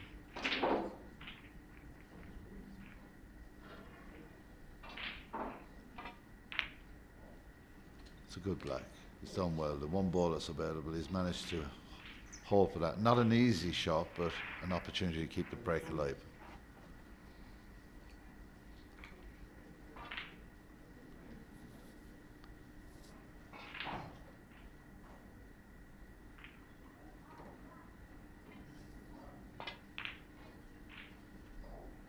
That was struck beautifully as well.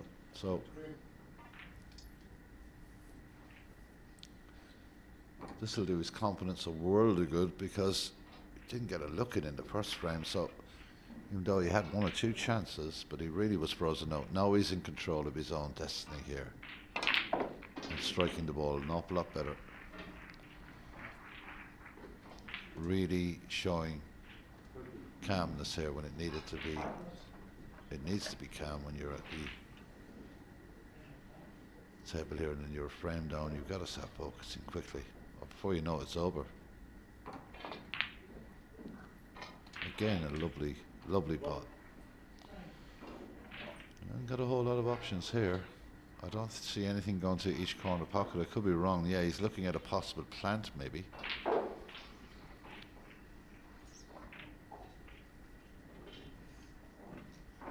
Maybe there's a little gap there on that red just to the left of the pink.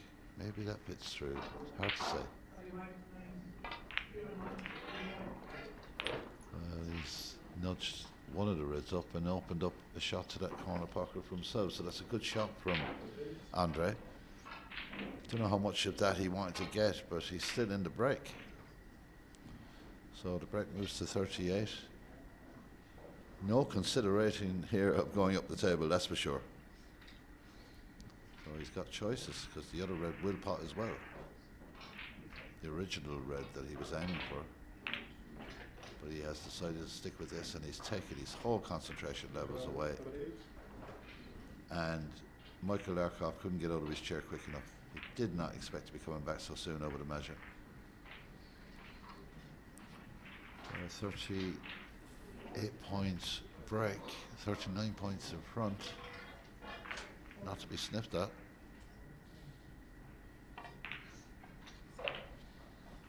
Well, with that angle, it's a great opportunity to go into them. He's looking to the middle left to see if the red goes, but I think it's too risky. He's got to, well, I think he has to get into him somehow.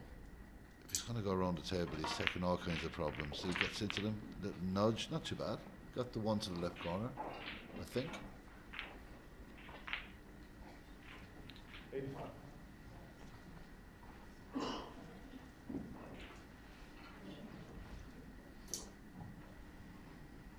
Referee's called touching ball there, which is another option for him. Doesn't put him under pressure to play the pot or play the shot. I think he's looking at a possible plant. A bit of spider here. Difficult. Very, very difficult.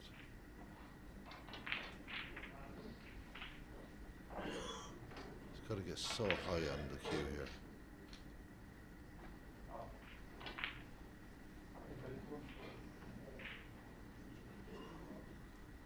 Could be very close to giving a fold here. It doesn't look comfortable at all. Oh, that's superb. Absolutely superb. Nerves of steel.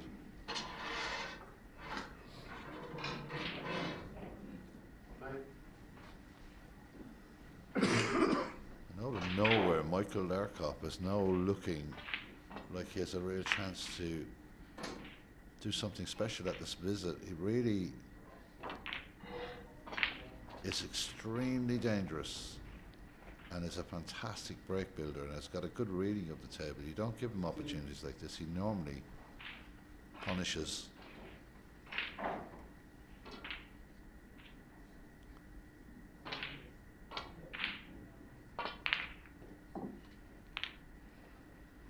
Managed to come through as intended. Maybe could have done 2 inches more, but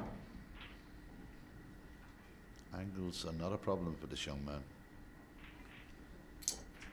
Always impressive to see how he releases the cue.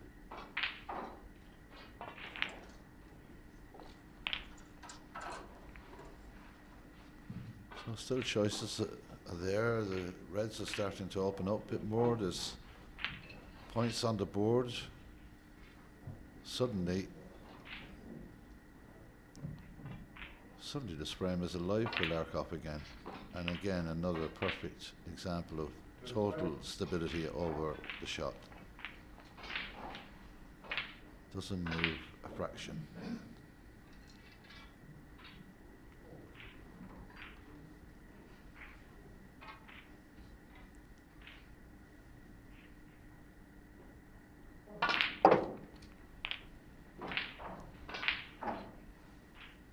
Every now and again you get the odd bit of where he lifts his head on the shot, but the cue has gone through at that stage.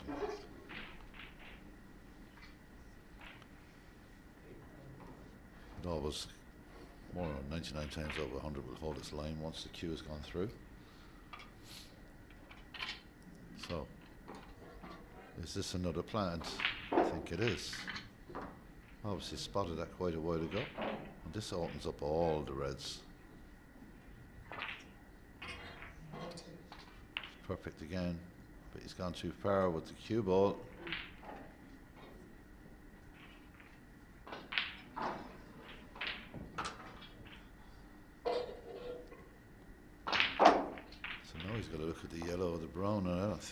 1 second that Michael Larkoff will be taking the brown. I think he'll be trying to tuck this white.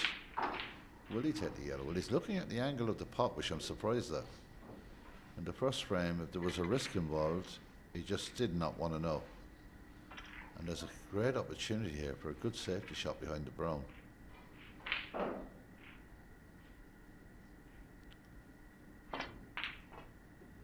that's lovely. When it comes off, it's great, but still not a huge reward.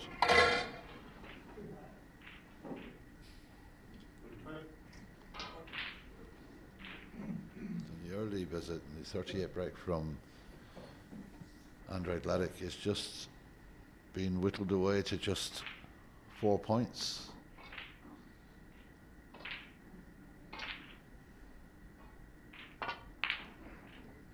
That was a bit of a distance, but the cue ball will come to his aid in some manner for 3 balls, but there is that ball on the red that will cut, and there is an escape rope back up the table, a natural shot.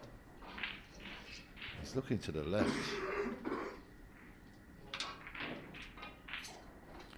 For me, you try and pot it in the right, but he's going about it a different way. He's playing a different safety shot.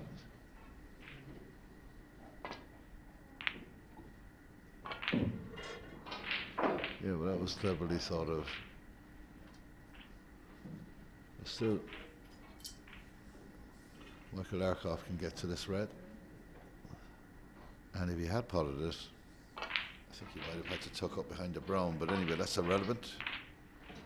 Well, he got to the edge. I don't think he wanted to do at that kind of speed, because he's left the red close to the pocket. Luckily, the weight was great. It's on the back cushion, on the balk area. It's on that balk cushion. This is a big shot. Very big.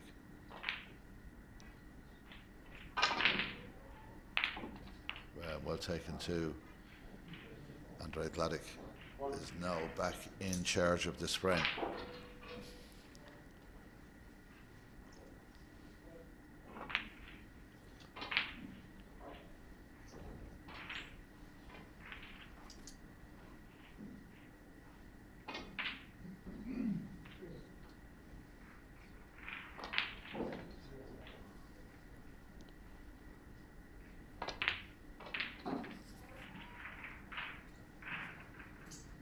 Another good chop from Gladik, brings the ball into a perfect position for the red.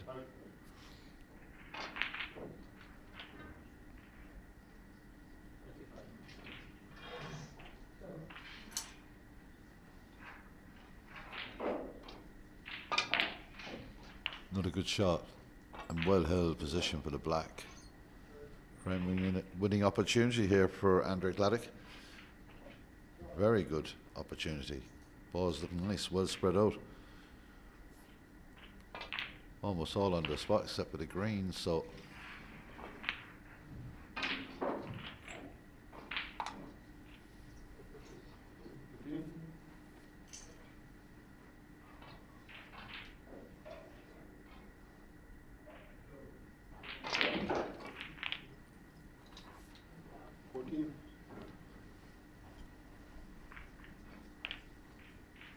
for a 25-point lead, if we can get this black.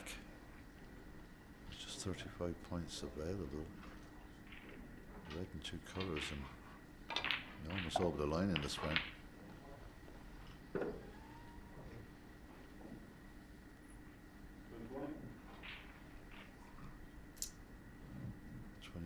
Ahead, 35 available. Red in the colour will mean that Michael Larkoff will need a snooker minimum.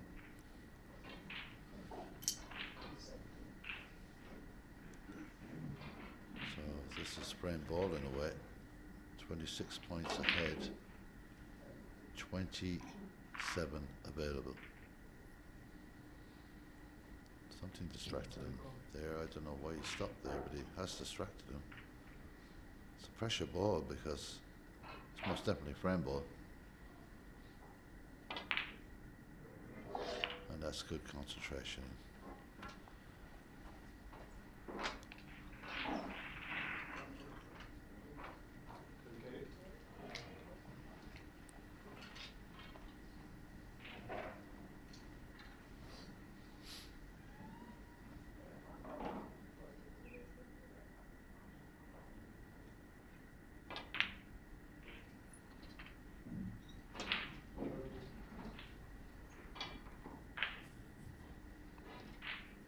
very strong performance in the second frame by Andre Gladic.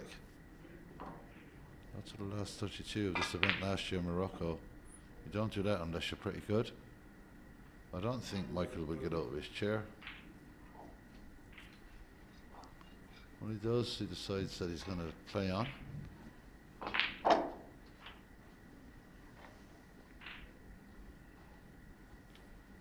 suppose you can't blame him. It's just a couple of points, one snooker required, and that is a very good shot. He's unlucky to get the kiss on the black. Otherwise it may have been a snooker.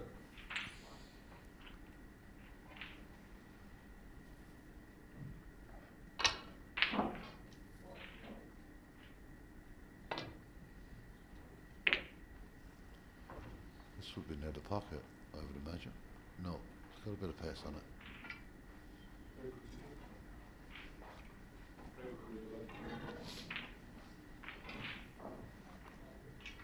So the players will take a break for a few seconds. It's Andre Gladic who secures the second frame. It's one frame apiece.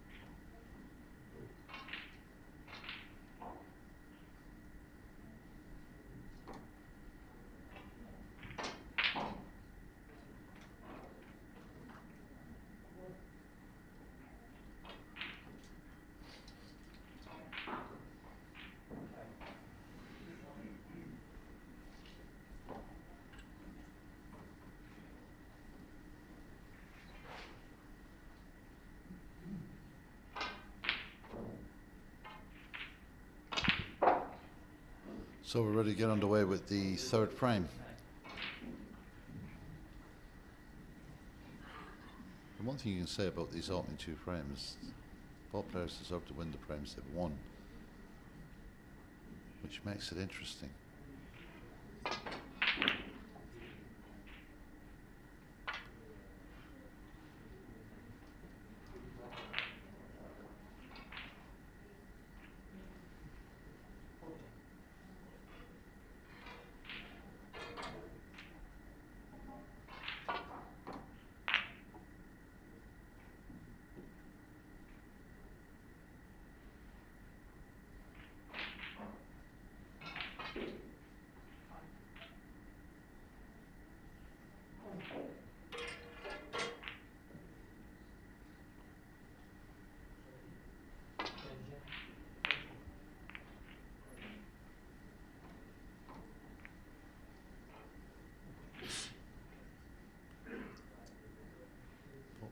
as you know, are pretty good at the safety game, and they both have the speed of the table now, so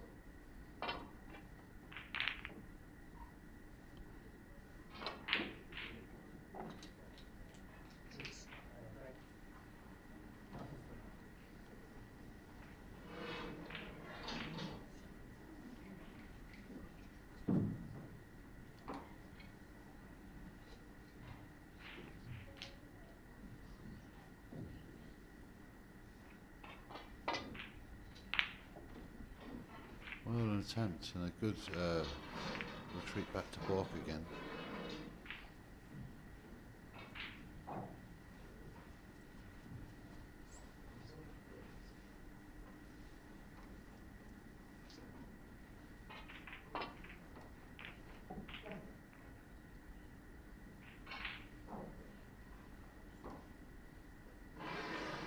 It's a fantastic shot again. Such a good safety player.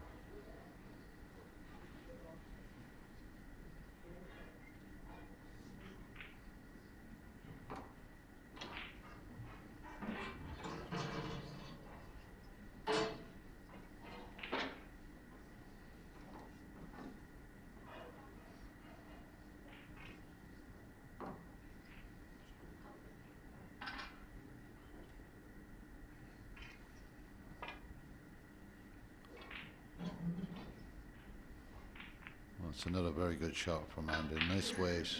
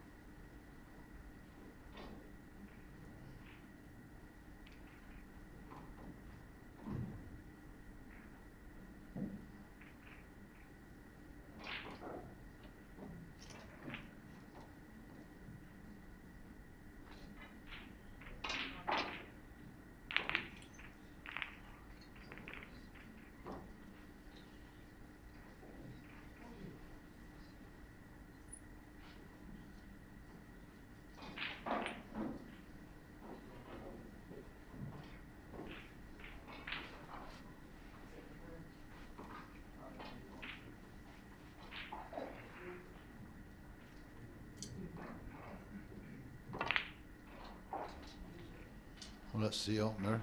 First pot of this frame. Michael Larkoff gets in first. He's got a lot of available reds there. Let's see what he can do with it.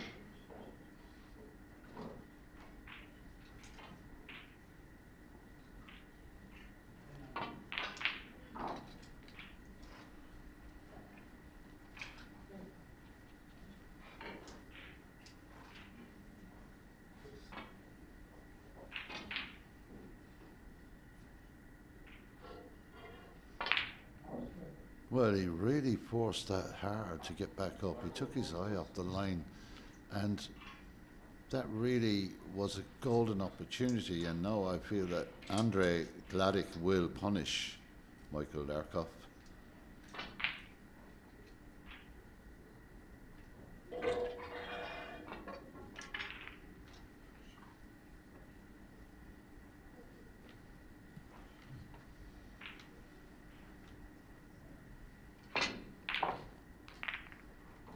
Well, that was not unusual for Andre. He likes to fly the ball around the table, but that was risky to say the least. They say risk reward, but you've got to take into account the tables you're playing on. And that's a very good safety shot indeed. Excellent snooker from Andre Gladic.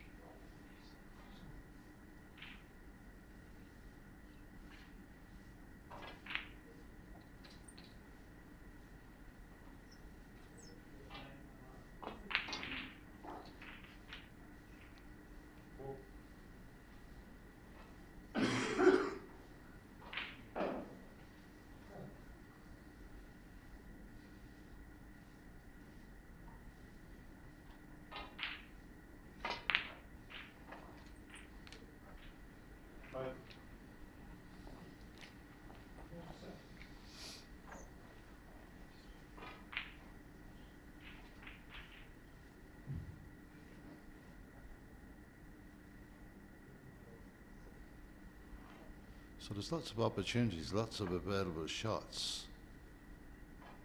He's got to take that red at the top of the table just to get himself back on the blue again and possibly open up the table a bit more. Thank you. 7. 10.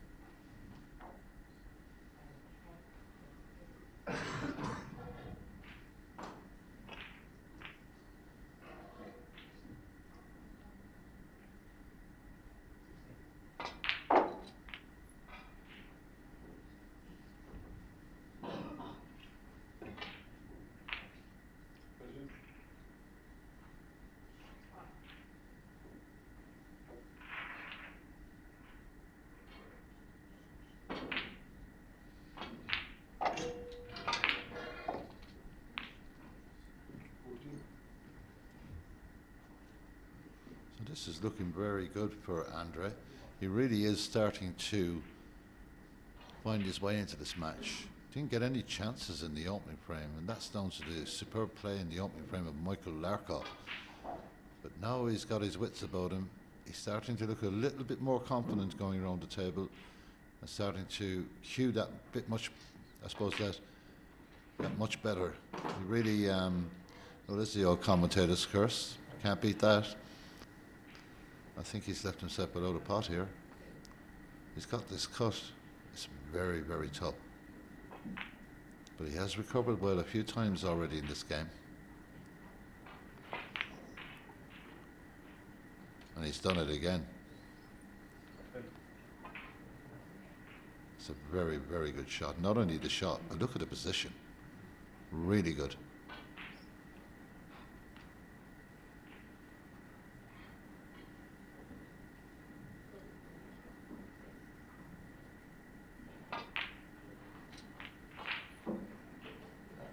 Well, he's a little unlucky there. He could have got a bit more out of it, but he's still got that red to the bottom left. Doing a lot of work with the blue ball in this break. Not much choice really. Pink and black are kind of out of commission. Well, maybe the pink flies in here. Can't see the angle to that pocket at the moment, but it will open up the other reds.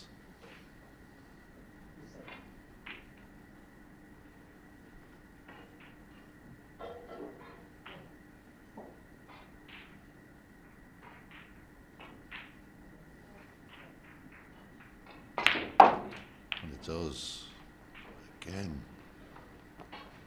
He's having to work really hard in this break, really hard. 32.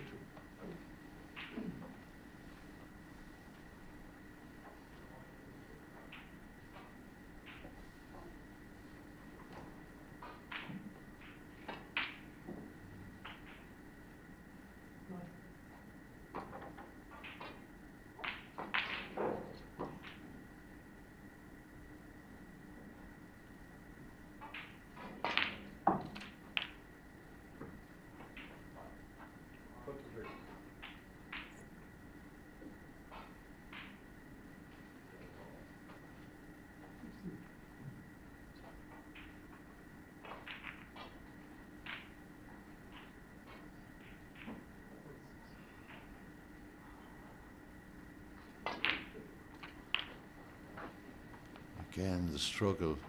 You know, he's looking to the skies there, and it's hard not to be sympathetic. He's working so hard. He's not getting any little kisses and kicks that he needs. He's got a nice lead, okay, in this frame. Played very well in the last frame. And 34 points. Not bad. Send this red up the table a little bit, or into the left cushion. He's hit it a little harder than he would have wanted. 39. 39 break. Well, it hasn't, I think possibly that could be the highest break of the match so far. It's been that kind of a tight game.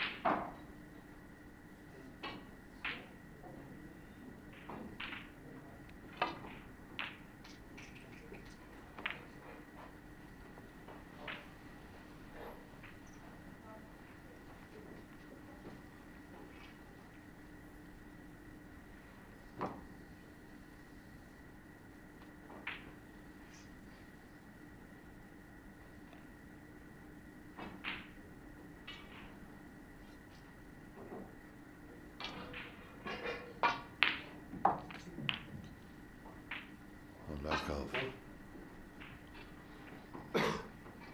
Just shaking his head a little there, but I think that's okay. It's not the ideal angle. He wanted to be opposite at the straighter to have the option to go back with the red into either pocket, but looking at now at maybe disturbing the red on the cushion to hold for the red to the right pocket, but that's not easy.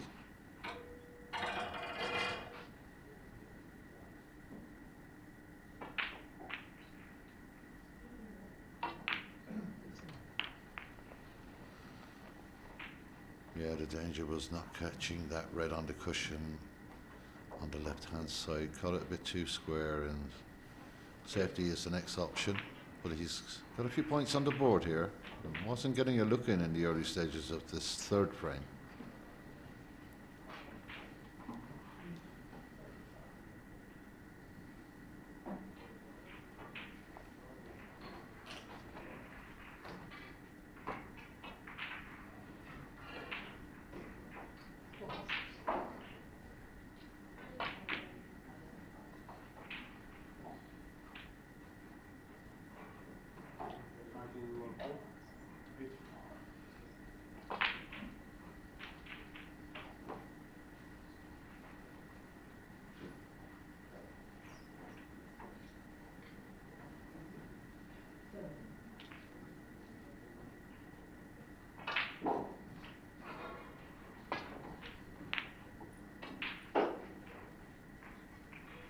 That's going to go back into balk.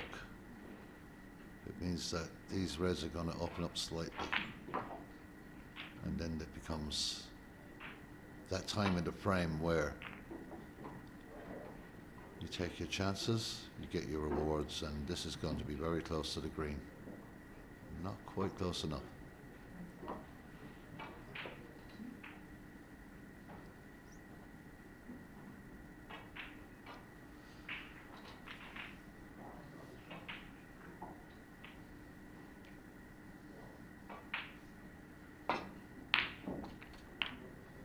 Another excellent pot from Andre Gladek, who has taken the momentum in this group game, and he's got the lovely little touch on the black there, and you can't say he doesn't deserve a bit of luck, because every time he plays a really good shot, he hasn't been getting the run of the balls, and that's very well played. See, will it spot on its own spot? It won't, but it'll spot on the pink. I'm not sure if that's available into the left corner pocket, but the pink is on the black spot. There's something to work with. So that's the angle he has. That's very well played. It goes back up for the blue.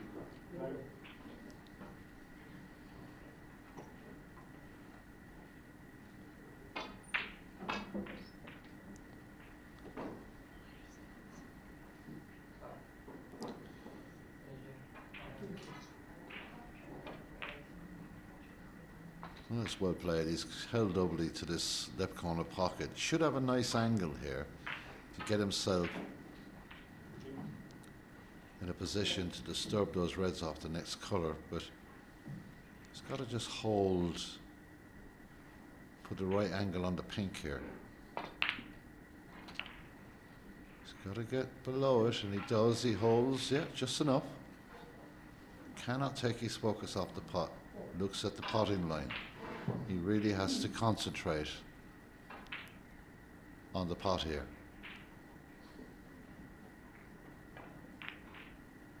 And that's all he was concentrating on, because into that right pocket, this is a very important shot in the frame. 21. It looks like Andre is well on his way to taking the lead in this match. A very despondent looking Michael Larkoff in his chair at the moment.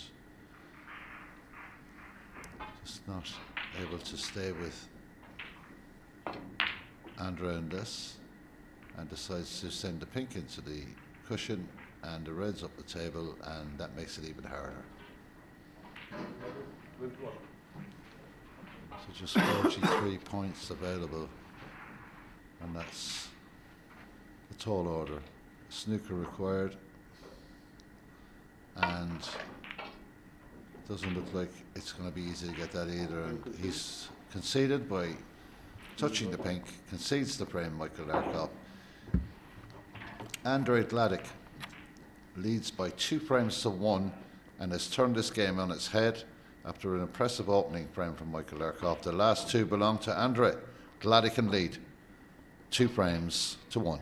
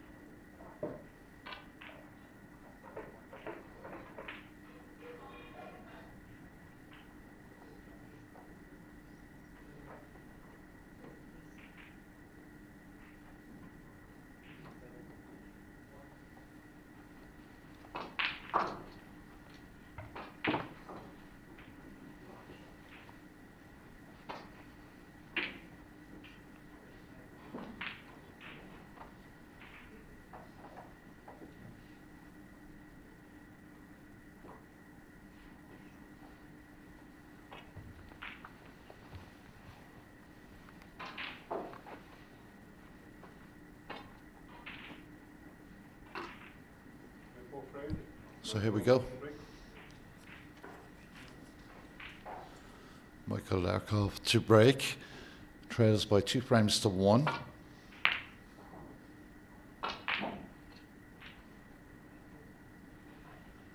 And again, not a great break. Extremely early opportunity for Andre Gladick to get the opening points of this 4th frame.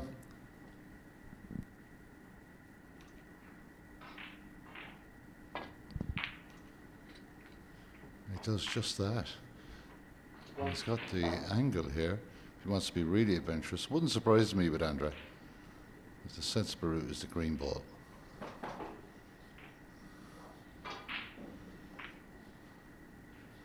I just has to make sure this has enough pace to come across the table for the red to the right of the pack. And that looks pretty perfect. An excellent shot. So, who's your money on? At the moment, you must say the momentum is certainly with Andre Gladic. But I wouldn't write off Michael Larkov just yet.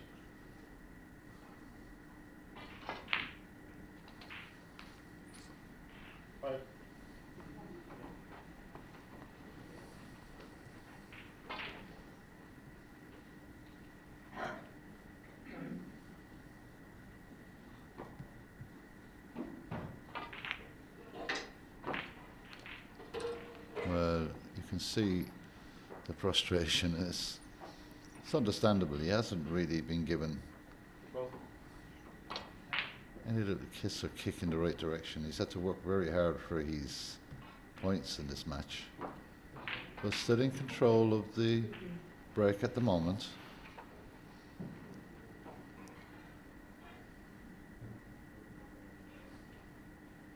Just getting himself set for this shot.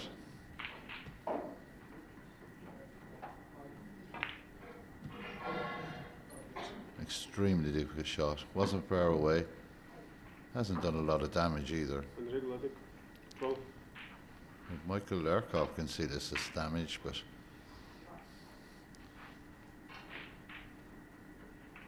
well, if he can, it's a chance. No, he can't.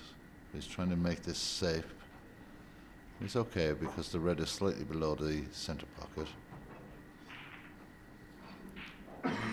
It's a risky game now. You got to make sure you get that white into the balk area, and sensibly enough, Andre Gladic is going to remove the threat.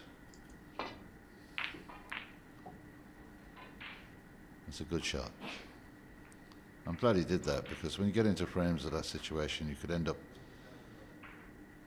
for a long, long time watching both players try and just keep to going to balk, and can really drag out a frame. So that was a positive safety shot from Andre Gladic.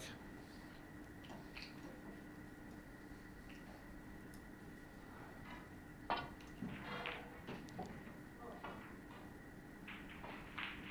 got a little nudge off the cushion there. He hit that a little firm, cut it a little thin, but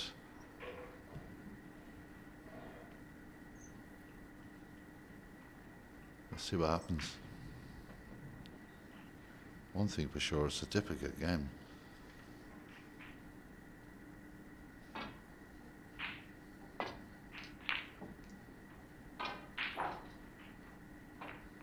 It's not a good attacking safety. Shot to nothing really.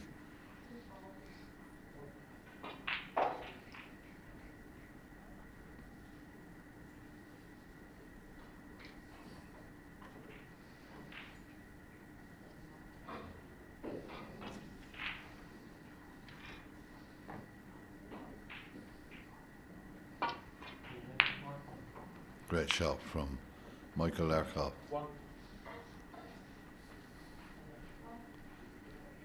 An important pot at an important time in this match.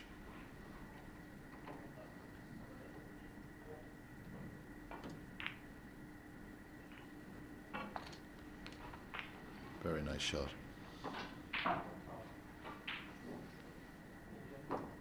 He's got to keep it going now, Michael. Started off. Incredible quality.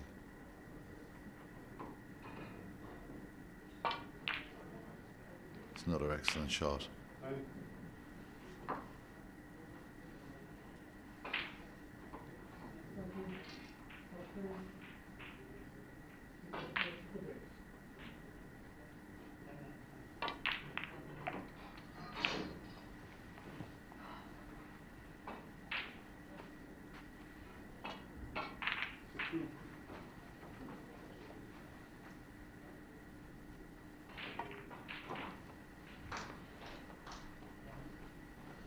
So similarities to Michael's game, not willing to take a risk. Really couldn't in that occasion, but is taking the safer option. And I feel that he needs to keep his hand on the table a bit more. And that's a very timely fluke indeed for Andrei Gladek. Glancing off the black into the pocket.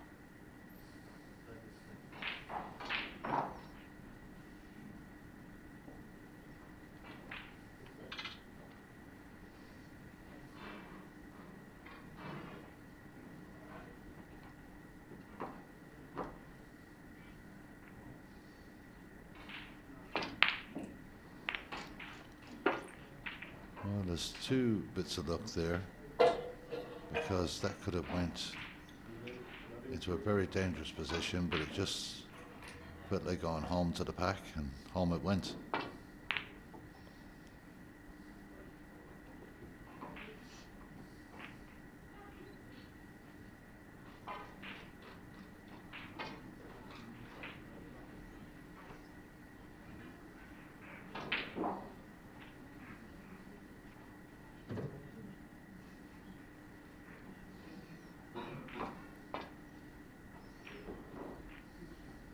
Just cuts a clip on that. He hit that all wrong, but still managed to get away with it. So, for the first time in this match, he's getting a bit of a run of the balls.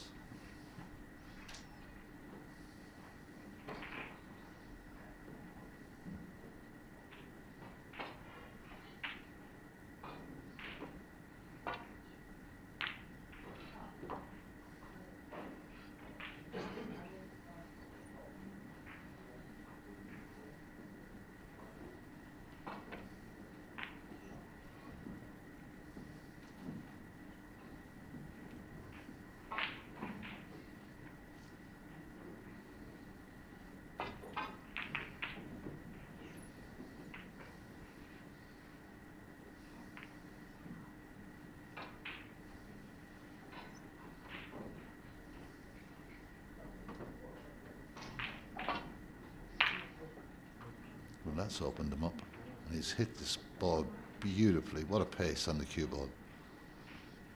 Appreciated by his opponent. That was a great shot.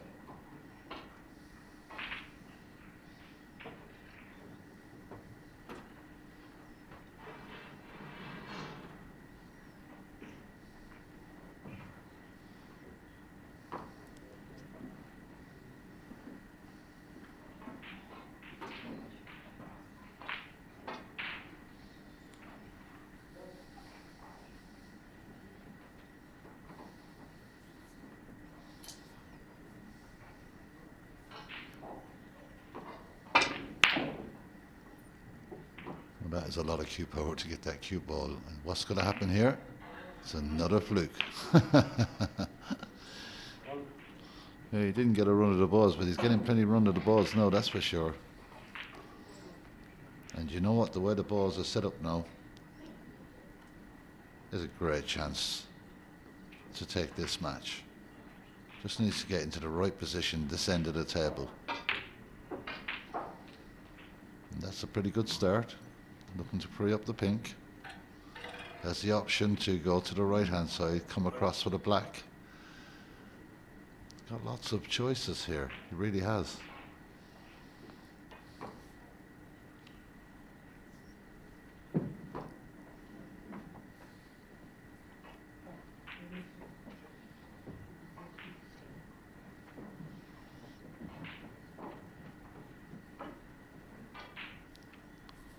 And this is Not the easiest shot in the world.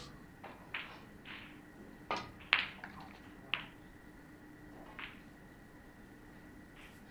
long way from that black.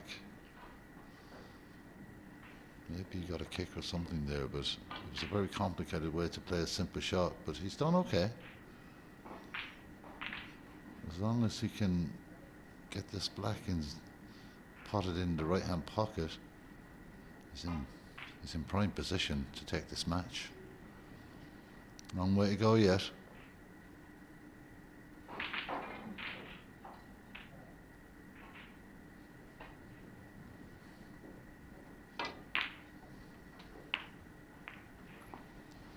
Well, he gets a bit of luck there as well. That was difficult enough black. He did well to pot it. Wasn't focused so much on where the white was going, but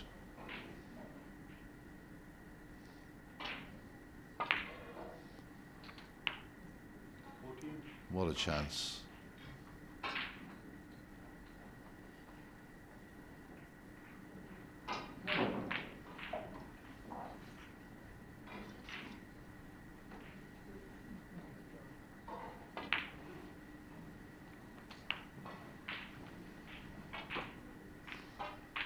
What a chance to take this match here. From being 1-0 down to turning it around. We can take this. And he won't mind that the pink has gone back to the spot there. It frees up any awkwardness around those three reds. 21. Just a bit low on the blue here.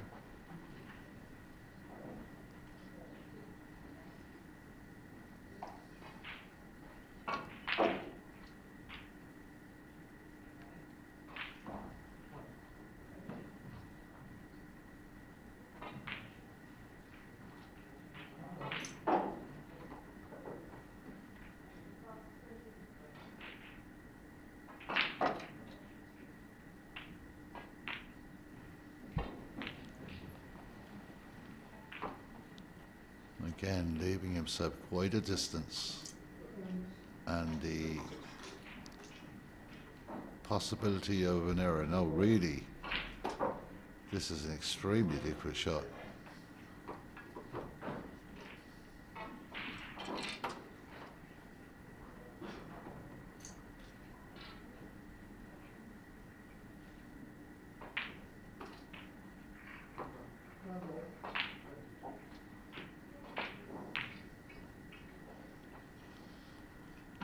Yeah, it was, well, I suppose he can't complain. He's got some run of the balls in this frame. A couple of flukes. A few little nicks and kisses that have put him into decent position. Michael.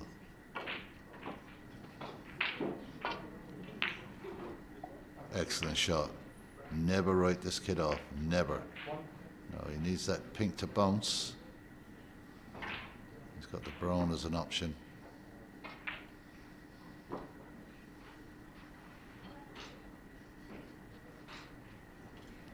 Again, the WSF, I'm sure, would like to extend their gratitude to Oleg Velinov and his team here, the Bulgarian Snooker Federation, for their support, and of course the Bulgarian Ministry of Sport, that as well have shown tremendous support, and that surely will be the prime. That is a complete and utter lack of concentration. Took his eyes completely off the shot and off the object ball. And Andrei Gladic won't get a better opportunity than this. Again, he's overrun it slightly. It's a tight cut. He's got the yellow as an option, but it's not great. The green is another option, also not great. He's got to go for the blue. Might use the black here, just kind of hold the white ball a bit. If he's trying to hold without using the back cushion, it's going to be difficult. He's got to barely drop this in dead weight if he's going to do that.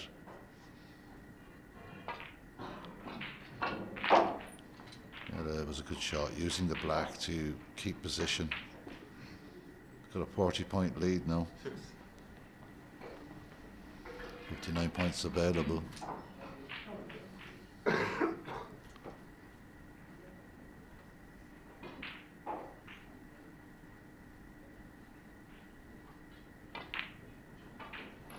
Again, another well executed pot by Andre Gladick.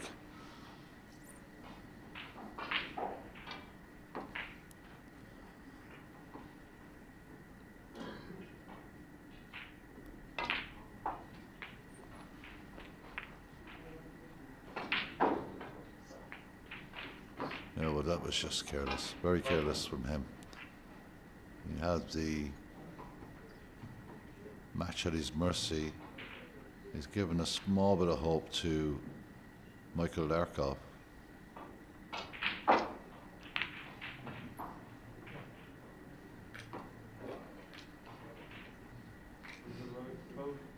It's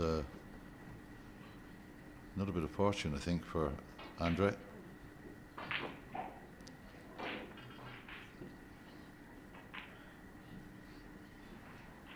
Got to be careful, Michael. Very close to that pink.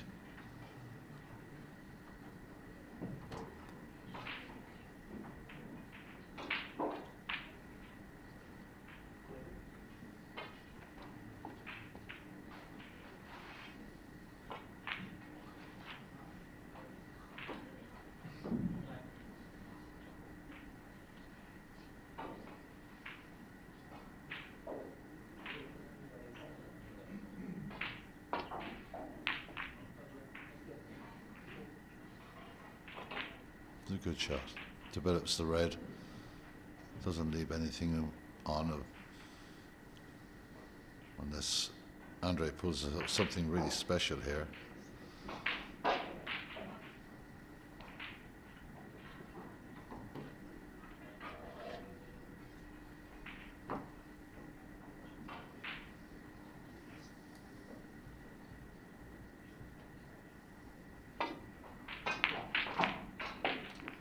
And the white goes in, and that could be significant because look at the two reds by the pocket.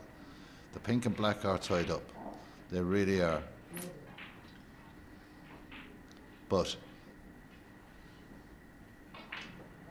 this is an opportunity. This is a chance to save this match. It's not the easiest. And the way he's been missing pots in the previous frame and this frame, you got to hold your breath here for Michael Larkoff, because nothing is guaranteed when you're in this situation. But that is going to be a tough angle. And he gets it and he holds it for the black. Okay, he's got a tough shot now, but suddenly there's light at the end of the tunnel for the Ukrainian. Suddenly he's back in this match. How important is this shot?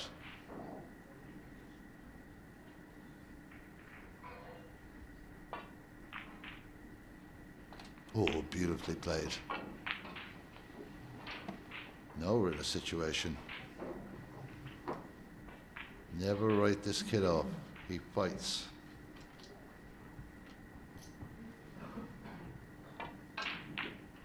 "23 points behind. He's closing the gap. He's got to keep his concentration levels. Can't be thinking about anything, only the pot. And he does that beautifully. He's going to get a bit close, but it's okay. Doesn't need to worry about 16. the potting. Just needs to get the potting right. Doesn't need to worry about anything else. And that's excellent. Reverse side. Beautiful. Now he's got to make sure he gets in between the green and the blue here. That's the only thing he has to make sure of. He cuts up to the high end of the table, and that's an excellent shot. It was risky, very. Call it no. This is a fantastic rally from Michael Larkoff.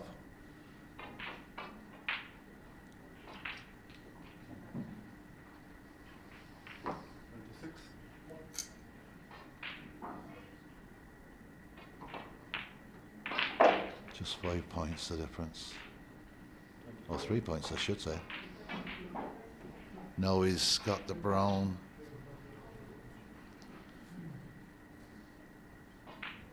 He's got the blue. He's got the angle. 23.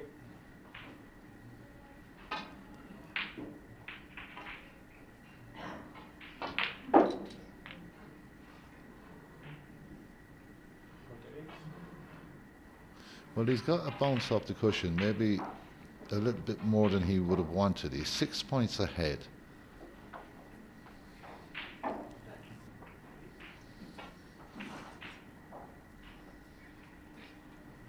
I mean, psychologically and mentally in this match, Andre Vladic would have thought, I've got this wrapped up. The in-off didn't help. Wonderful, wonderful snooker. 44. And the frame. And a fantastic fight back by Michael Larkov, who you just never write off, ever. He's a tough bit of stuff, this Ukrainian kid. It's 2 frames apiece.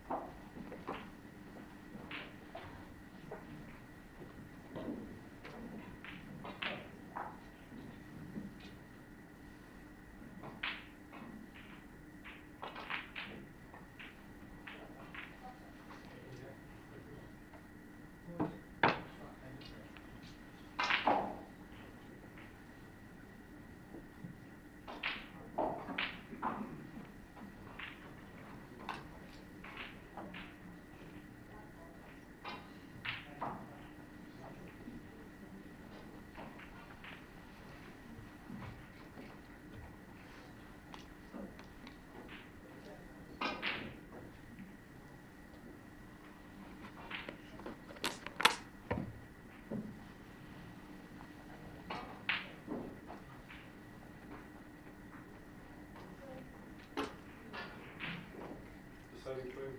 And blue lines to break.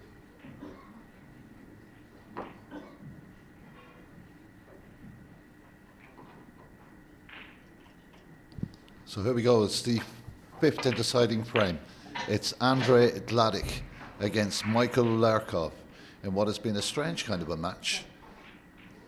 Chances taken. I think that there's no doubt that Michael Larkov will have the momentum going into this last frame.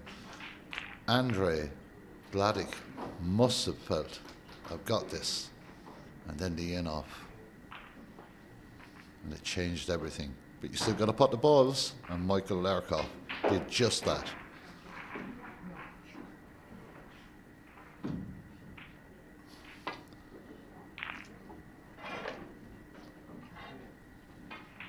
It's a very good shot. Who's going to blink first here in this deciding frame? I think whoever gets in first is going to have a huge advantage.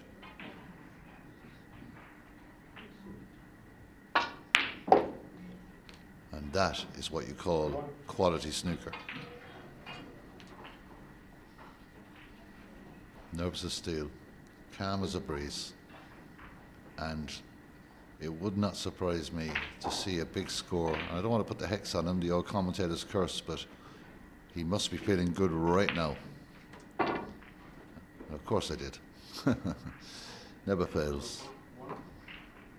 And that was the moment. If that blue had gone in, I think it would have completely changed the complex of this last frame, because both players seem just to be searching for a moment where they take control of this. They have it for a while and then it drifts away again. It's been that kind of a game where both players are in or out.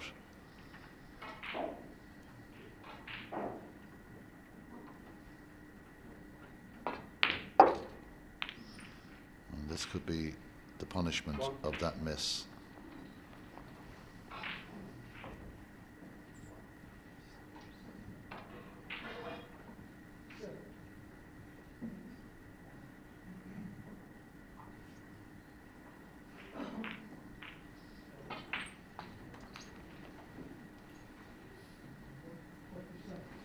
Oh, an exciting match. You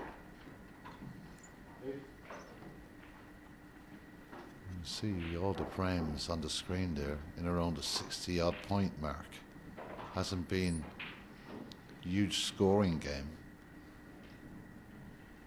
but there's been some exciting moments, that's for sure.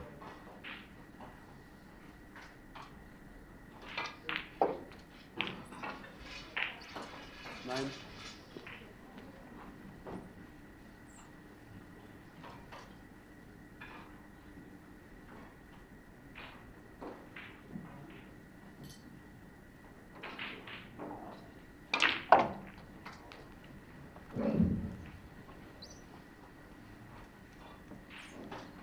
Stunts into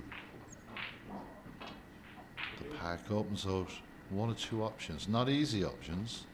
There is one red that will fall to the middle. It will suit Andre because he'll follow through for the blue. Not an easy shot at this stage of a match.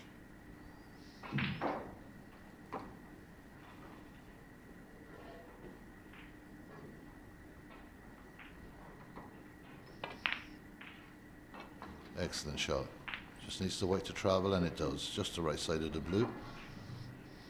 Impressive.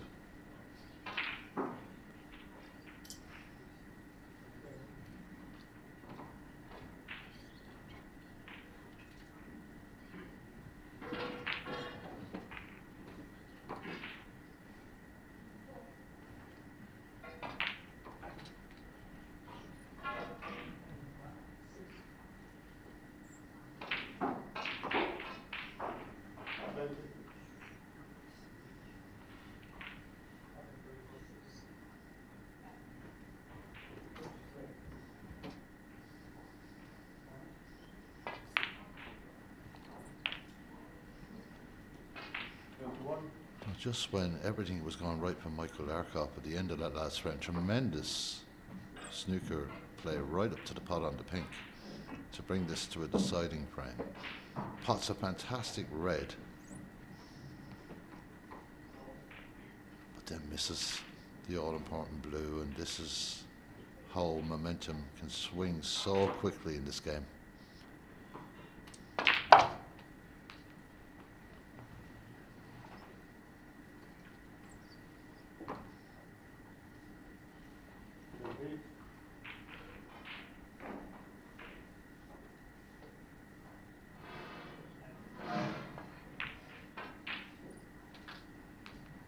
It's amazing when you have that confidence and you get that moment, how easy it all becomes.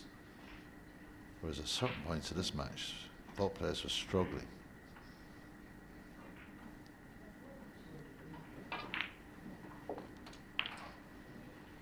Now it's like a ball on a string for Andrew Gladdick. He is looking extremely confident.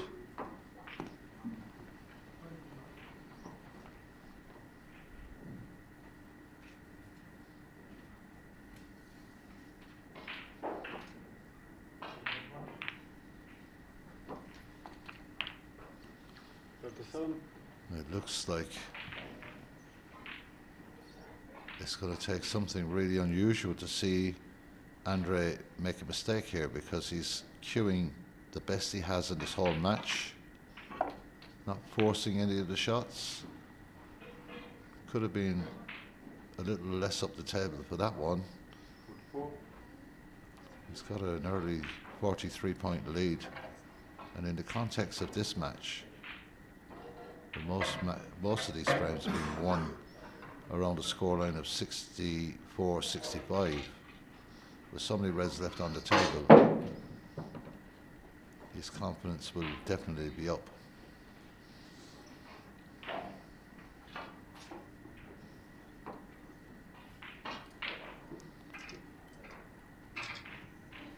So, typical shot here.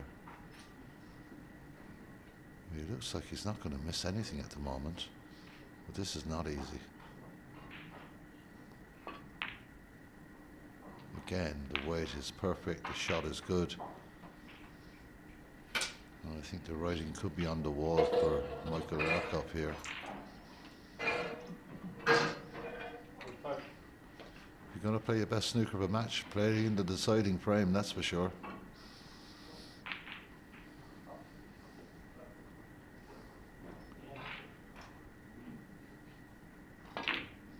So definitely the highest break of the match. Oh, and he's just misjudged that. And that is a shame, because he was going along so well.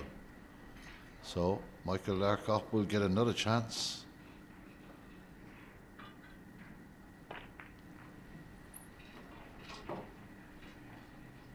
He'll be disappointed with the positional play off that black, but a 52-point break, 51-point lead is significant at this stage of a deciding frame. Still 83 points available.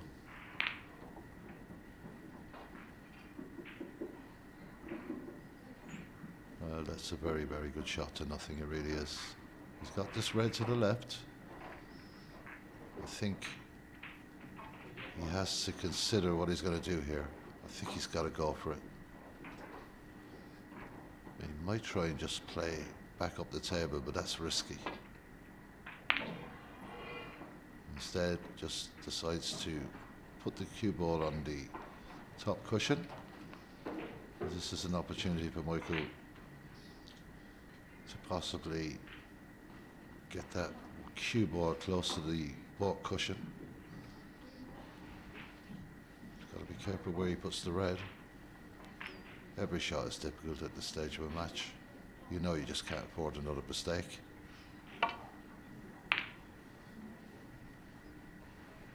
And that's a very good shot. Cue ball exactly where it should be.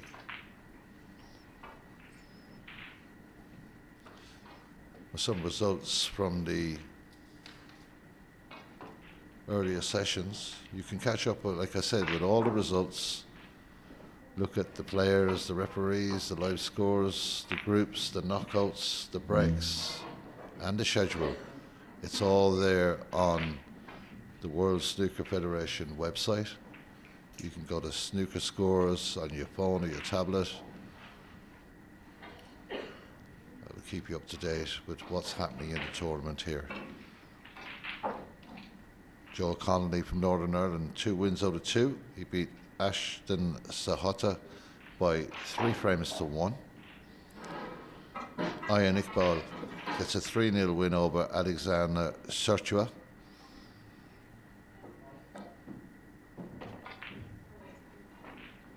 Well, that's crazy.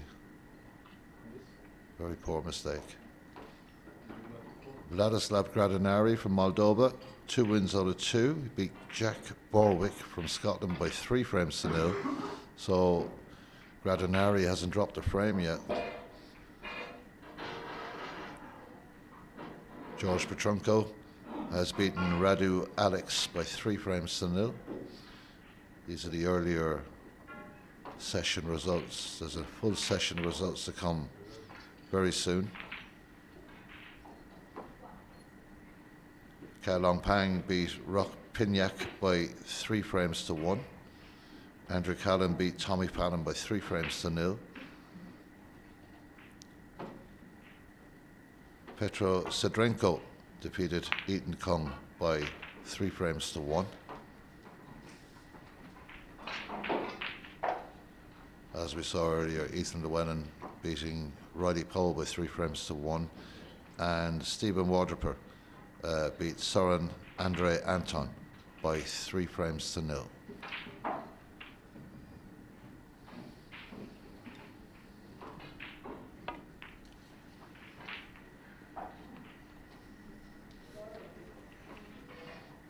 So this is session 5 of day 1 of the WSF Championships. Our focus over the first few days, of course, will be with the Junior Championship and the Women's WSF event. We're here at the Marinella Hotel in Sofia in Bulgaria, and we'll be here for quite a while and expect some fantastic snooker.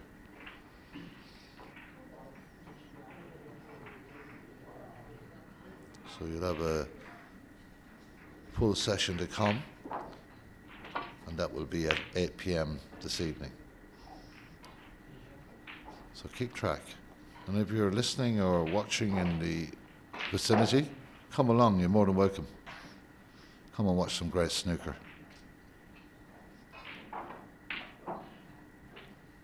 Entry is free, no charge.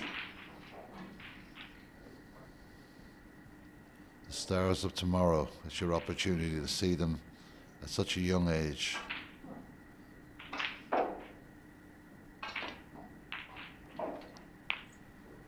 One of these young under-19 players, well, they're going to be on the main tour next year.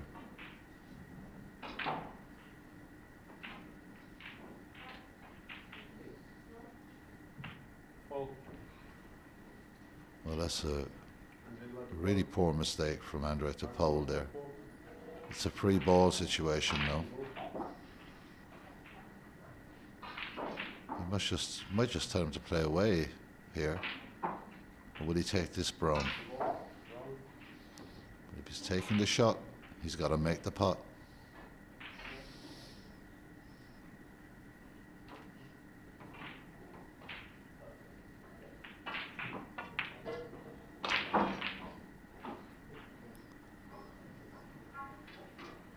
Well, poor judgment in my opinion. I think maybe he should have just made Andre Gladic play away, play again. This goes in. No, not attempting it, just playing a conservative shot. Nice pace back into balk.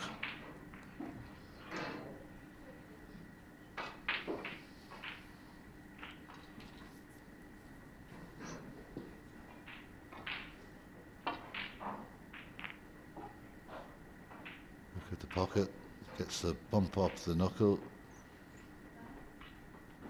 And I think there was a poor decision to try and pot that brown. Even in potting it, it wasn't hugely advantageous. I really don't know why he attempted that.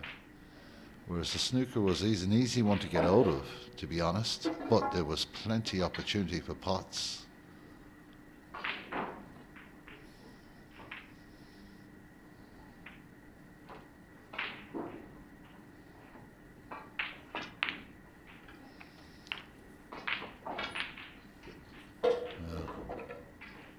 What? 53 points, the difference. The black to come. If he gets this black, this match will be more or less over. And doesn't miss.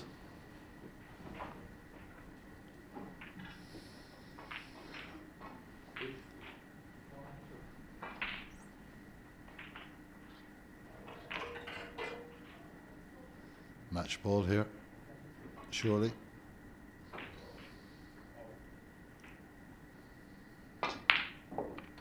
Perfectly struck. Nice position on the blue.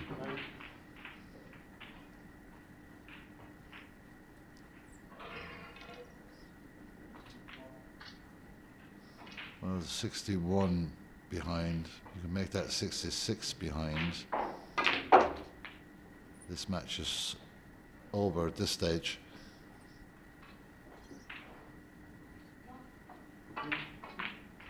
$59 points available.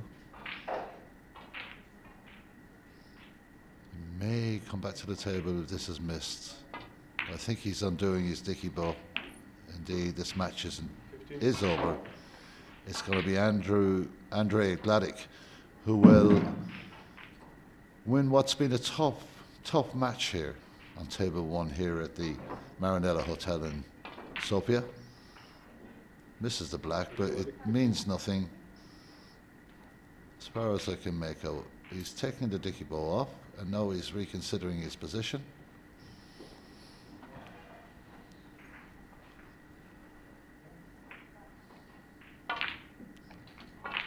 Maybe just wants to pot a few balls, because I don't see the point in this, and that's a poor positional shot if that was the case.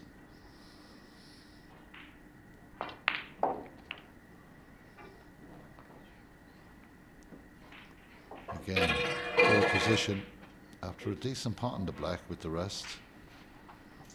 I really don't understand the point in this, because he's so far behind.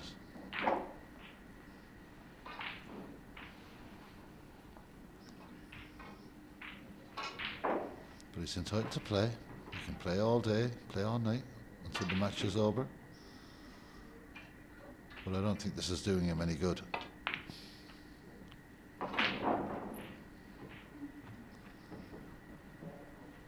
Clever shot. Andre denying him the red on the left. And he moves that red out anyway, so.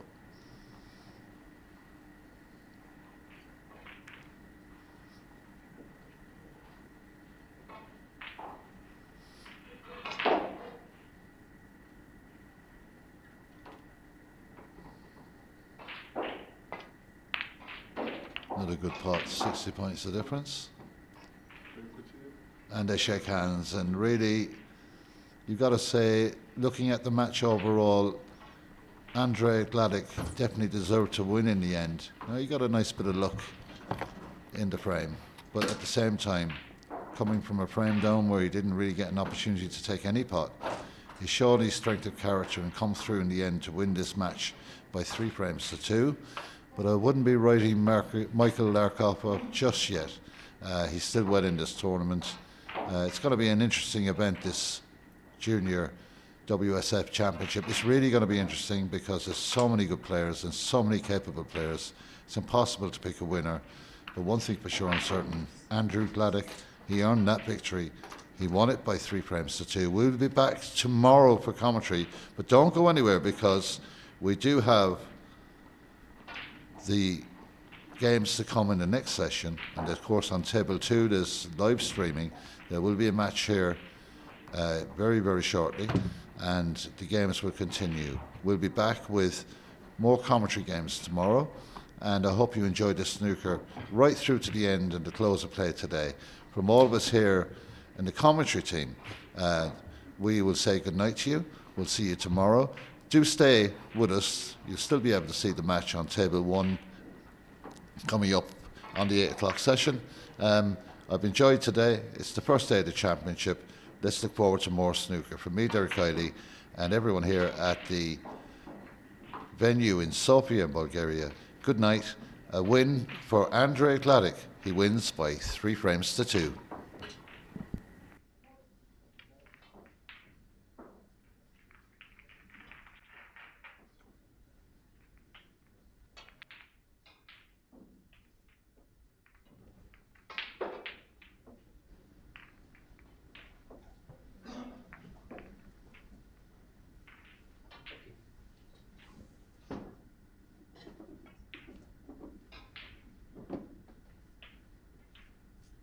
Okay.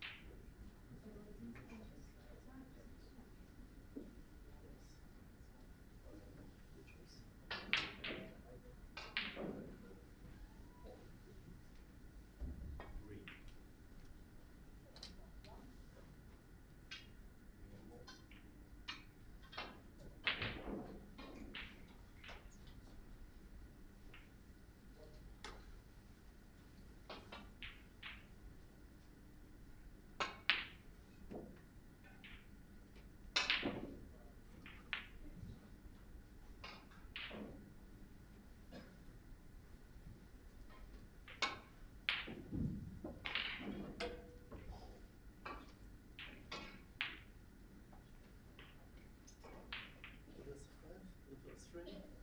Crystal with the 4.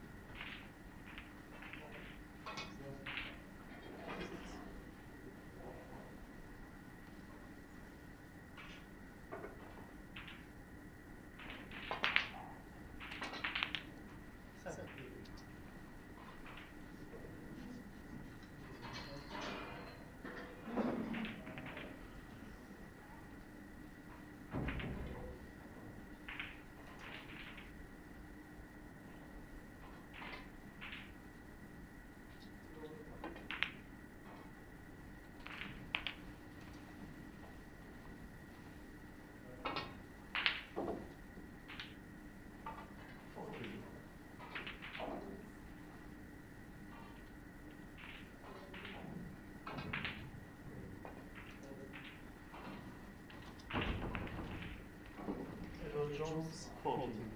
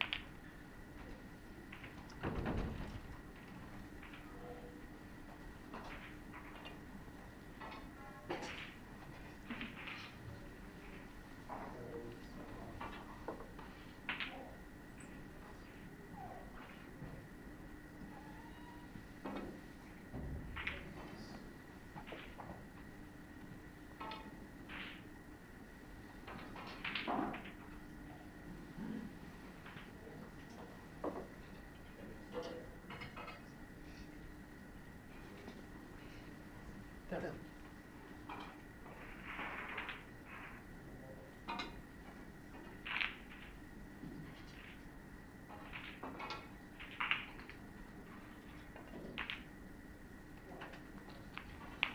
Eleven.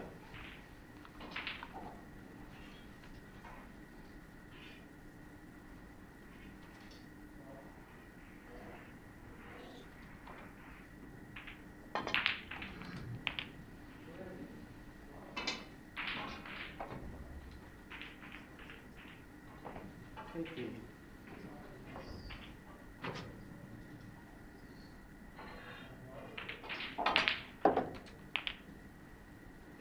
19.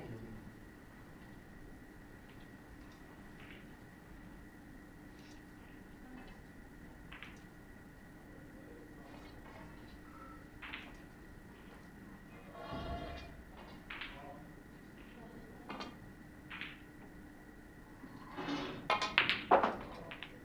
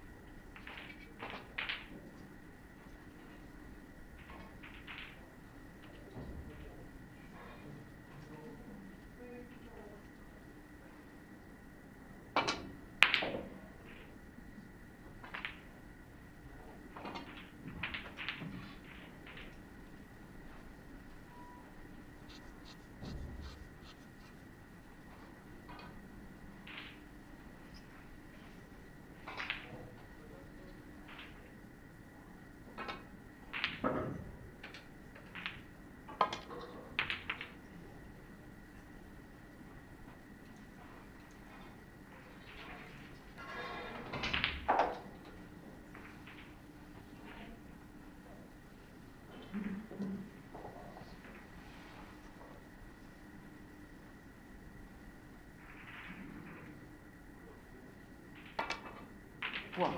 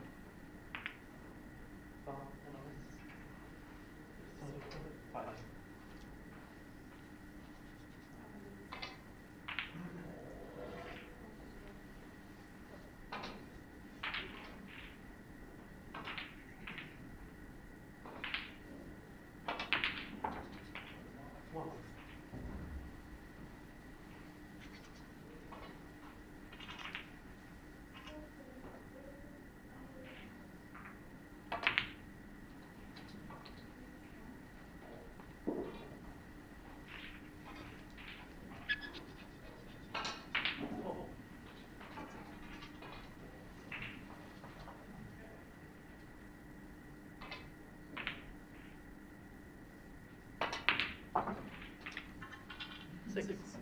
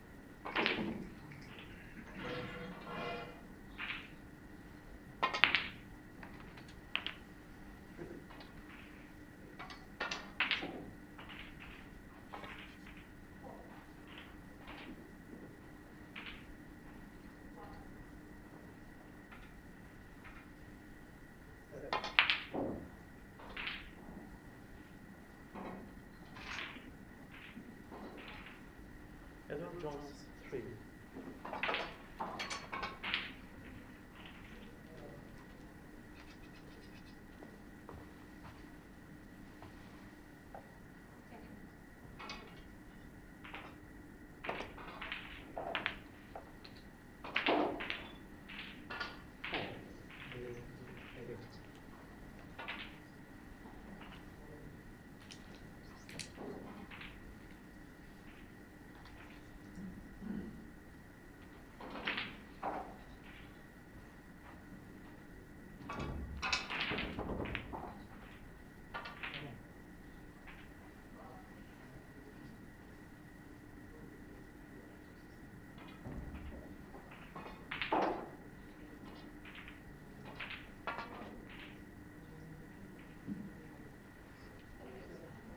Snooker 4.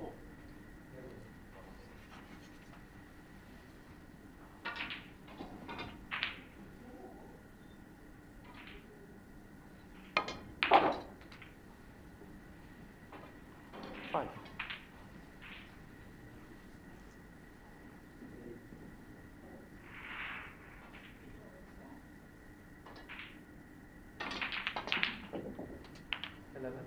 And the frame, Edward Jones.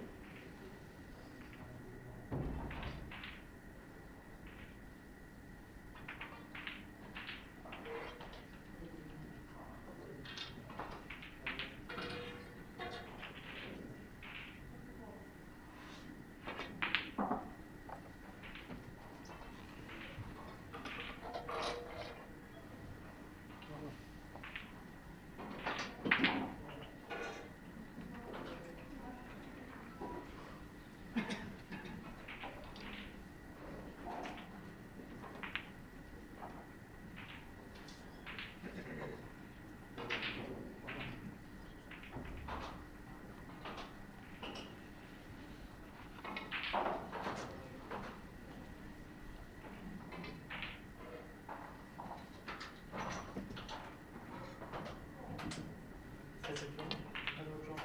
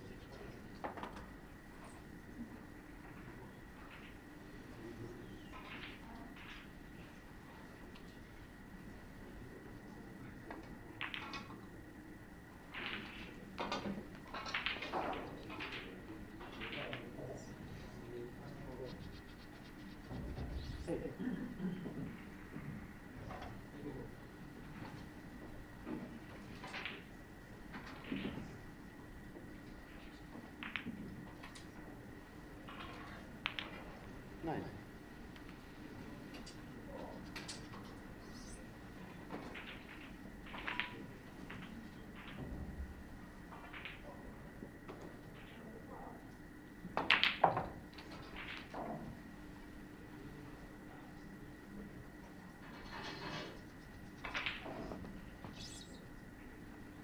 Sixteen.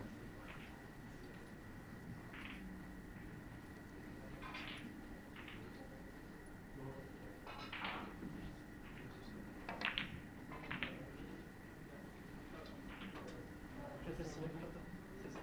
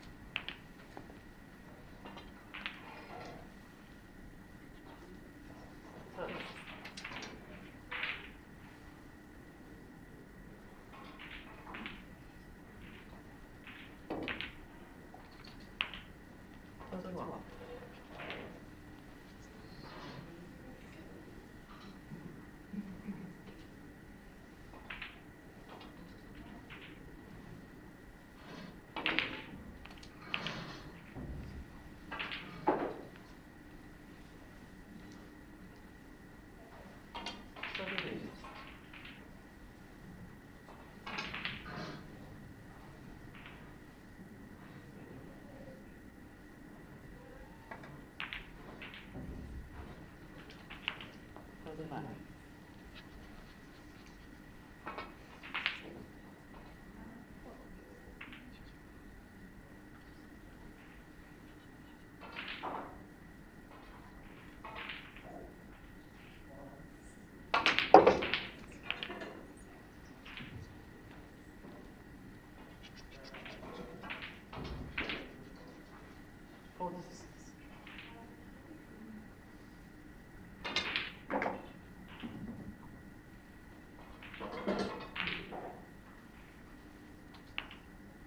Seven.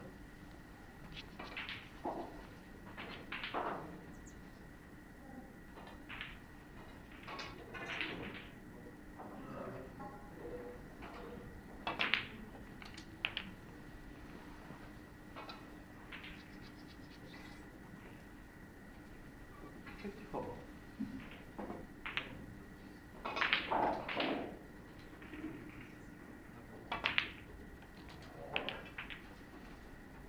What is 55?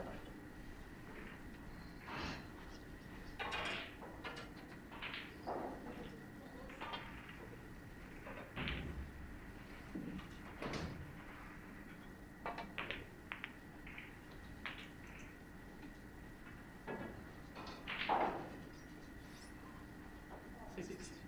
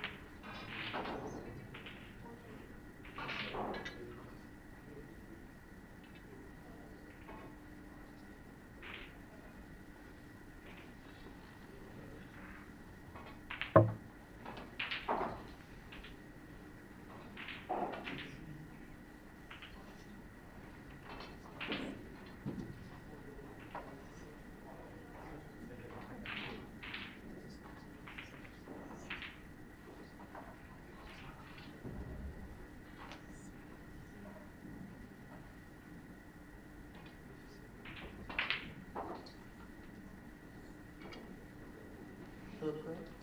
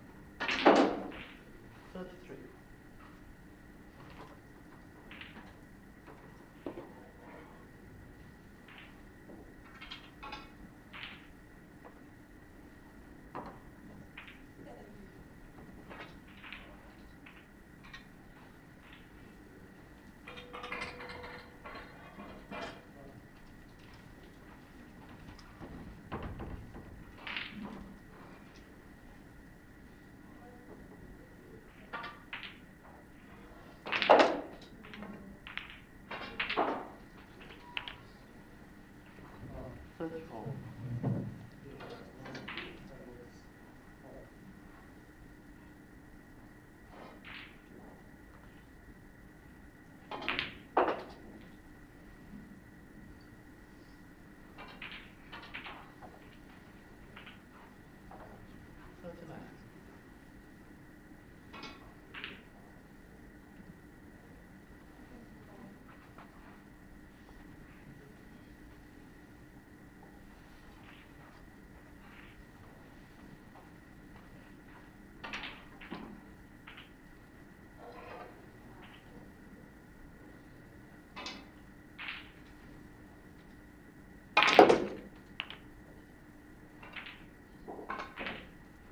Fold.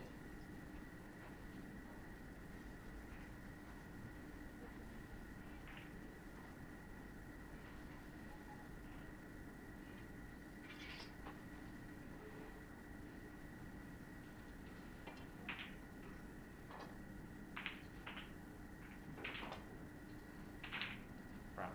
Brown ball.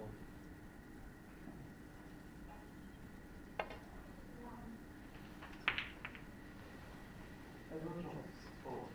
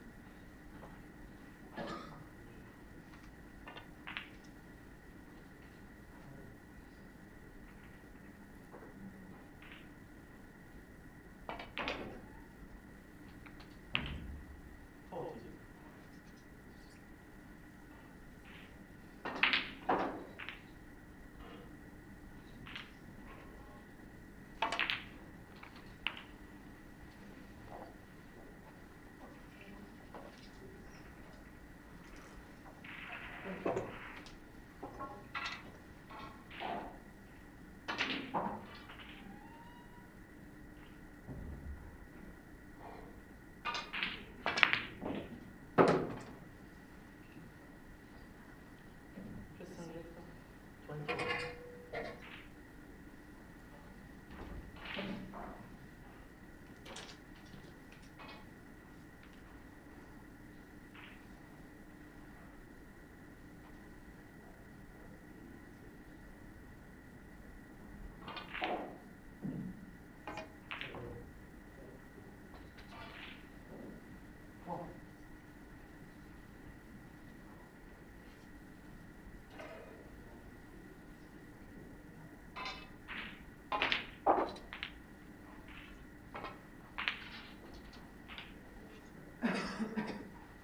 Six.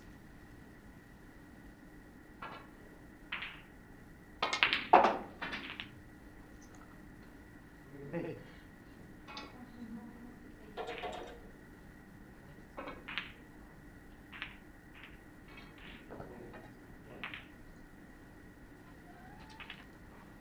11.